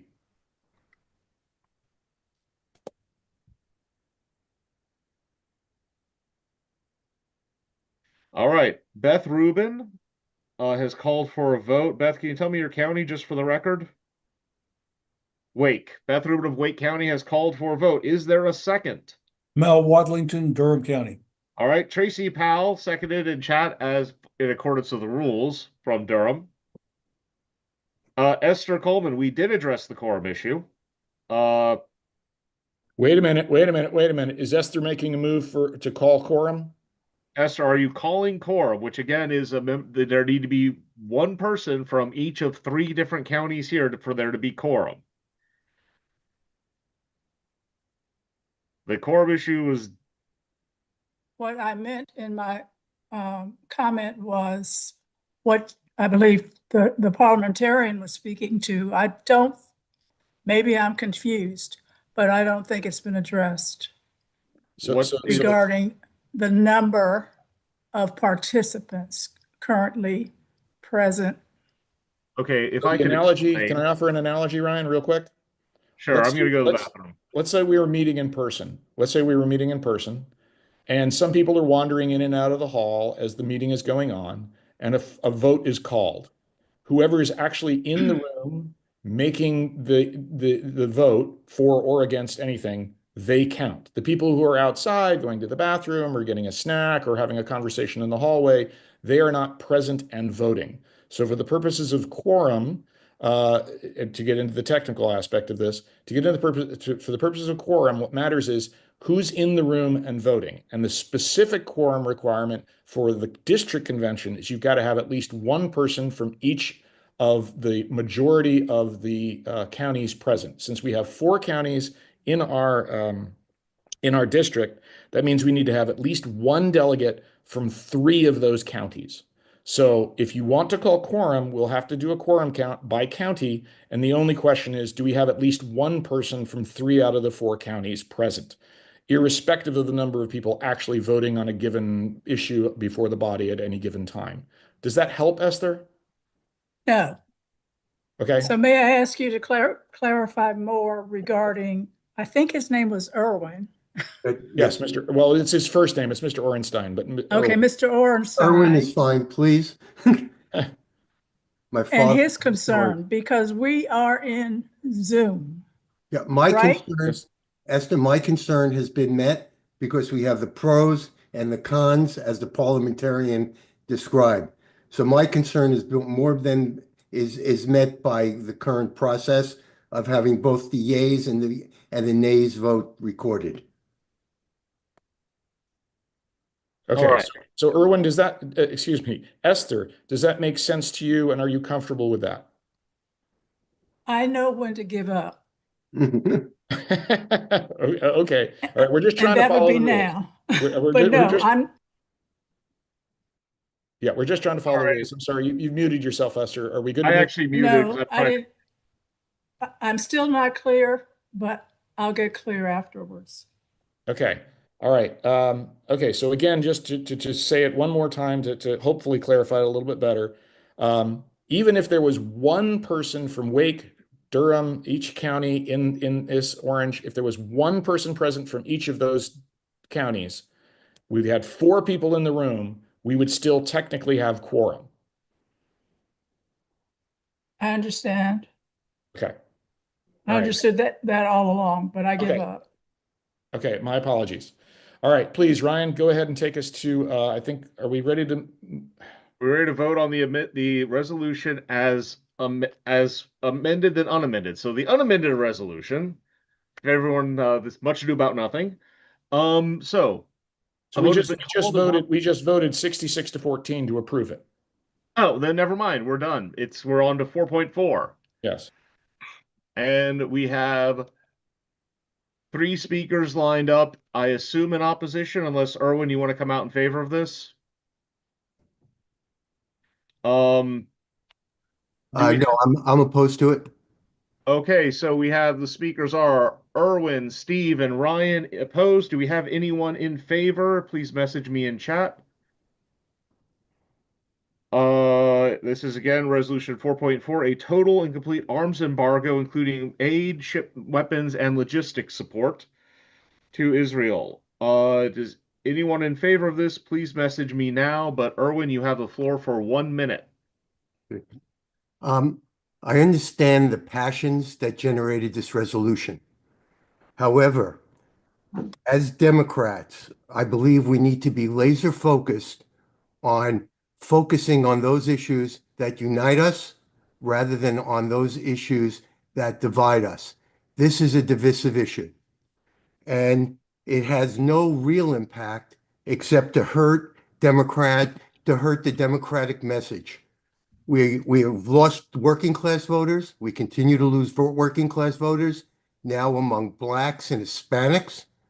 30%, people in the lower 30% of the economic ladder have voted against Democrats. We need to focus on message that unites us and doesn't divide us. This message has no real world impact. I would ask that it be eliminated as a divisive message. Again, with understanding the passions that generated this and some sympathy with them. Done. All right, your time has elapsed. All right, Josiah, you are up next. Are you ready? Yes. All right, you have 1 minute. Yes, hello, I'm Josiah Gowker, Precinct 10 in Durham. I'm speaking in favor of this resolution because while I do agree that divisive issues are are difficult to handle. I think that one of the biggest critiques of the Democratic Party is that we have not been leading morally. And the situation in Gaza is one of the great moral debacles of our time. And I believe that it is the obligation of all Democrats on all levels to speak out against injustices as we see them, wherever we see them. I do not believe that we will move forward and we will continue to be able to build support among young people, especially people who are so passionate about this, without standing for things that we think are important, like in moments like this, where we do have the opportunity to pass this resolution. All right. I want to congratulate both Erwin and Josiah, who are on the resolutions committee, for speaking very well and for both ending at exactly 1 minute. That's very impressive for both of you. Next up, you can tell the resolutions committee is all the resolutions people. Another member, Steve. Thank you. Let me be clear from the start. I'm strongly against the starvation and suffering of Palestinian children in Gaza. I'm strongly opposed to the ongoing war in Gaza, and I'm unequivocally opposed to the terrorist organization Hamas. I'm also strongly condemning the horrific act of October 7th against the Israeli citizens and for the return of the hostages. But I stand firmly against the rising tide of anti-Semitism, both globally and right here in our community, including our campuses here in North Carolina. But I also want to be clear that I stand opposed to the current Israeli government and its policies. Let the International Court in The Hague do its job. Those responsible will be held accountable. Because supporting Israel does not mean giving a blank check to any administration. It means supporting Israel's right to exist and its right to defend itself and its right to be a place of safety for the Jewish people. It means standing for the Israeli peace movement with the weekly protests in Tel Aviv and with the Palestinians in Gaza who oppose Hamas and want Steve, peace. your time. You got to wrap up. Okay. In that case, I ask that this convention stand for the strength of our party being inclusive, that we in North Carolina, in this case, support the Israelis and the Palestinians. We are a little over time, but thank you. Now for someone who's not on the committee, Sarah Bickley. Hi, I don't have the depth of understanding of this issue that many of you do have, but I do want to say that some people that I know, that two youngish folks who did not vote at all because they were turned off from the Democrats in the past election, and my hairdresser who lives part-time in New York and part-time here. There's lots of people who have totally dumped the Democrats because of Gaza. And it's a soft underbelly that we have, and it's a way that it's a really weak point. And while I understand and agree with everything Steve said and Mr. Orenstein said, I just want to put out there that if we don't, perhaps we reword this amendment somehow to say something like what Mr. Abrams said, but I think we should have something in there about deploring what's been done to the people of Gaza, as well as what's been done to Israel in the attack. Okay. The next speaker, going back to our trend, is Ryan Jenkins, which will be me. All right. This may surprise many of you that I'm rising to speak against this. I'm pretty famously pro-Palestinian rights. I think that divisive issues have their place in the party. What bothers me about this resolution is very clearly that it is a ban on all weapons and military logistics. What that means is it would cut off the Iron Dome system. For those of you who don't know, about 100,000 rockets hit Israel every year, and they're protected by the Iron Dome system. I would be very in favor of this if it made an exemption for defensive armaments. Because I agree that what's going on in Gaza is utterly horrific and nightmarish. But if you want something worse, 100,000 rockets on an area the size of Israel is probably not to the total destruction of the state, but it would be damn close, and you wouldn't want to live on the difference. So I oppose this because it is a well-meaning but poorly thought out resolution. Thank you. For those of you wondering, that was 58 seconds. Do we have, I would like to speak against. We have another against. Do we have another speaker in favor? We have another speaker against. We do not have another speaker in favor. Josiah, it is limited to one. You can only speak once on a topic. Sorry. At least, Ted, is that correct? Is that in the rules of the day? Yes, it is. It is in the rules of the speakers can only speak once on a topic, and there's a limit of 5 minutes total in debate, which I think we're very close to.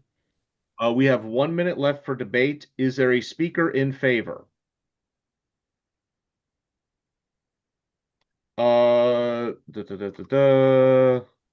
Looking through. May I call the question? You may. We do have another speaker against. Would you mind holding that off just to let them speak? All right, Beth Rubin. Thank you. You have 1 minute. I won't take that long. I share many of the feelings that have been expressed. My problem with this, in addition to the fact that it would eliminate the Iron Dome, is that it conflates two different issues: genocidal attacks and the quote-unquote apartheid state. This, as written, would eliminate the possibility of a two-state solution. It would eliminate any support for Israel as long as it provides special rights for Jews. And of course, Israel was created by the UN. It was established as a safe home for Jews because 6 million of us were murdered, including many of my family. I don't think it's necessary to eliminate that protection for Jews in order to stop the attacks on innocent Palestinians. Thank you. All right, time for debate has elapsed. There is a Jim Porto wishes to offer a friendly amendment.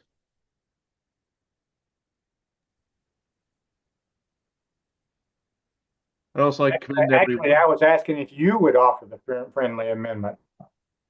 As the chair of the committee, I'm heavily reserved about even speaking on these. I only felt the need to on this. I still have the right to, but I try not to. However, my terminal degrees are actually in warfare and military theory, so I felt the need to add some level of insight. Would the writer of the amendment accept a friendly amendment to exempt armament for defense? I'm going to rule that in this instance that Ryan is the author of the amendment because it's coming from the committee, just as I did earlier. So this is coming from the original committee right now. The committee has put this in this slate. So I would say that Ryan is actually the originator of that amendment for the purposes of debate. And so the question, Jim, is you've added the language with the exception of defensive munitions or supplies. And the question would then be, does Ryan accept that as a friendly amendment? I want to throw this open to the committee because this is a hot button issue, as you all noted, that the 4 members of the committee did speak on it, and this is the first time we've spoken since here. Would you all be okay with that? If there's any objection, I will say no, it's not friendly. I say it's not friendly because it would really take a whole rewrite of this resolution. I mean, you can't do it with just a whereas clause, and therefore it wouldn't be enough. We'd have to sit down and really go through it. I would also add, Ryan, that we have a number of amendments, resolutions that aren't included in this package because they were included in prior packages that dealt with Palestinian rights and Israeli rights. So I'm going to jump in just for a second here and say that what Ryan said was if one of the members of the committee said, no, they won't accept it, then Ryan won't accept it. Ryan, do you not accept the friendly amendment? I'm not accepting that as a friendly amendment. Okay. I have called the question.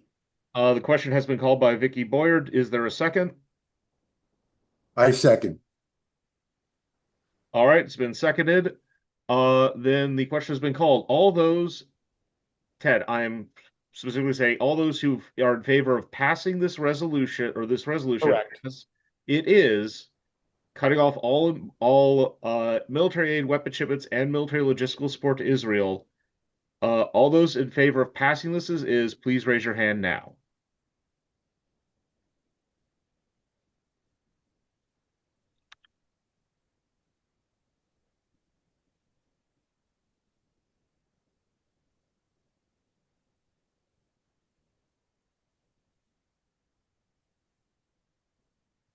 I'm seeing 27 in favor, 28. 28 going once, 28 going twice, 28 going thrice, 28. All those opposed to this resolution, please signify by raising your hands now.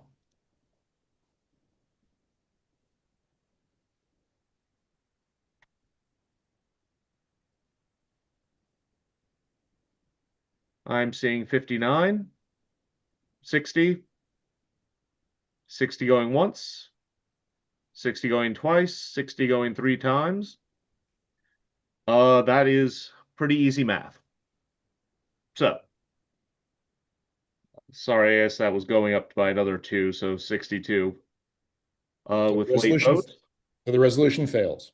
Resolution fails.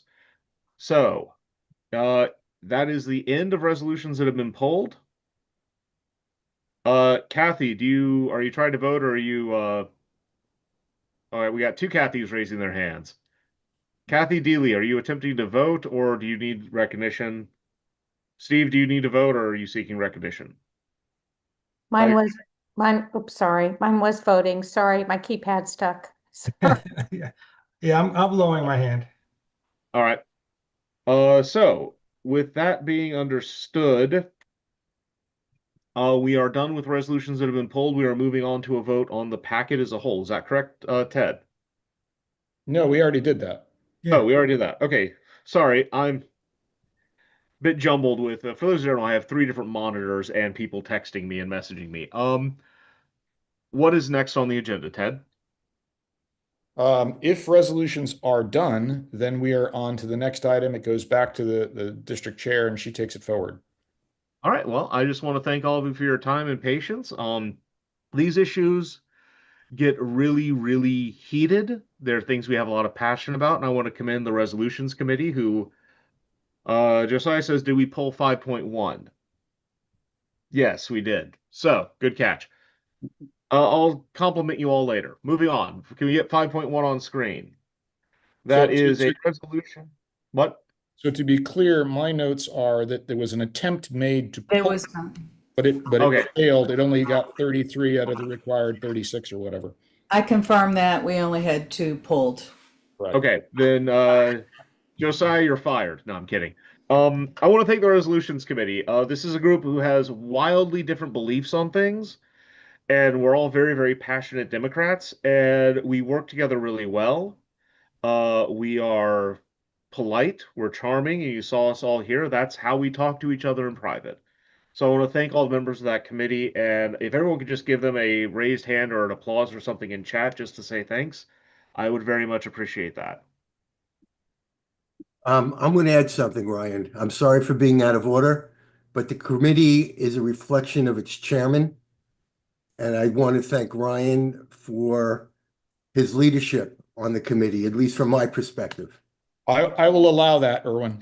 Oh, thank you, sir. You are far too kind to me and always have been. I second him. Well, thank you, Steve. Really, I couldn't find a better group of people. So we're done with resolutions. I think that means my section's done, and it goes back to our actual chair, Diana Robinson. So thank you all. Sorry, I had asked if they could, in the chat to the chair, if we could introduce a resolution from the floor. I'm sorry I missed that. I was tearing up. Rita Kuwahara, you are recognized. Thanks. So I would like to offer a resolution on the from the floor to maintain the minimum number of early voting days in North Carolina. I understand that in the omnibus that we passed, we established a minimum for voting times. But because the language I like to say is, whereas the North Carolina House Republicans have submitted bills HB 66 and act to reduce the early voting period to the second Monday before the election. 2, and HB 411, an act to reduce the early voting period for all elections other than the general election from 17 days to 6 days. Therefore, be it resolved, the North Carolina Democratic Party urges the North Carolina General Assembly to ensure that the early voting period in any election shall include a minimum of 17 days, so that we aren't, in the resolution that we just passed as a part of the package, aren't limiting ourselves just to 10 days, but we are maintaining the 17 days. Okay. Ted, can I do something a little unorthodox? I just typed something in the comments. What do you want to do? I'd like to propose a recall, a motion. I'd like to make a motion to recall the resolution 2.10 and then amend it with this as a friendly amendment. So we would take a resolution we already passed. No, that business is done. You can't go back to Okay. it. It's done. You have to have a new motion. It has to be a new motion, which is totally in order, and a new resolution is totally in order, but we can't go back and change what we've already done. That's I was hoping to save everyone time, but well, no, your language is straightforward. Your language is straightforward. I think what I heard Rita giving us from the, I apologize. I accidentally texted it directly to Esther. My apologies, Esther. Here, I'm going to put it in the chat. There's the therefore be it resolved.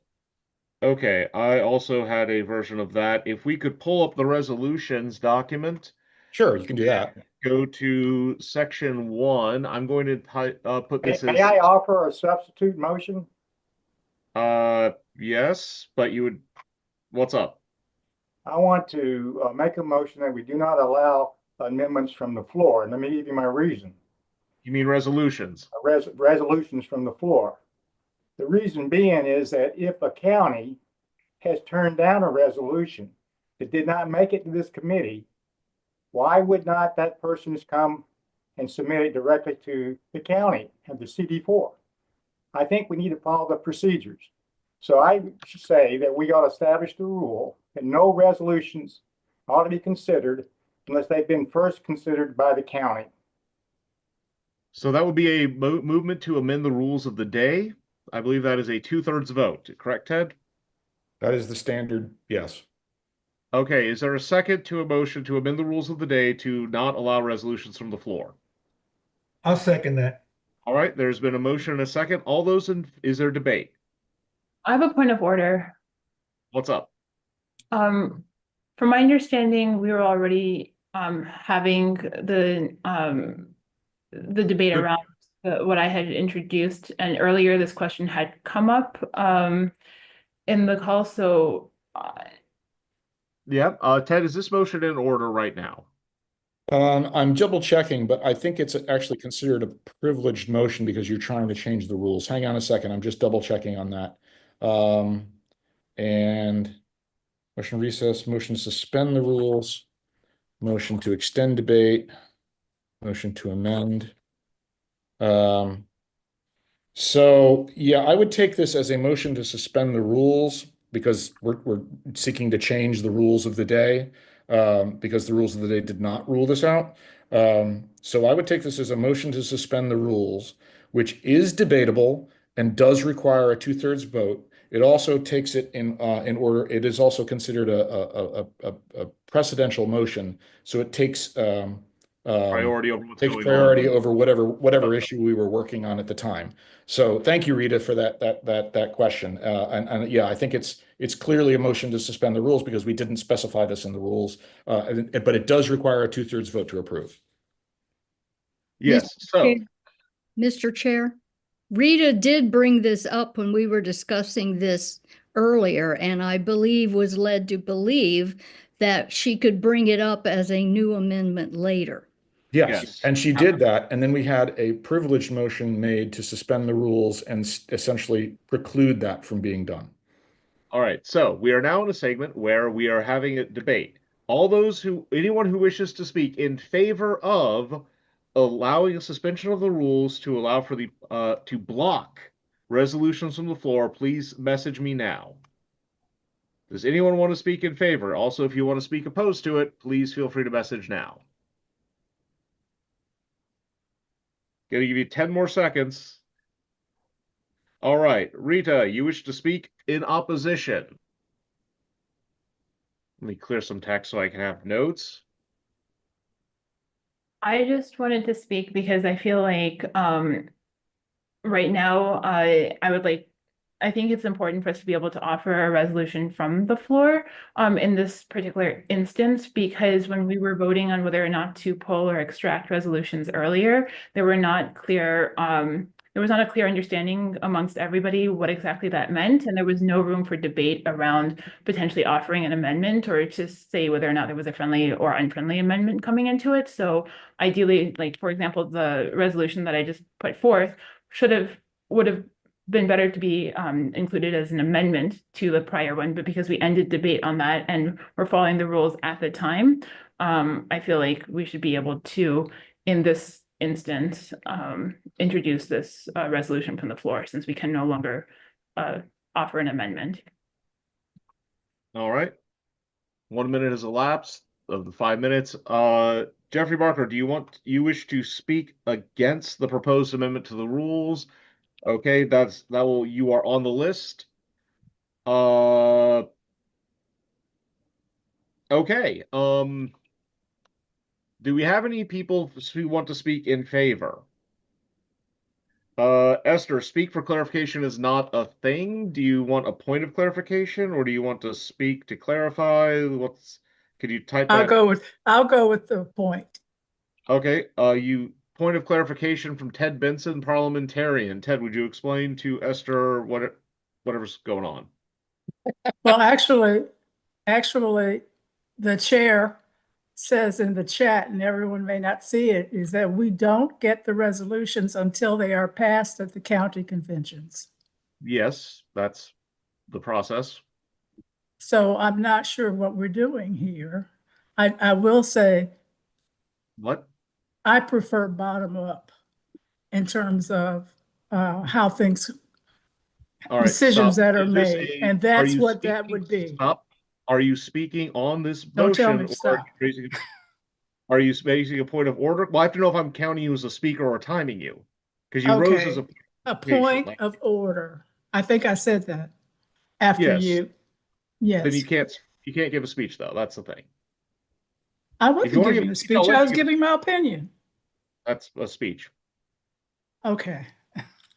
So, Like, if you want to if I can jump in, careful. for just a second and hopefully explain this a little bit.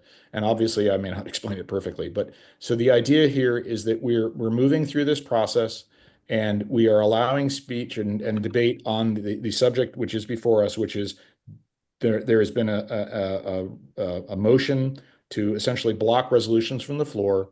That is what's on the table right now.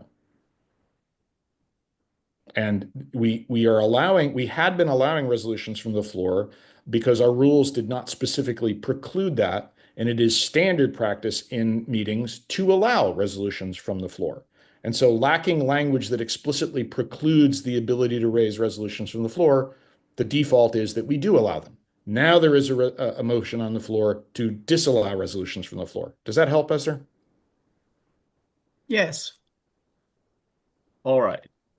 So my speaker list now, Rita spoke. That is Jim Porto. Then in favor, then Brian Turbyfill. Sorry if I mispronounced that. Christina, I'm blocking the last name, and Jeffrey Barker in opposition. So, Jim Porto, you have the floor for 1 minute. Well, I think we have a process, and it seems to me that you can bypass that process. Let me ask you this. Can we submit resolutions from the floor to the state party? I mean, we have a process by which we go up to the counties. We have a very contentious argument about a resolution, and that can be totally bypassed if somebody wants to come to this part, to the CD4, and submit the resolution. It seems to me that the idea behind us even having resolutions, it has to be filtered out through each level. And if you can bypass that filtering process, then why have the process to begin with? So I think we should really establish the rule that the CD4, you get resolutions up through the counties. Okay. Next up is Brian.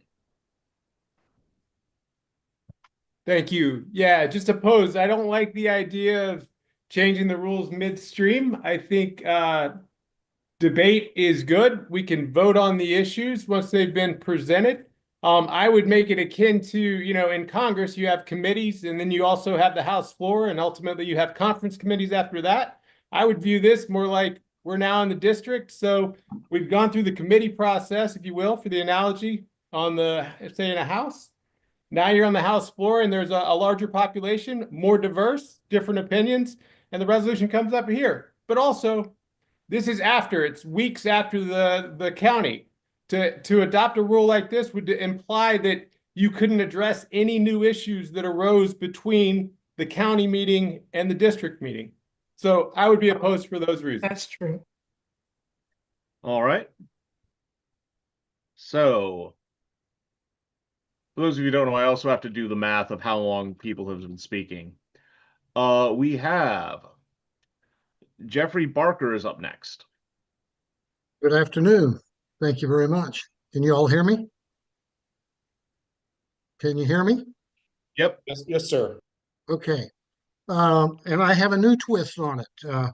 Our precinct and our county adopted a resolution that was submitted, but unfortunately was not amended to take out Chatham County. And before it even got to the package, it was excluded. And it was one that was voted on unanimously at both the precinct and the county level. I have a little personal matter at stake. I was the author of it at its original form. And now there's no way to propose it from the floor under the current rules. And so I think the motion to prevent floor resolutions is just as Brian said earlier, just the same as the legislative process. Things change, mistakes get made. Scrivener's errors cannot be ordinarily correctable because they are not necessarily Scrivener's errors. Thank you. So to address that issue, Jeffrey has made it known to me, and the Chatham County had edited a resolution that he wrote to limit it to Chatham County, if I'm correct, and you had wanted it to be all of North Carolina. Is that right? I apologize. Mr. Barker raises some very relevant points in his statement, but Ryan, you're kind of getting off on a track here. Yeah, I wanted to clarify for the body, but let's see. William Delano, you are up next. Just quick thought here. Since Mr. Benson says that resolutions from the floor are not disallowed, and there was some confusion early on, I think the expedient thing to do is to allow Ms. Kuwahara's resolution to come forward, since it literally is a clarification and an addendum to part of what was disallowed earlier. I think the expedient thing is to let her bring it forward and to allow us to vote and not get ourselves wrapped around the axle. 48 seconds. First off, thank you for that. All right, we have Christina. Hi.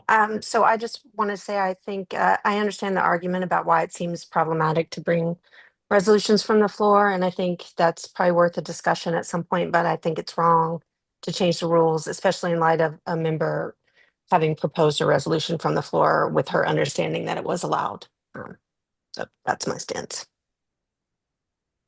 All right, 20 seconds. Hold on. All right, then we have Erwin. I'll pass.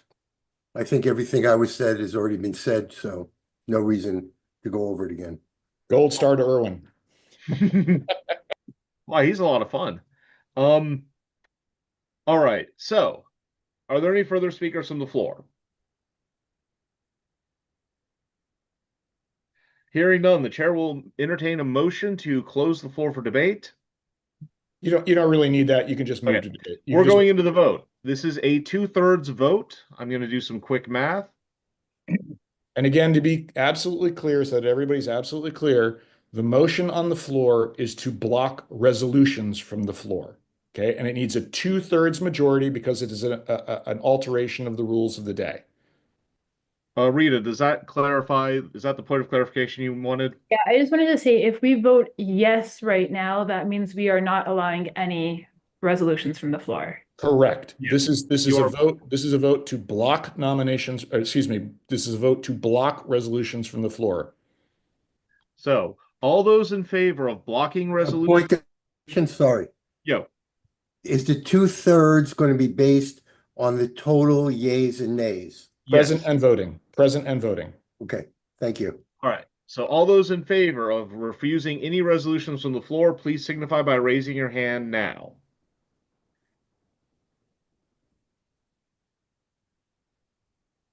Again, all those in favor of not allowing any resolutions from the floor via an amendment to the rules of the day, please signify by raising your hands now.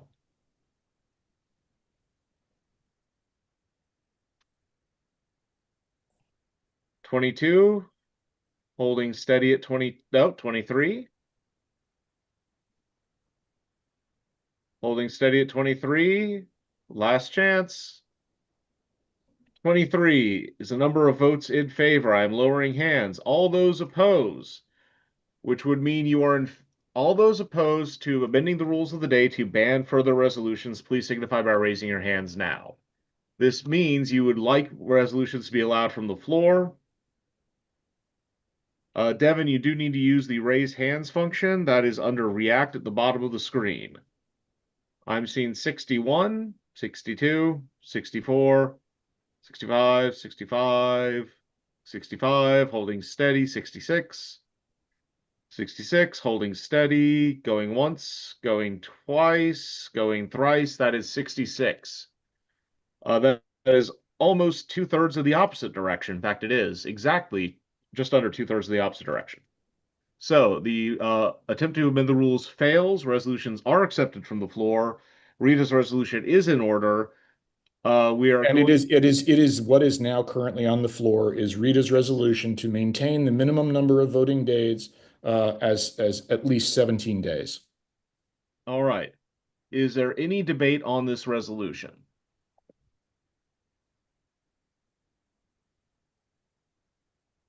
Seeing none, we're going to move into a vote. A vote has been called, but we're moving into it anyway. All those in favor of accepting this resolution that reads, therefore be it resolved that the North Carolina Democratic Party urges the North Carolina General Assembly to ensure that the early voting period for any election is at least 17 days, please signify by raising your hands now.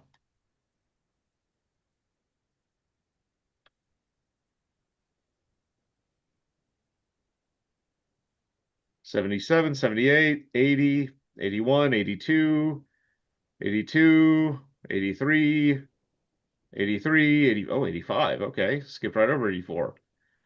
$85 holding steady at $85, going once, going twice, going thrice. $85 is the number to beat. All those opposed, please signify by raising your hands now. If you are opposed to the North Carolina General Assembly ensuring that the early voting period is at least 17 days, that is, get a minimum of 17 days for early voting. If you oppose this resolution, I see one holding steady at 1, going once, going twice, going thrice. All right, it is a vote of 85 to 1. This resolution is passed. Now, anyone else got a motion related to resolutions? Actually, technically, all you're asking is, are there any more resolutions from the floor? Sure, what Ted said. Are there any further resolutions from the floor? Are there any further resolutions for? Yes. Narissa Smith says yes. Hi, doing this on the fly, but I guess it would be, let it be resolved that at any, precinct, county, district or state meetings, that the North Carolina Democratic Party and its, subsidiaries, I guess, will make an effort to forego corporate companies in favor of local vendors with preference for vendors from marginalized communities. I believe there's a resolution that does that. 2.15, ethical holiday spending. Therefore, the North Carolina Democratic Party encourages all its members and allies to consider consider shifting their 2025 holiday spending towards small local businesses and away from large national retailers whose corporate practices do not reflect the Democratic Party values. And be it further resolved that the North Carolina Democratic Party will support educational and outreach efforts to promote local holiday markets, small business directories. Hers is different, Ryan. I asked Well, you need to. No, you did not. it- Now, I am asking you, the author. Look at the chat. I'm in the middle of something. I'm reading out the resolution. Is that something you consider? Narissa, is that resolution close enough, or do you want to add the new language? We could amend that, but what I'm talking about is broader than that because it's not just related to holidays. It would be anytime there is an official gathering. Okay, so Narissa, can I ask for clarifying language? Right now, what I have is at any precinct, county, district, or state meeting, the NCDP and its subsidiaries will make an effort to forego large corporations in preference for local vendors, and there was additional language there. That sounds like what I said, yes. Okay, did you want to put any additional language at the back end of that? Oh, with preference for vendors from marginalized communities. Yeah, that's the other part of what I said. Thank you. Okay, so I'm typing that up right now. I'm going to post it in the chat in a second. All right, I'll compare your language to mine. Good idea. Well, there's one thing I've learned. It's always have two people. Yeah, group hallucinations are always better. Yeah, totally. And again, please ask to be recognized. Do not come off mute. Okay, Ranissa, I got what I got in the chat. Does that make sense to you?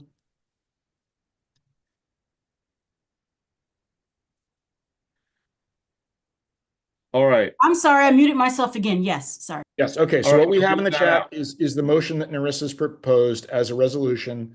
So it needs a second to move forward. I'll make the second, Mel Wadlington. Okay. So it was offered by Narissa and it was seconded by Mel. I am going to add in, therefore be it resolved. Yeah, sure. Yeah, the formulaic language we have to use. Sure.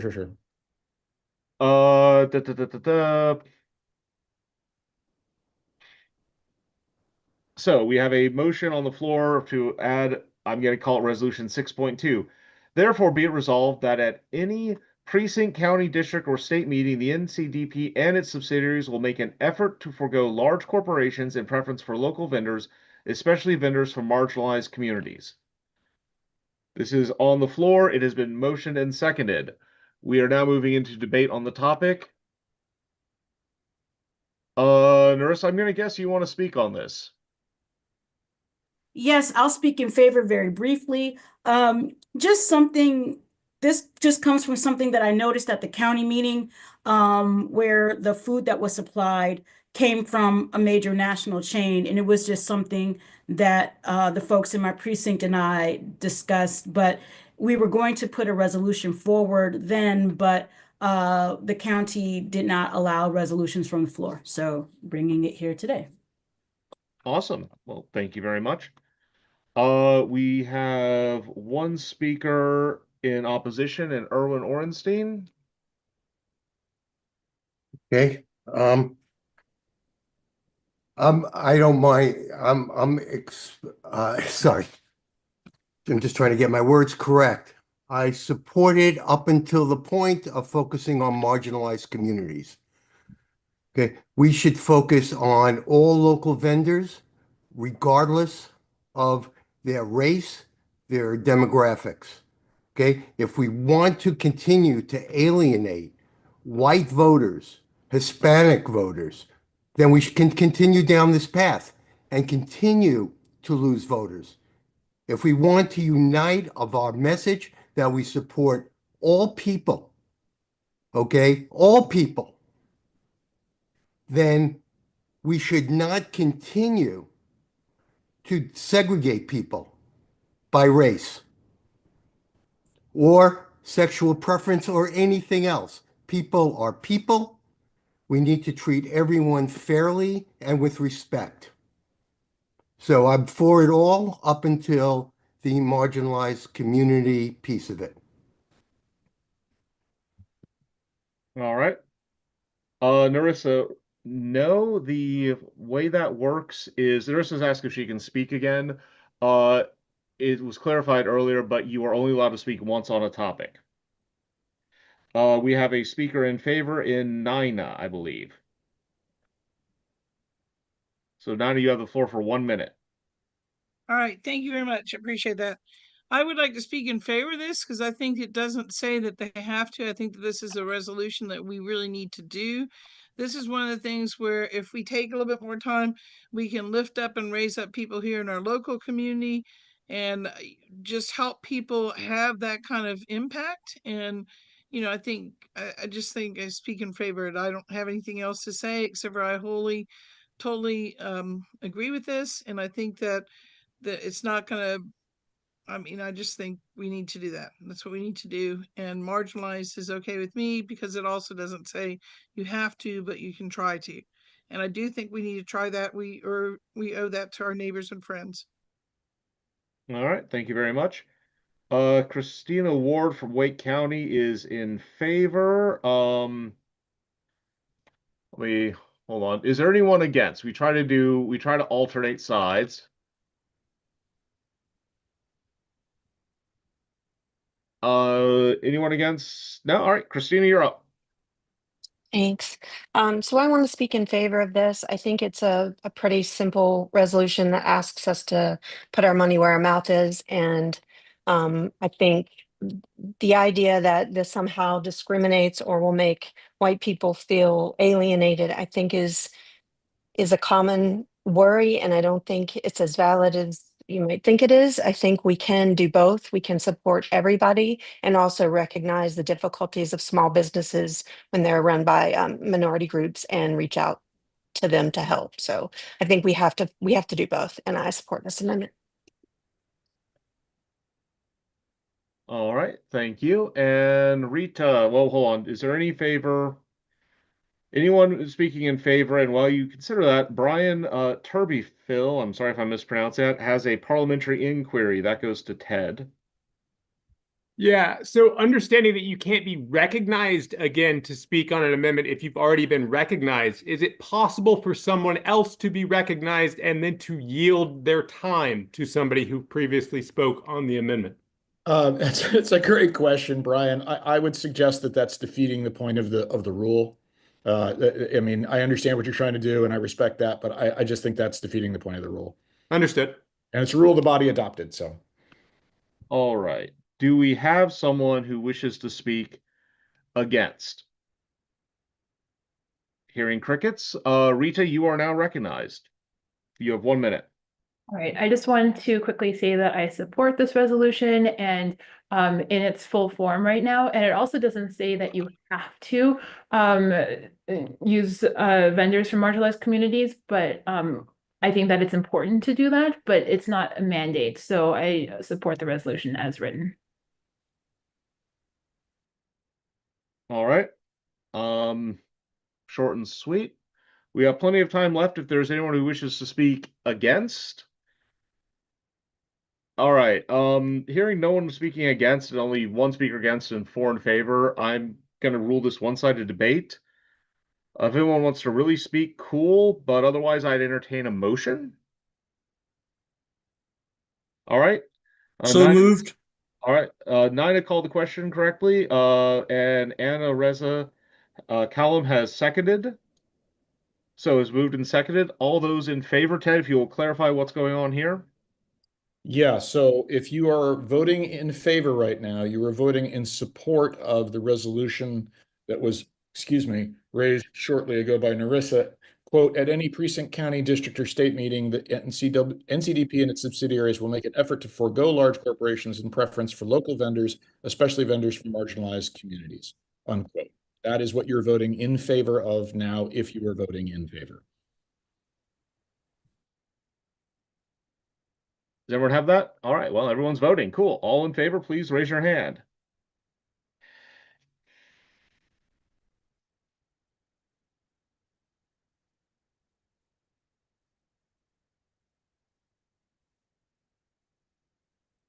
$62. 62 holding steady. 62, 64, 64, 65. 65 is the high mark, but someone undid, so 64, 64, going once, going twice, 65, 66, 67, 68. All right, all in favor, raise your hands. Well, what you mean is put okay, so you got 68 as your final count. Yes. Right? So now, yeah, you're going to Lowering drop the hands. You're going to drop the hands, and now take your nose. All right, all those opposed, please signify by raising your hands.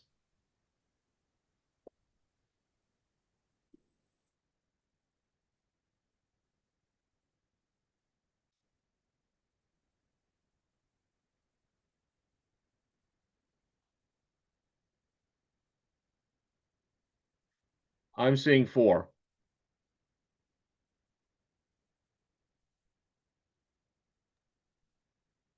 Okay, you can call it. All right, I'm going to call that as passed.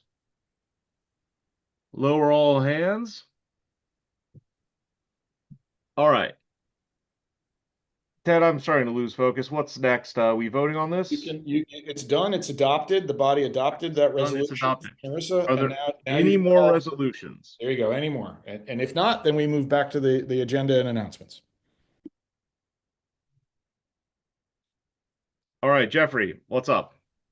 Hello again. Now that we have decided we can take resolutions from the floor, I would like to propose the consideration of a resolution which the committee mistakenly removed from the package because the county mistakenly included the county's name rather than the congressional district's number. All right. Is this so for those who don't know, Jeffrey's been speaking about this in chat. This is Chatham County Resolution for Stop Lawless Actions. No. Well, yeah, okay, you can summarize it that way. Do we have the text? Do we have the text? I do. Available? I do have the text. I have the text.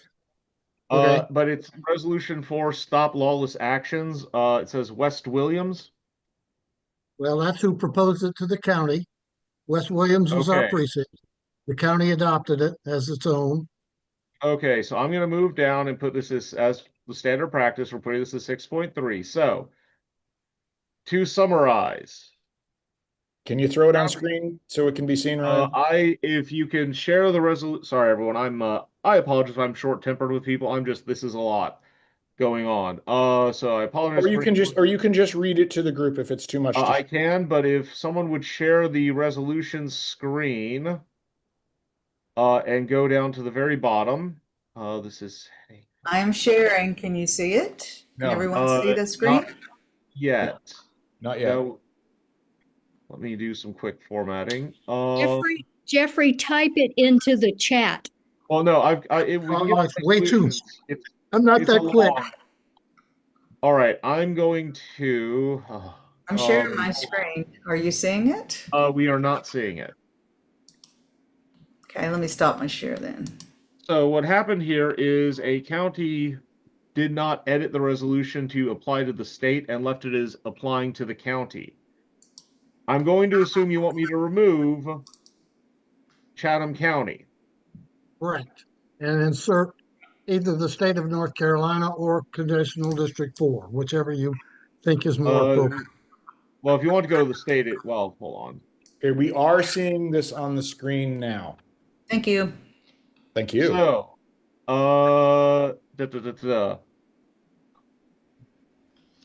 whereas President Donald J. Trump and high-level members of his administration are vastly and egregiously exceeding the governance powers and authority as defined in Article 2 of the United States Constitution the United States Code and the Code of Federal Regulations in numerous ways. I'm sorry, I'm kind of editing this on the fly, both for format and to make it applicable here, because it was dismissed for a reason. But we're fixing that now. Whereas citizens and residents of the United States of America are being denied equal protection and due process of laws, statutory rights, and regulatory protections by the unlawful actions of the administration. Now, therefore, be it resolved that the registered Democratic voters of North Carolina call upon the elected public officials at every level of government to oppose and prohibit the unlawful actions being undertaken by the President's administration through adoption of local ordinances, state statutes, and federal regulation, and be it further resolved that the registered Democratic voters of North Carolina reaffirm our commitment to uphold the rule of law and our country's democratic ideals, and call on our fellow Americans to join throughout the country to responsibly voice disagreement with and rejection of the unlawful actions named above.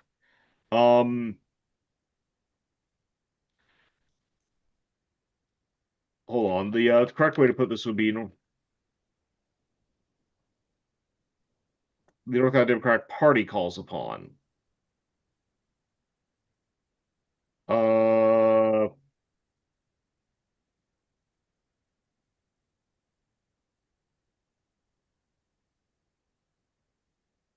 And there's some weird technical reasons for that. Jeffrey, are you satisfied with the amendments made to this so that it is applicable? I am indeed, Mr. Chair. Thank you for your indulgences.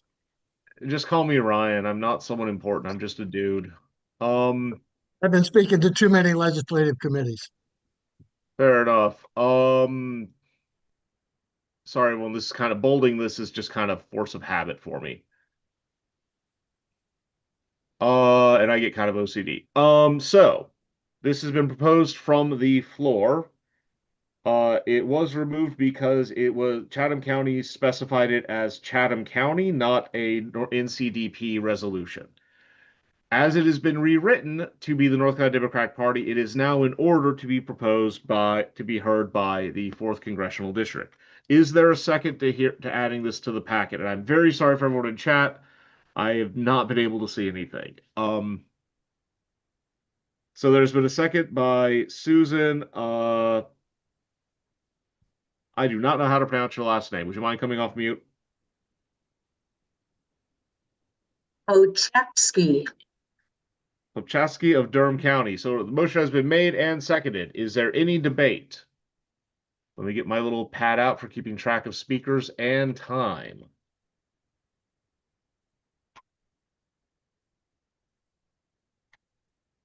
Any debate?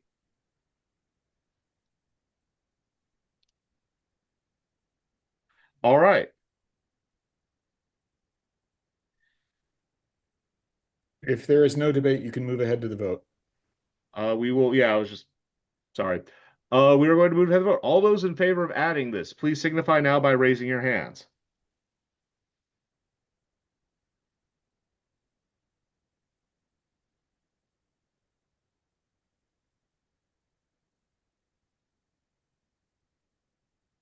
Again, all those in favor, please signify by raising hands. I've lost my ability to speak.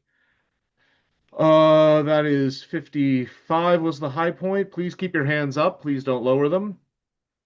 56, 56, 57, 58, 59, 59, holding steady at 60. Well, now at 60, holding 61, 61, holding steady at 61.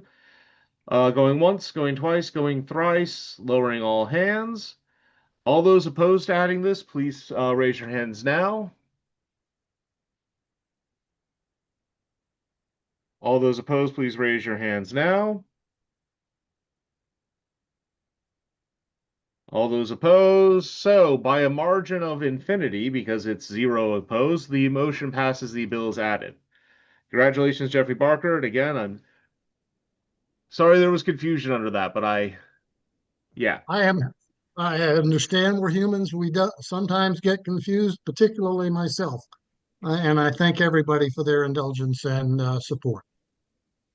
Ginger, by the way, that is the best line in chat today. Congrats, Jeffrey, by infinity. All right. I'm going to put that in my records. There you go. Because reasons in Cthulhu. Are there any further resolutions from the floor?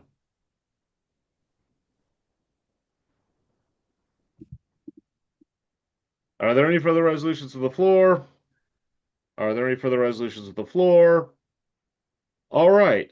We're done with resolutions. I'm out. Thank you all for your time and consideration. I know that is difficult. I know I lose my temper, but thank you.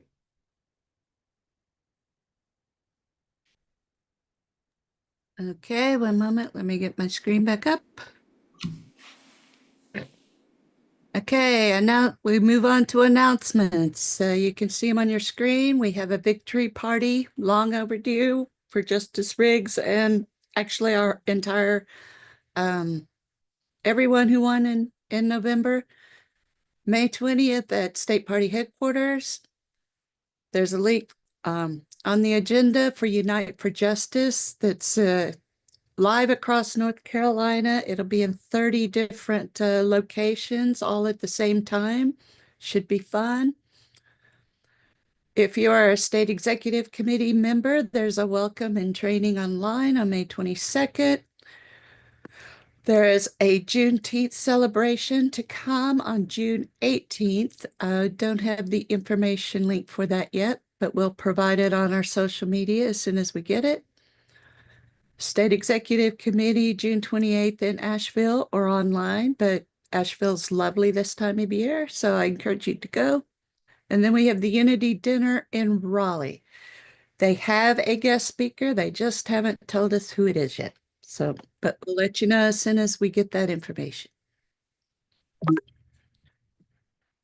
And now your last thing before we leave is to get involved. Our agenda has links to everybody's events, our 4 counties, the state party, and the county-to-county neighbors on call who do great work in the rural areas. So with that, I'll entertain a motion to adjourn. So moved. Seconded. Seconded. McGee. All right. Anyone opposed to that? That's going to be easier. Seeing none? It's not debatable. Okay, great. That's right. Thank you so much for joining us today. Thanks for hanging in there this long. And we'll see you next time. Thank you. Great. Thanks, everybody. Let's go win for Democrats. Woo! Go, go, go, go. Take care. Bye-bye. Bye-bye.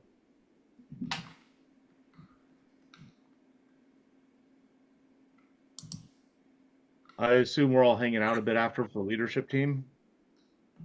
Yeah, Well, I need to like save the chat and save the transcript and all that fun stuff. let me let someone. We can stop broadcasting.